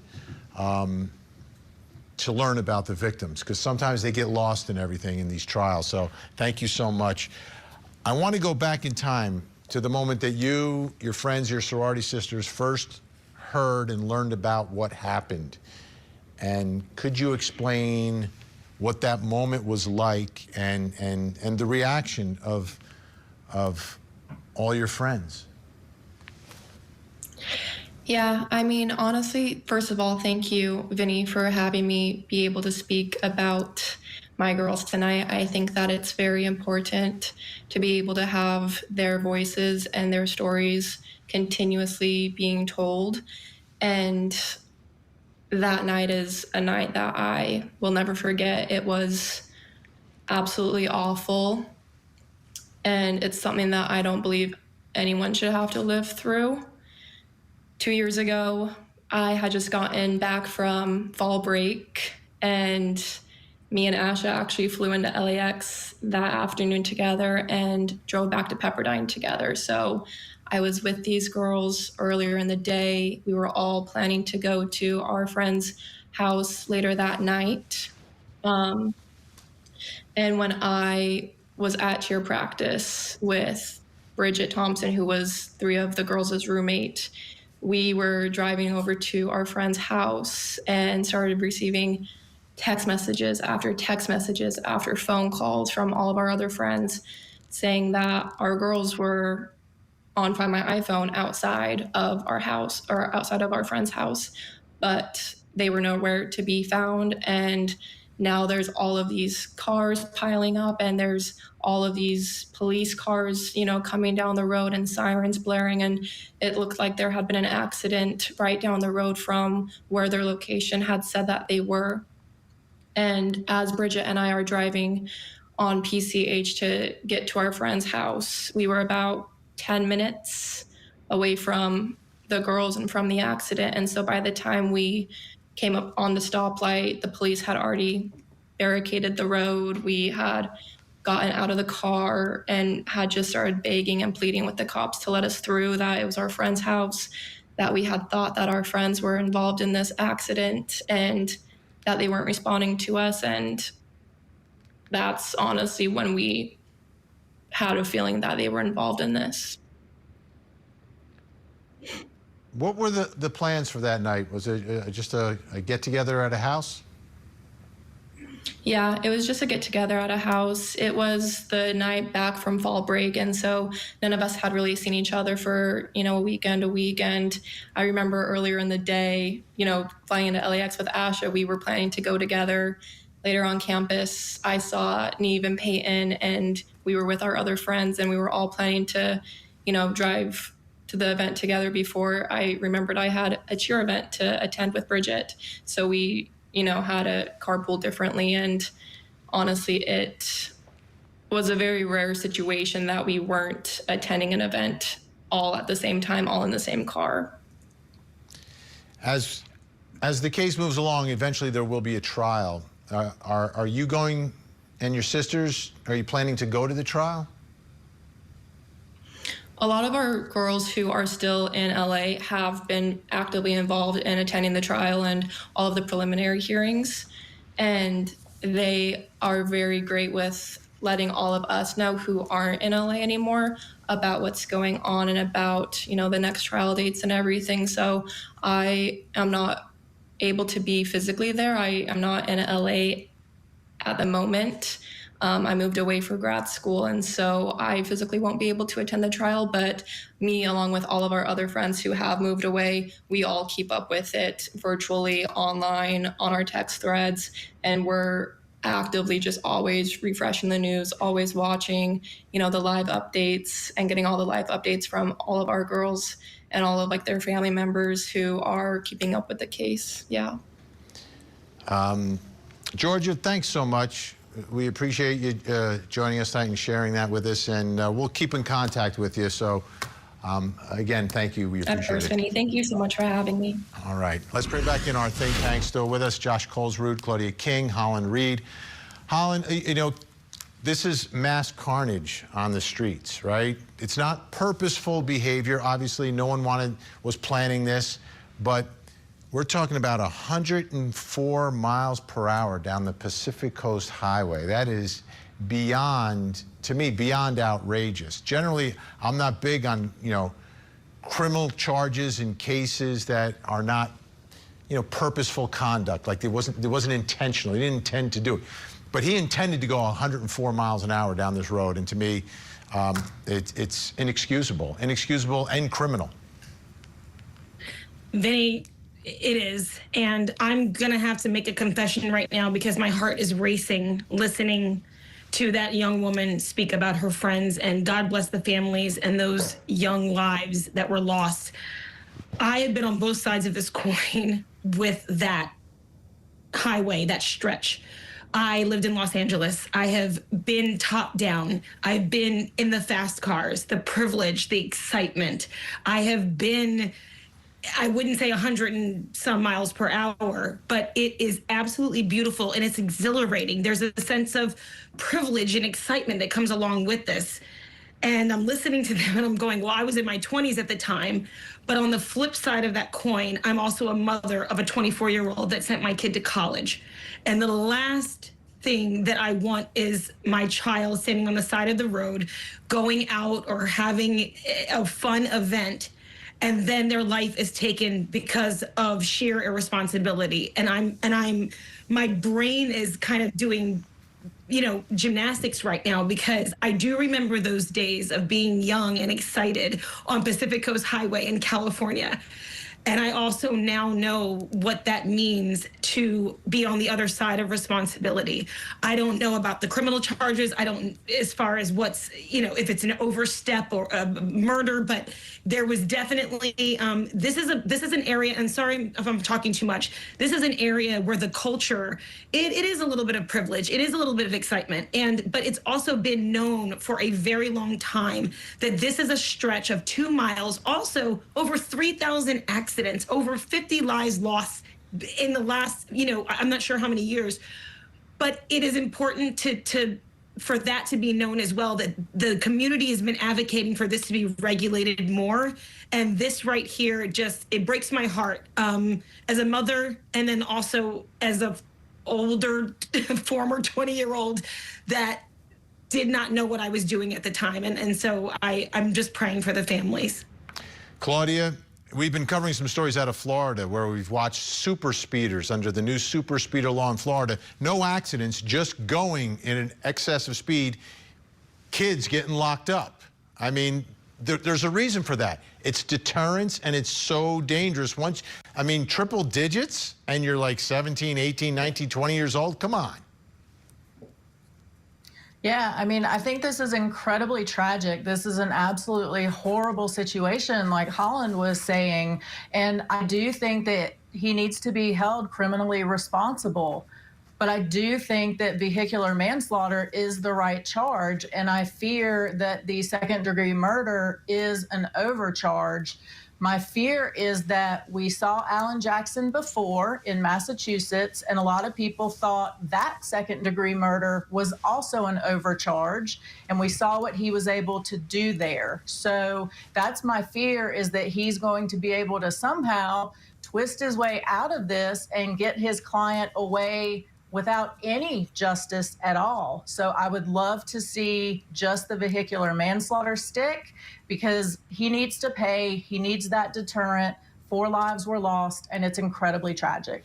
Josh Colesrud, what I wanted to ask you, dead man's curve, is that a fact that helps the prosecution or the defense here? Oh, it kills the prosecution, and I'll tell you why. That's what the locals have dubbed that street, a street where 54 people have died, 3,000 accidents, 94 other serious injuries, all before the defendant in this case put a tire to the road. And, I'll tell you, when a prosecution listens to his emotions, when I say by that, what I mean by that is when you hear what Holland had to say, Holland's gift is bringing the human element to this show. And I feel like that's what prosecutors were feeling when they decided to go with the murder charges. And, I had the same fear as Claudia, that when you overcharge a case like this, it's going to be an opportunity for the defense attorney, and in this case, a very good defense attorney, to jump all over that and really sell to the jury that this is not a murder case. This is exactly the reason why manslaughter was created. When we come back, the love triangle beheading case, closing arguments, the jury must make a decision. That's next.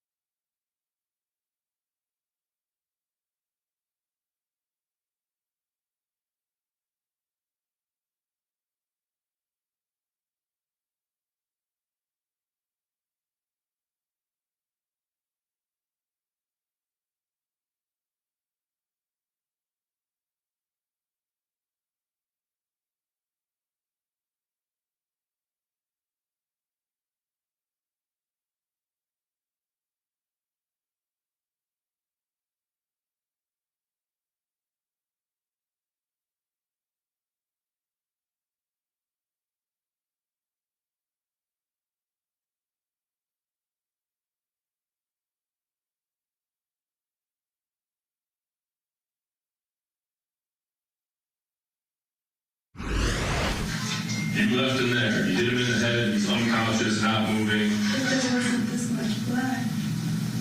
Where I left, he wasn't bleeding like that. No, this is because it emptied out after you cut his head off. I didn't cut his head off. Oh, yeah, you did. No, I didn't. Okay. Explain how this happened. I don't know. I can't cut a person's head off. She didn't have to testify. Jury saw all this. There she is saying, I didn't cut his head off. I didn't cut his head off. Did you buy it? Did you buy that moment? What happened here? You know, her story was all about a bludgeoning, but then there's a bullet casing found at the scene. The head is missing. She said she didn't take the head off. It wasn't so bloody when she left. She telling the truth? Jury's going to have to figure that out. They've got the case. They've had the case for over an hour and a half now. The jury's deliberating as we speak. It's the case of Devyn Michaels accused of murdering the father of her children, also the father of her husband. How about that? There's a twist. Okay, so the defense, she didn't testify on her own behalf, but they did call their own expert, Dr. Larry Sims, talking about how the man without a head may have died. Take a listen. Is it possible that this gentleman died of natural causes? It's definitely possible. That's why you would classify it as undetermined. Before you come to a conclusion, especially one of homicide, which is going to have significant effects, you want to base it on provability. You want to be able to prove it. And in this particular situation, he actually had, in the body that was examined, he actually had causes of death that could cause his death. And the fact that the head is gone precludes you from making a scientific determination. And again, we have discussed somewhat in this jury's heard for a week and a half, perhaps substantial, suspicious circumstances, but from merely the science, he could have died. Correct. Natural death. Correct. As a forensic pathologist, that's the role that we're talking about. That's the role I played. You have to base your conclusions on objective evidence, not just suspicion. Finally, in reference to the decapitation, you obviously reviewed the photos, you reviewed the examination of the body. It was clear that this body was decapitated. Correct. Any opinion as, was it post-mortem? Does he indicate that this happened after death? Definitely. It was examined by an anthropologist or an anthropology team, I guess it was, and they concluded that it was a post-mortem decapitation, which I don't disagree with. What is going on here? Someone explain this to me, please. I'll let you guys debate this one. Do you think that she decapitated him, or was she legitimately surprised? And is it possible that he just died of natural causes and then someone took his head? Who wants to start? No, this is all ridiculous, Vinny. I hope the defendant kept her receipts because I am not buying any of what she is trying to sell us. And I can't believe that forensic expert got on the stand with a straight face to tell us that we can't possibly figure out cause of death because his head is gone. Well, his head is gone. So that's a problem for me. And I'm pretty sure she did it. She knows where the head is. Guilty, guilty, guilty. Well, I got to jump in here, and I certainly respect what my learned colleague Claudia says always. However, in this court, the jury is trying to piece together whether or not the prosecution's story can hold its own weight. And when their star witness, the victim's son, gets up on the witness stand to defend his lover and wife, or whatever you want to call her, he just completely melted down with inconsistencies and really fed into this idea that he had just as much of a motive to patricide, to kill his father, as the defendant did in this case, if not more. And yet we are missing a head, but it was taken off the body post-mortem, right? So luckily that wasn't the cause of death. Otherwise, it would be even more gruesome than we know. zero expertise in any of this, and this is not laughable, but it is laughable because I feel like I'm just gonna say Occam's razor on this one. The simplest answer is usually the correct answer. This feels like a murder mystery movie situation scenario. It makes zero sense to me personally as an observer of all of this, and I don't know how that's even possible to say. I'm sorry. I don't even know what else to say, Vinny, to be honest with you, because it was the most ridiculous statement I've ever heard from someone that is supposed to be an expert on this. And I'm going to leave that there. Yeah, it's difficult. Does anyone think, we have about a minute and a half left here, does anyone think the fact that she married her stepson married his, I don't know, stepmom, does that confuse the jury in trying to get to the bottom of what happened here? Does anyone think it's going to make it more difficult? Is this the Oedipus complex syndrome? Yeah, kind of. Go ahead, Claudia. Oh, yeah, I think it makes them look worse, honestly. And, I actually agree with what Josh was saying with the husband, stepson, whatever he is. I think they actually did it together. So, maybe the jury will have trouble with that and they'll have a hung jury with her. But I think they both did it. And it reminds me of that song, I'm My Own Grandpa. That would be perfect for this situation. All right, we are out of time for tonight, but a big thank you. Josh Colesrue, Claudia King, Holland Reed, great to see you. All right, folks, before we take a break, a quick programming note. A brutal beheading and a twisted love triangle. Two rival theories emerge in week 1 of the Devyn Michaels trial. Was it a jealous ex or a vengeful son? Watch the latest episode of On the Record with Cody Thomas. Deception, Desire, and Decapitation. It's all available right now at CourtTV.com. CourtTV.com under the Shows tab or on Court TV's YouTube channel. And that jury's deliberating right now. When we return, something else you need to know tonight, plus coming up next hour. Tonight on Vinnie Politan Investigates, she arrived with her husband, keys in hand, ready to work. But a single shot changed everything. Maria Perez de Velasquez is dead, and investigators are now weighing Indiana's castle doctrine laws. Can a fatal error like this ever be justified? Tonight, we investigate. Join Court TV's Vinnie Politan with the latest and breaking true crime stories. Now, let's look at the other side of all of that. Vinnie Politan Investigates tonight, 9/8 Central, only on Court TV. Sunday nights on Court TV. Join us for a night of food, friends, and our favorite legal dramas. It's Order in the Court, and this week we're binge watching Bull. Sundays on Court TV.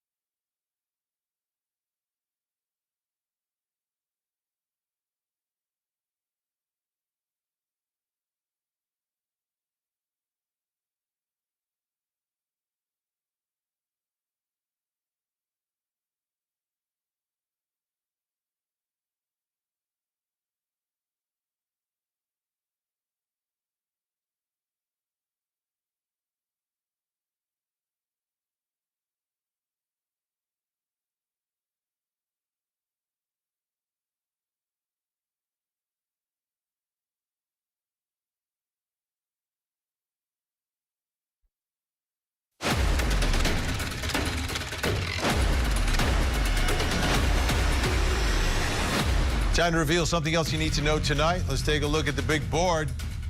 Guilty on all charges. It was a fast trial. It was a fast deliberation, a fast verdict, and a sentencing that happened today. Dima Tower, guilty of murdering his adoptive parents. He spoke at sentencing, and then the judge handed down the sentence. And what a back and forth. Take a look, take a listen. The remorse that I have for my adopted parents is, it might be unshown. That doesn't mean it's not felt. Because when I committed these acts of crime, I lost my mind, and somebody might think that I knew what I was doing. I did not know what I was doing. It was. Do you wish to offer an apology? I am on offer an apology. I'm explaining an apology. Mr. Tower, I don't know what else to say. You seem to be an evil spirit, an evil person. Evil spirit because you're talking foolish. Who doesn't seem to have any... I'm full of remorse. I'm not showing it because... I will at this time, Mr. Tower, sentence you as to count 1. This is for first-degree murder of, count 1 was Robbie, is that right? Yes. Of Robbie. Proper name is Robbie. Of Robbie Tower. I will sentence you to life in prison. You will serve the rest of your life in prison without the possibility of parole. Count 2, and often I do run them concurrent. I know that the defense requested that. We have a unique and clearly a special life in Jennifer Tower as well. I spoke about that earlier. I'm going to adjudicate you guilty of count 2, first-degree premeditated murder on Jennifer Tower. I will run this sentence consecutive to count 1. I will sentence you, Mr. Tower, to life in prison without the possibility of parole. Count 3, the fleeing or attempting to elude law enforcement with lights and sirens. I'll adjudicate you guilty. Let's see, this is what degree felony? State third. Sentence you to the maximum of 5 years in prison to run concurrent with count 2. All right, Mr. Tower, you have 30 days to appeal the judgment and sentence of this court. If you cannot afford an attorney for that appeal, one will be appointed to represent you. What about the truth? Good luck to everyone. Court will be adjourned.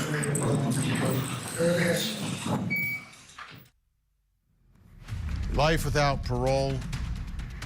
He never had a life, but he took 2 very special lives. And that is the tragedy of this case.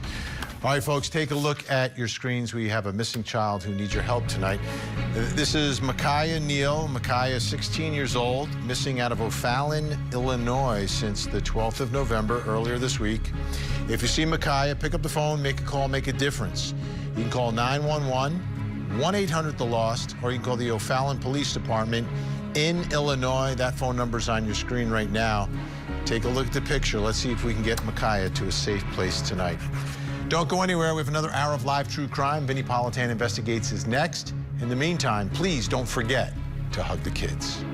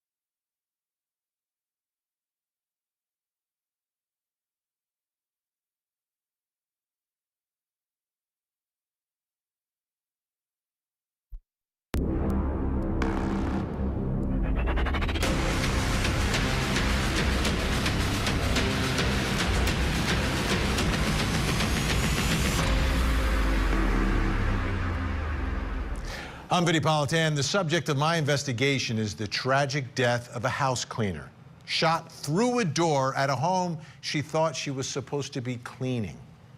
Here's the story. Maria Perez de Velasquez arrived at a home in Whitestown, Indiana just before sunrise. She was there with her husband. They have a cleaning business and were getting ready to enter the home with a set of keys so they could do their job. But there was one big problem. They were at the wrong house. What happened next was tragic and fatal. Standing by the front door, a deafening shot tore through that door and struck Maria in the head. Her husband watched the horror unfold, unable to save her. Now the DA must decide whether or not to charge the homeowner or rule this shooting as a justifiable homicide under Indiana law. A lot of people are talking about this story and talking about the facts surrounding the story, and you put these things together. I mean, you've got this one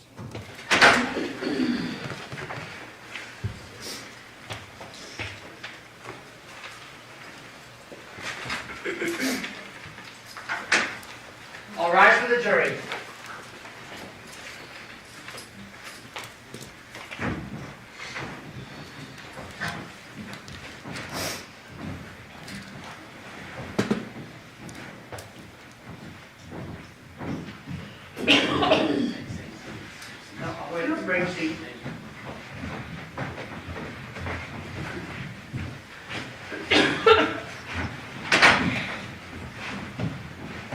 Please be seated, Your Honor. The jury's all present and accounted for.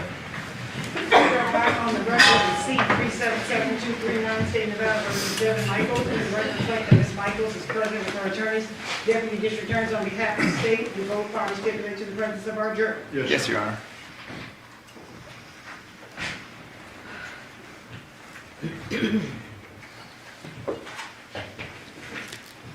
All right, the clerk will now read the verdict into the record. District Court, Clark County, Nevada. State of Nevada plaintiff versus Devyn Jade Michaels, a.k.a. Devyn Willette, a.k.a. Nikki Fairchild, a.k.a. Tracy Baker, a.k.a. Tracy Nicole Tavares, defendant. Case number C-23-377-239-1, Department 10. Verdict. We, the jury, in the above entitled case, find the defendant, Devyn Jade Michaels, as follows. Count 1, murder with use of a deadly weapon. Guilty of first-degree murder with use of a deadly weapon. Dated this 14th day of November, 2025, signed Aaron Gilded. Ladies and gentlemen of the jury, is this your verdict as read? So say you one, so say you all? Yes. Does either side desire to have the jury polled? No, Your Honor. All right. Ladies and gentlemen of the jury, I want to thank you very much for the time and attention that you paid to this matter. The right to a trial by jury is a right that's guaranteed in the Constitution, but it's a right that we cannot provide without our citizens like you being willing to sit and serve your civic duty as jurors. I do appreciate the time that you gave this matter, so on behalf of the court and the parties, I want to thank you for the time and attention. I know that this was a lot that we asked you to do, so if you guys could follow the marshal to the back, and I will come back and formally excuse you from jury duty. All right, to the jury.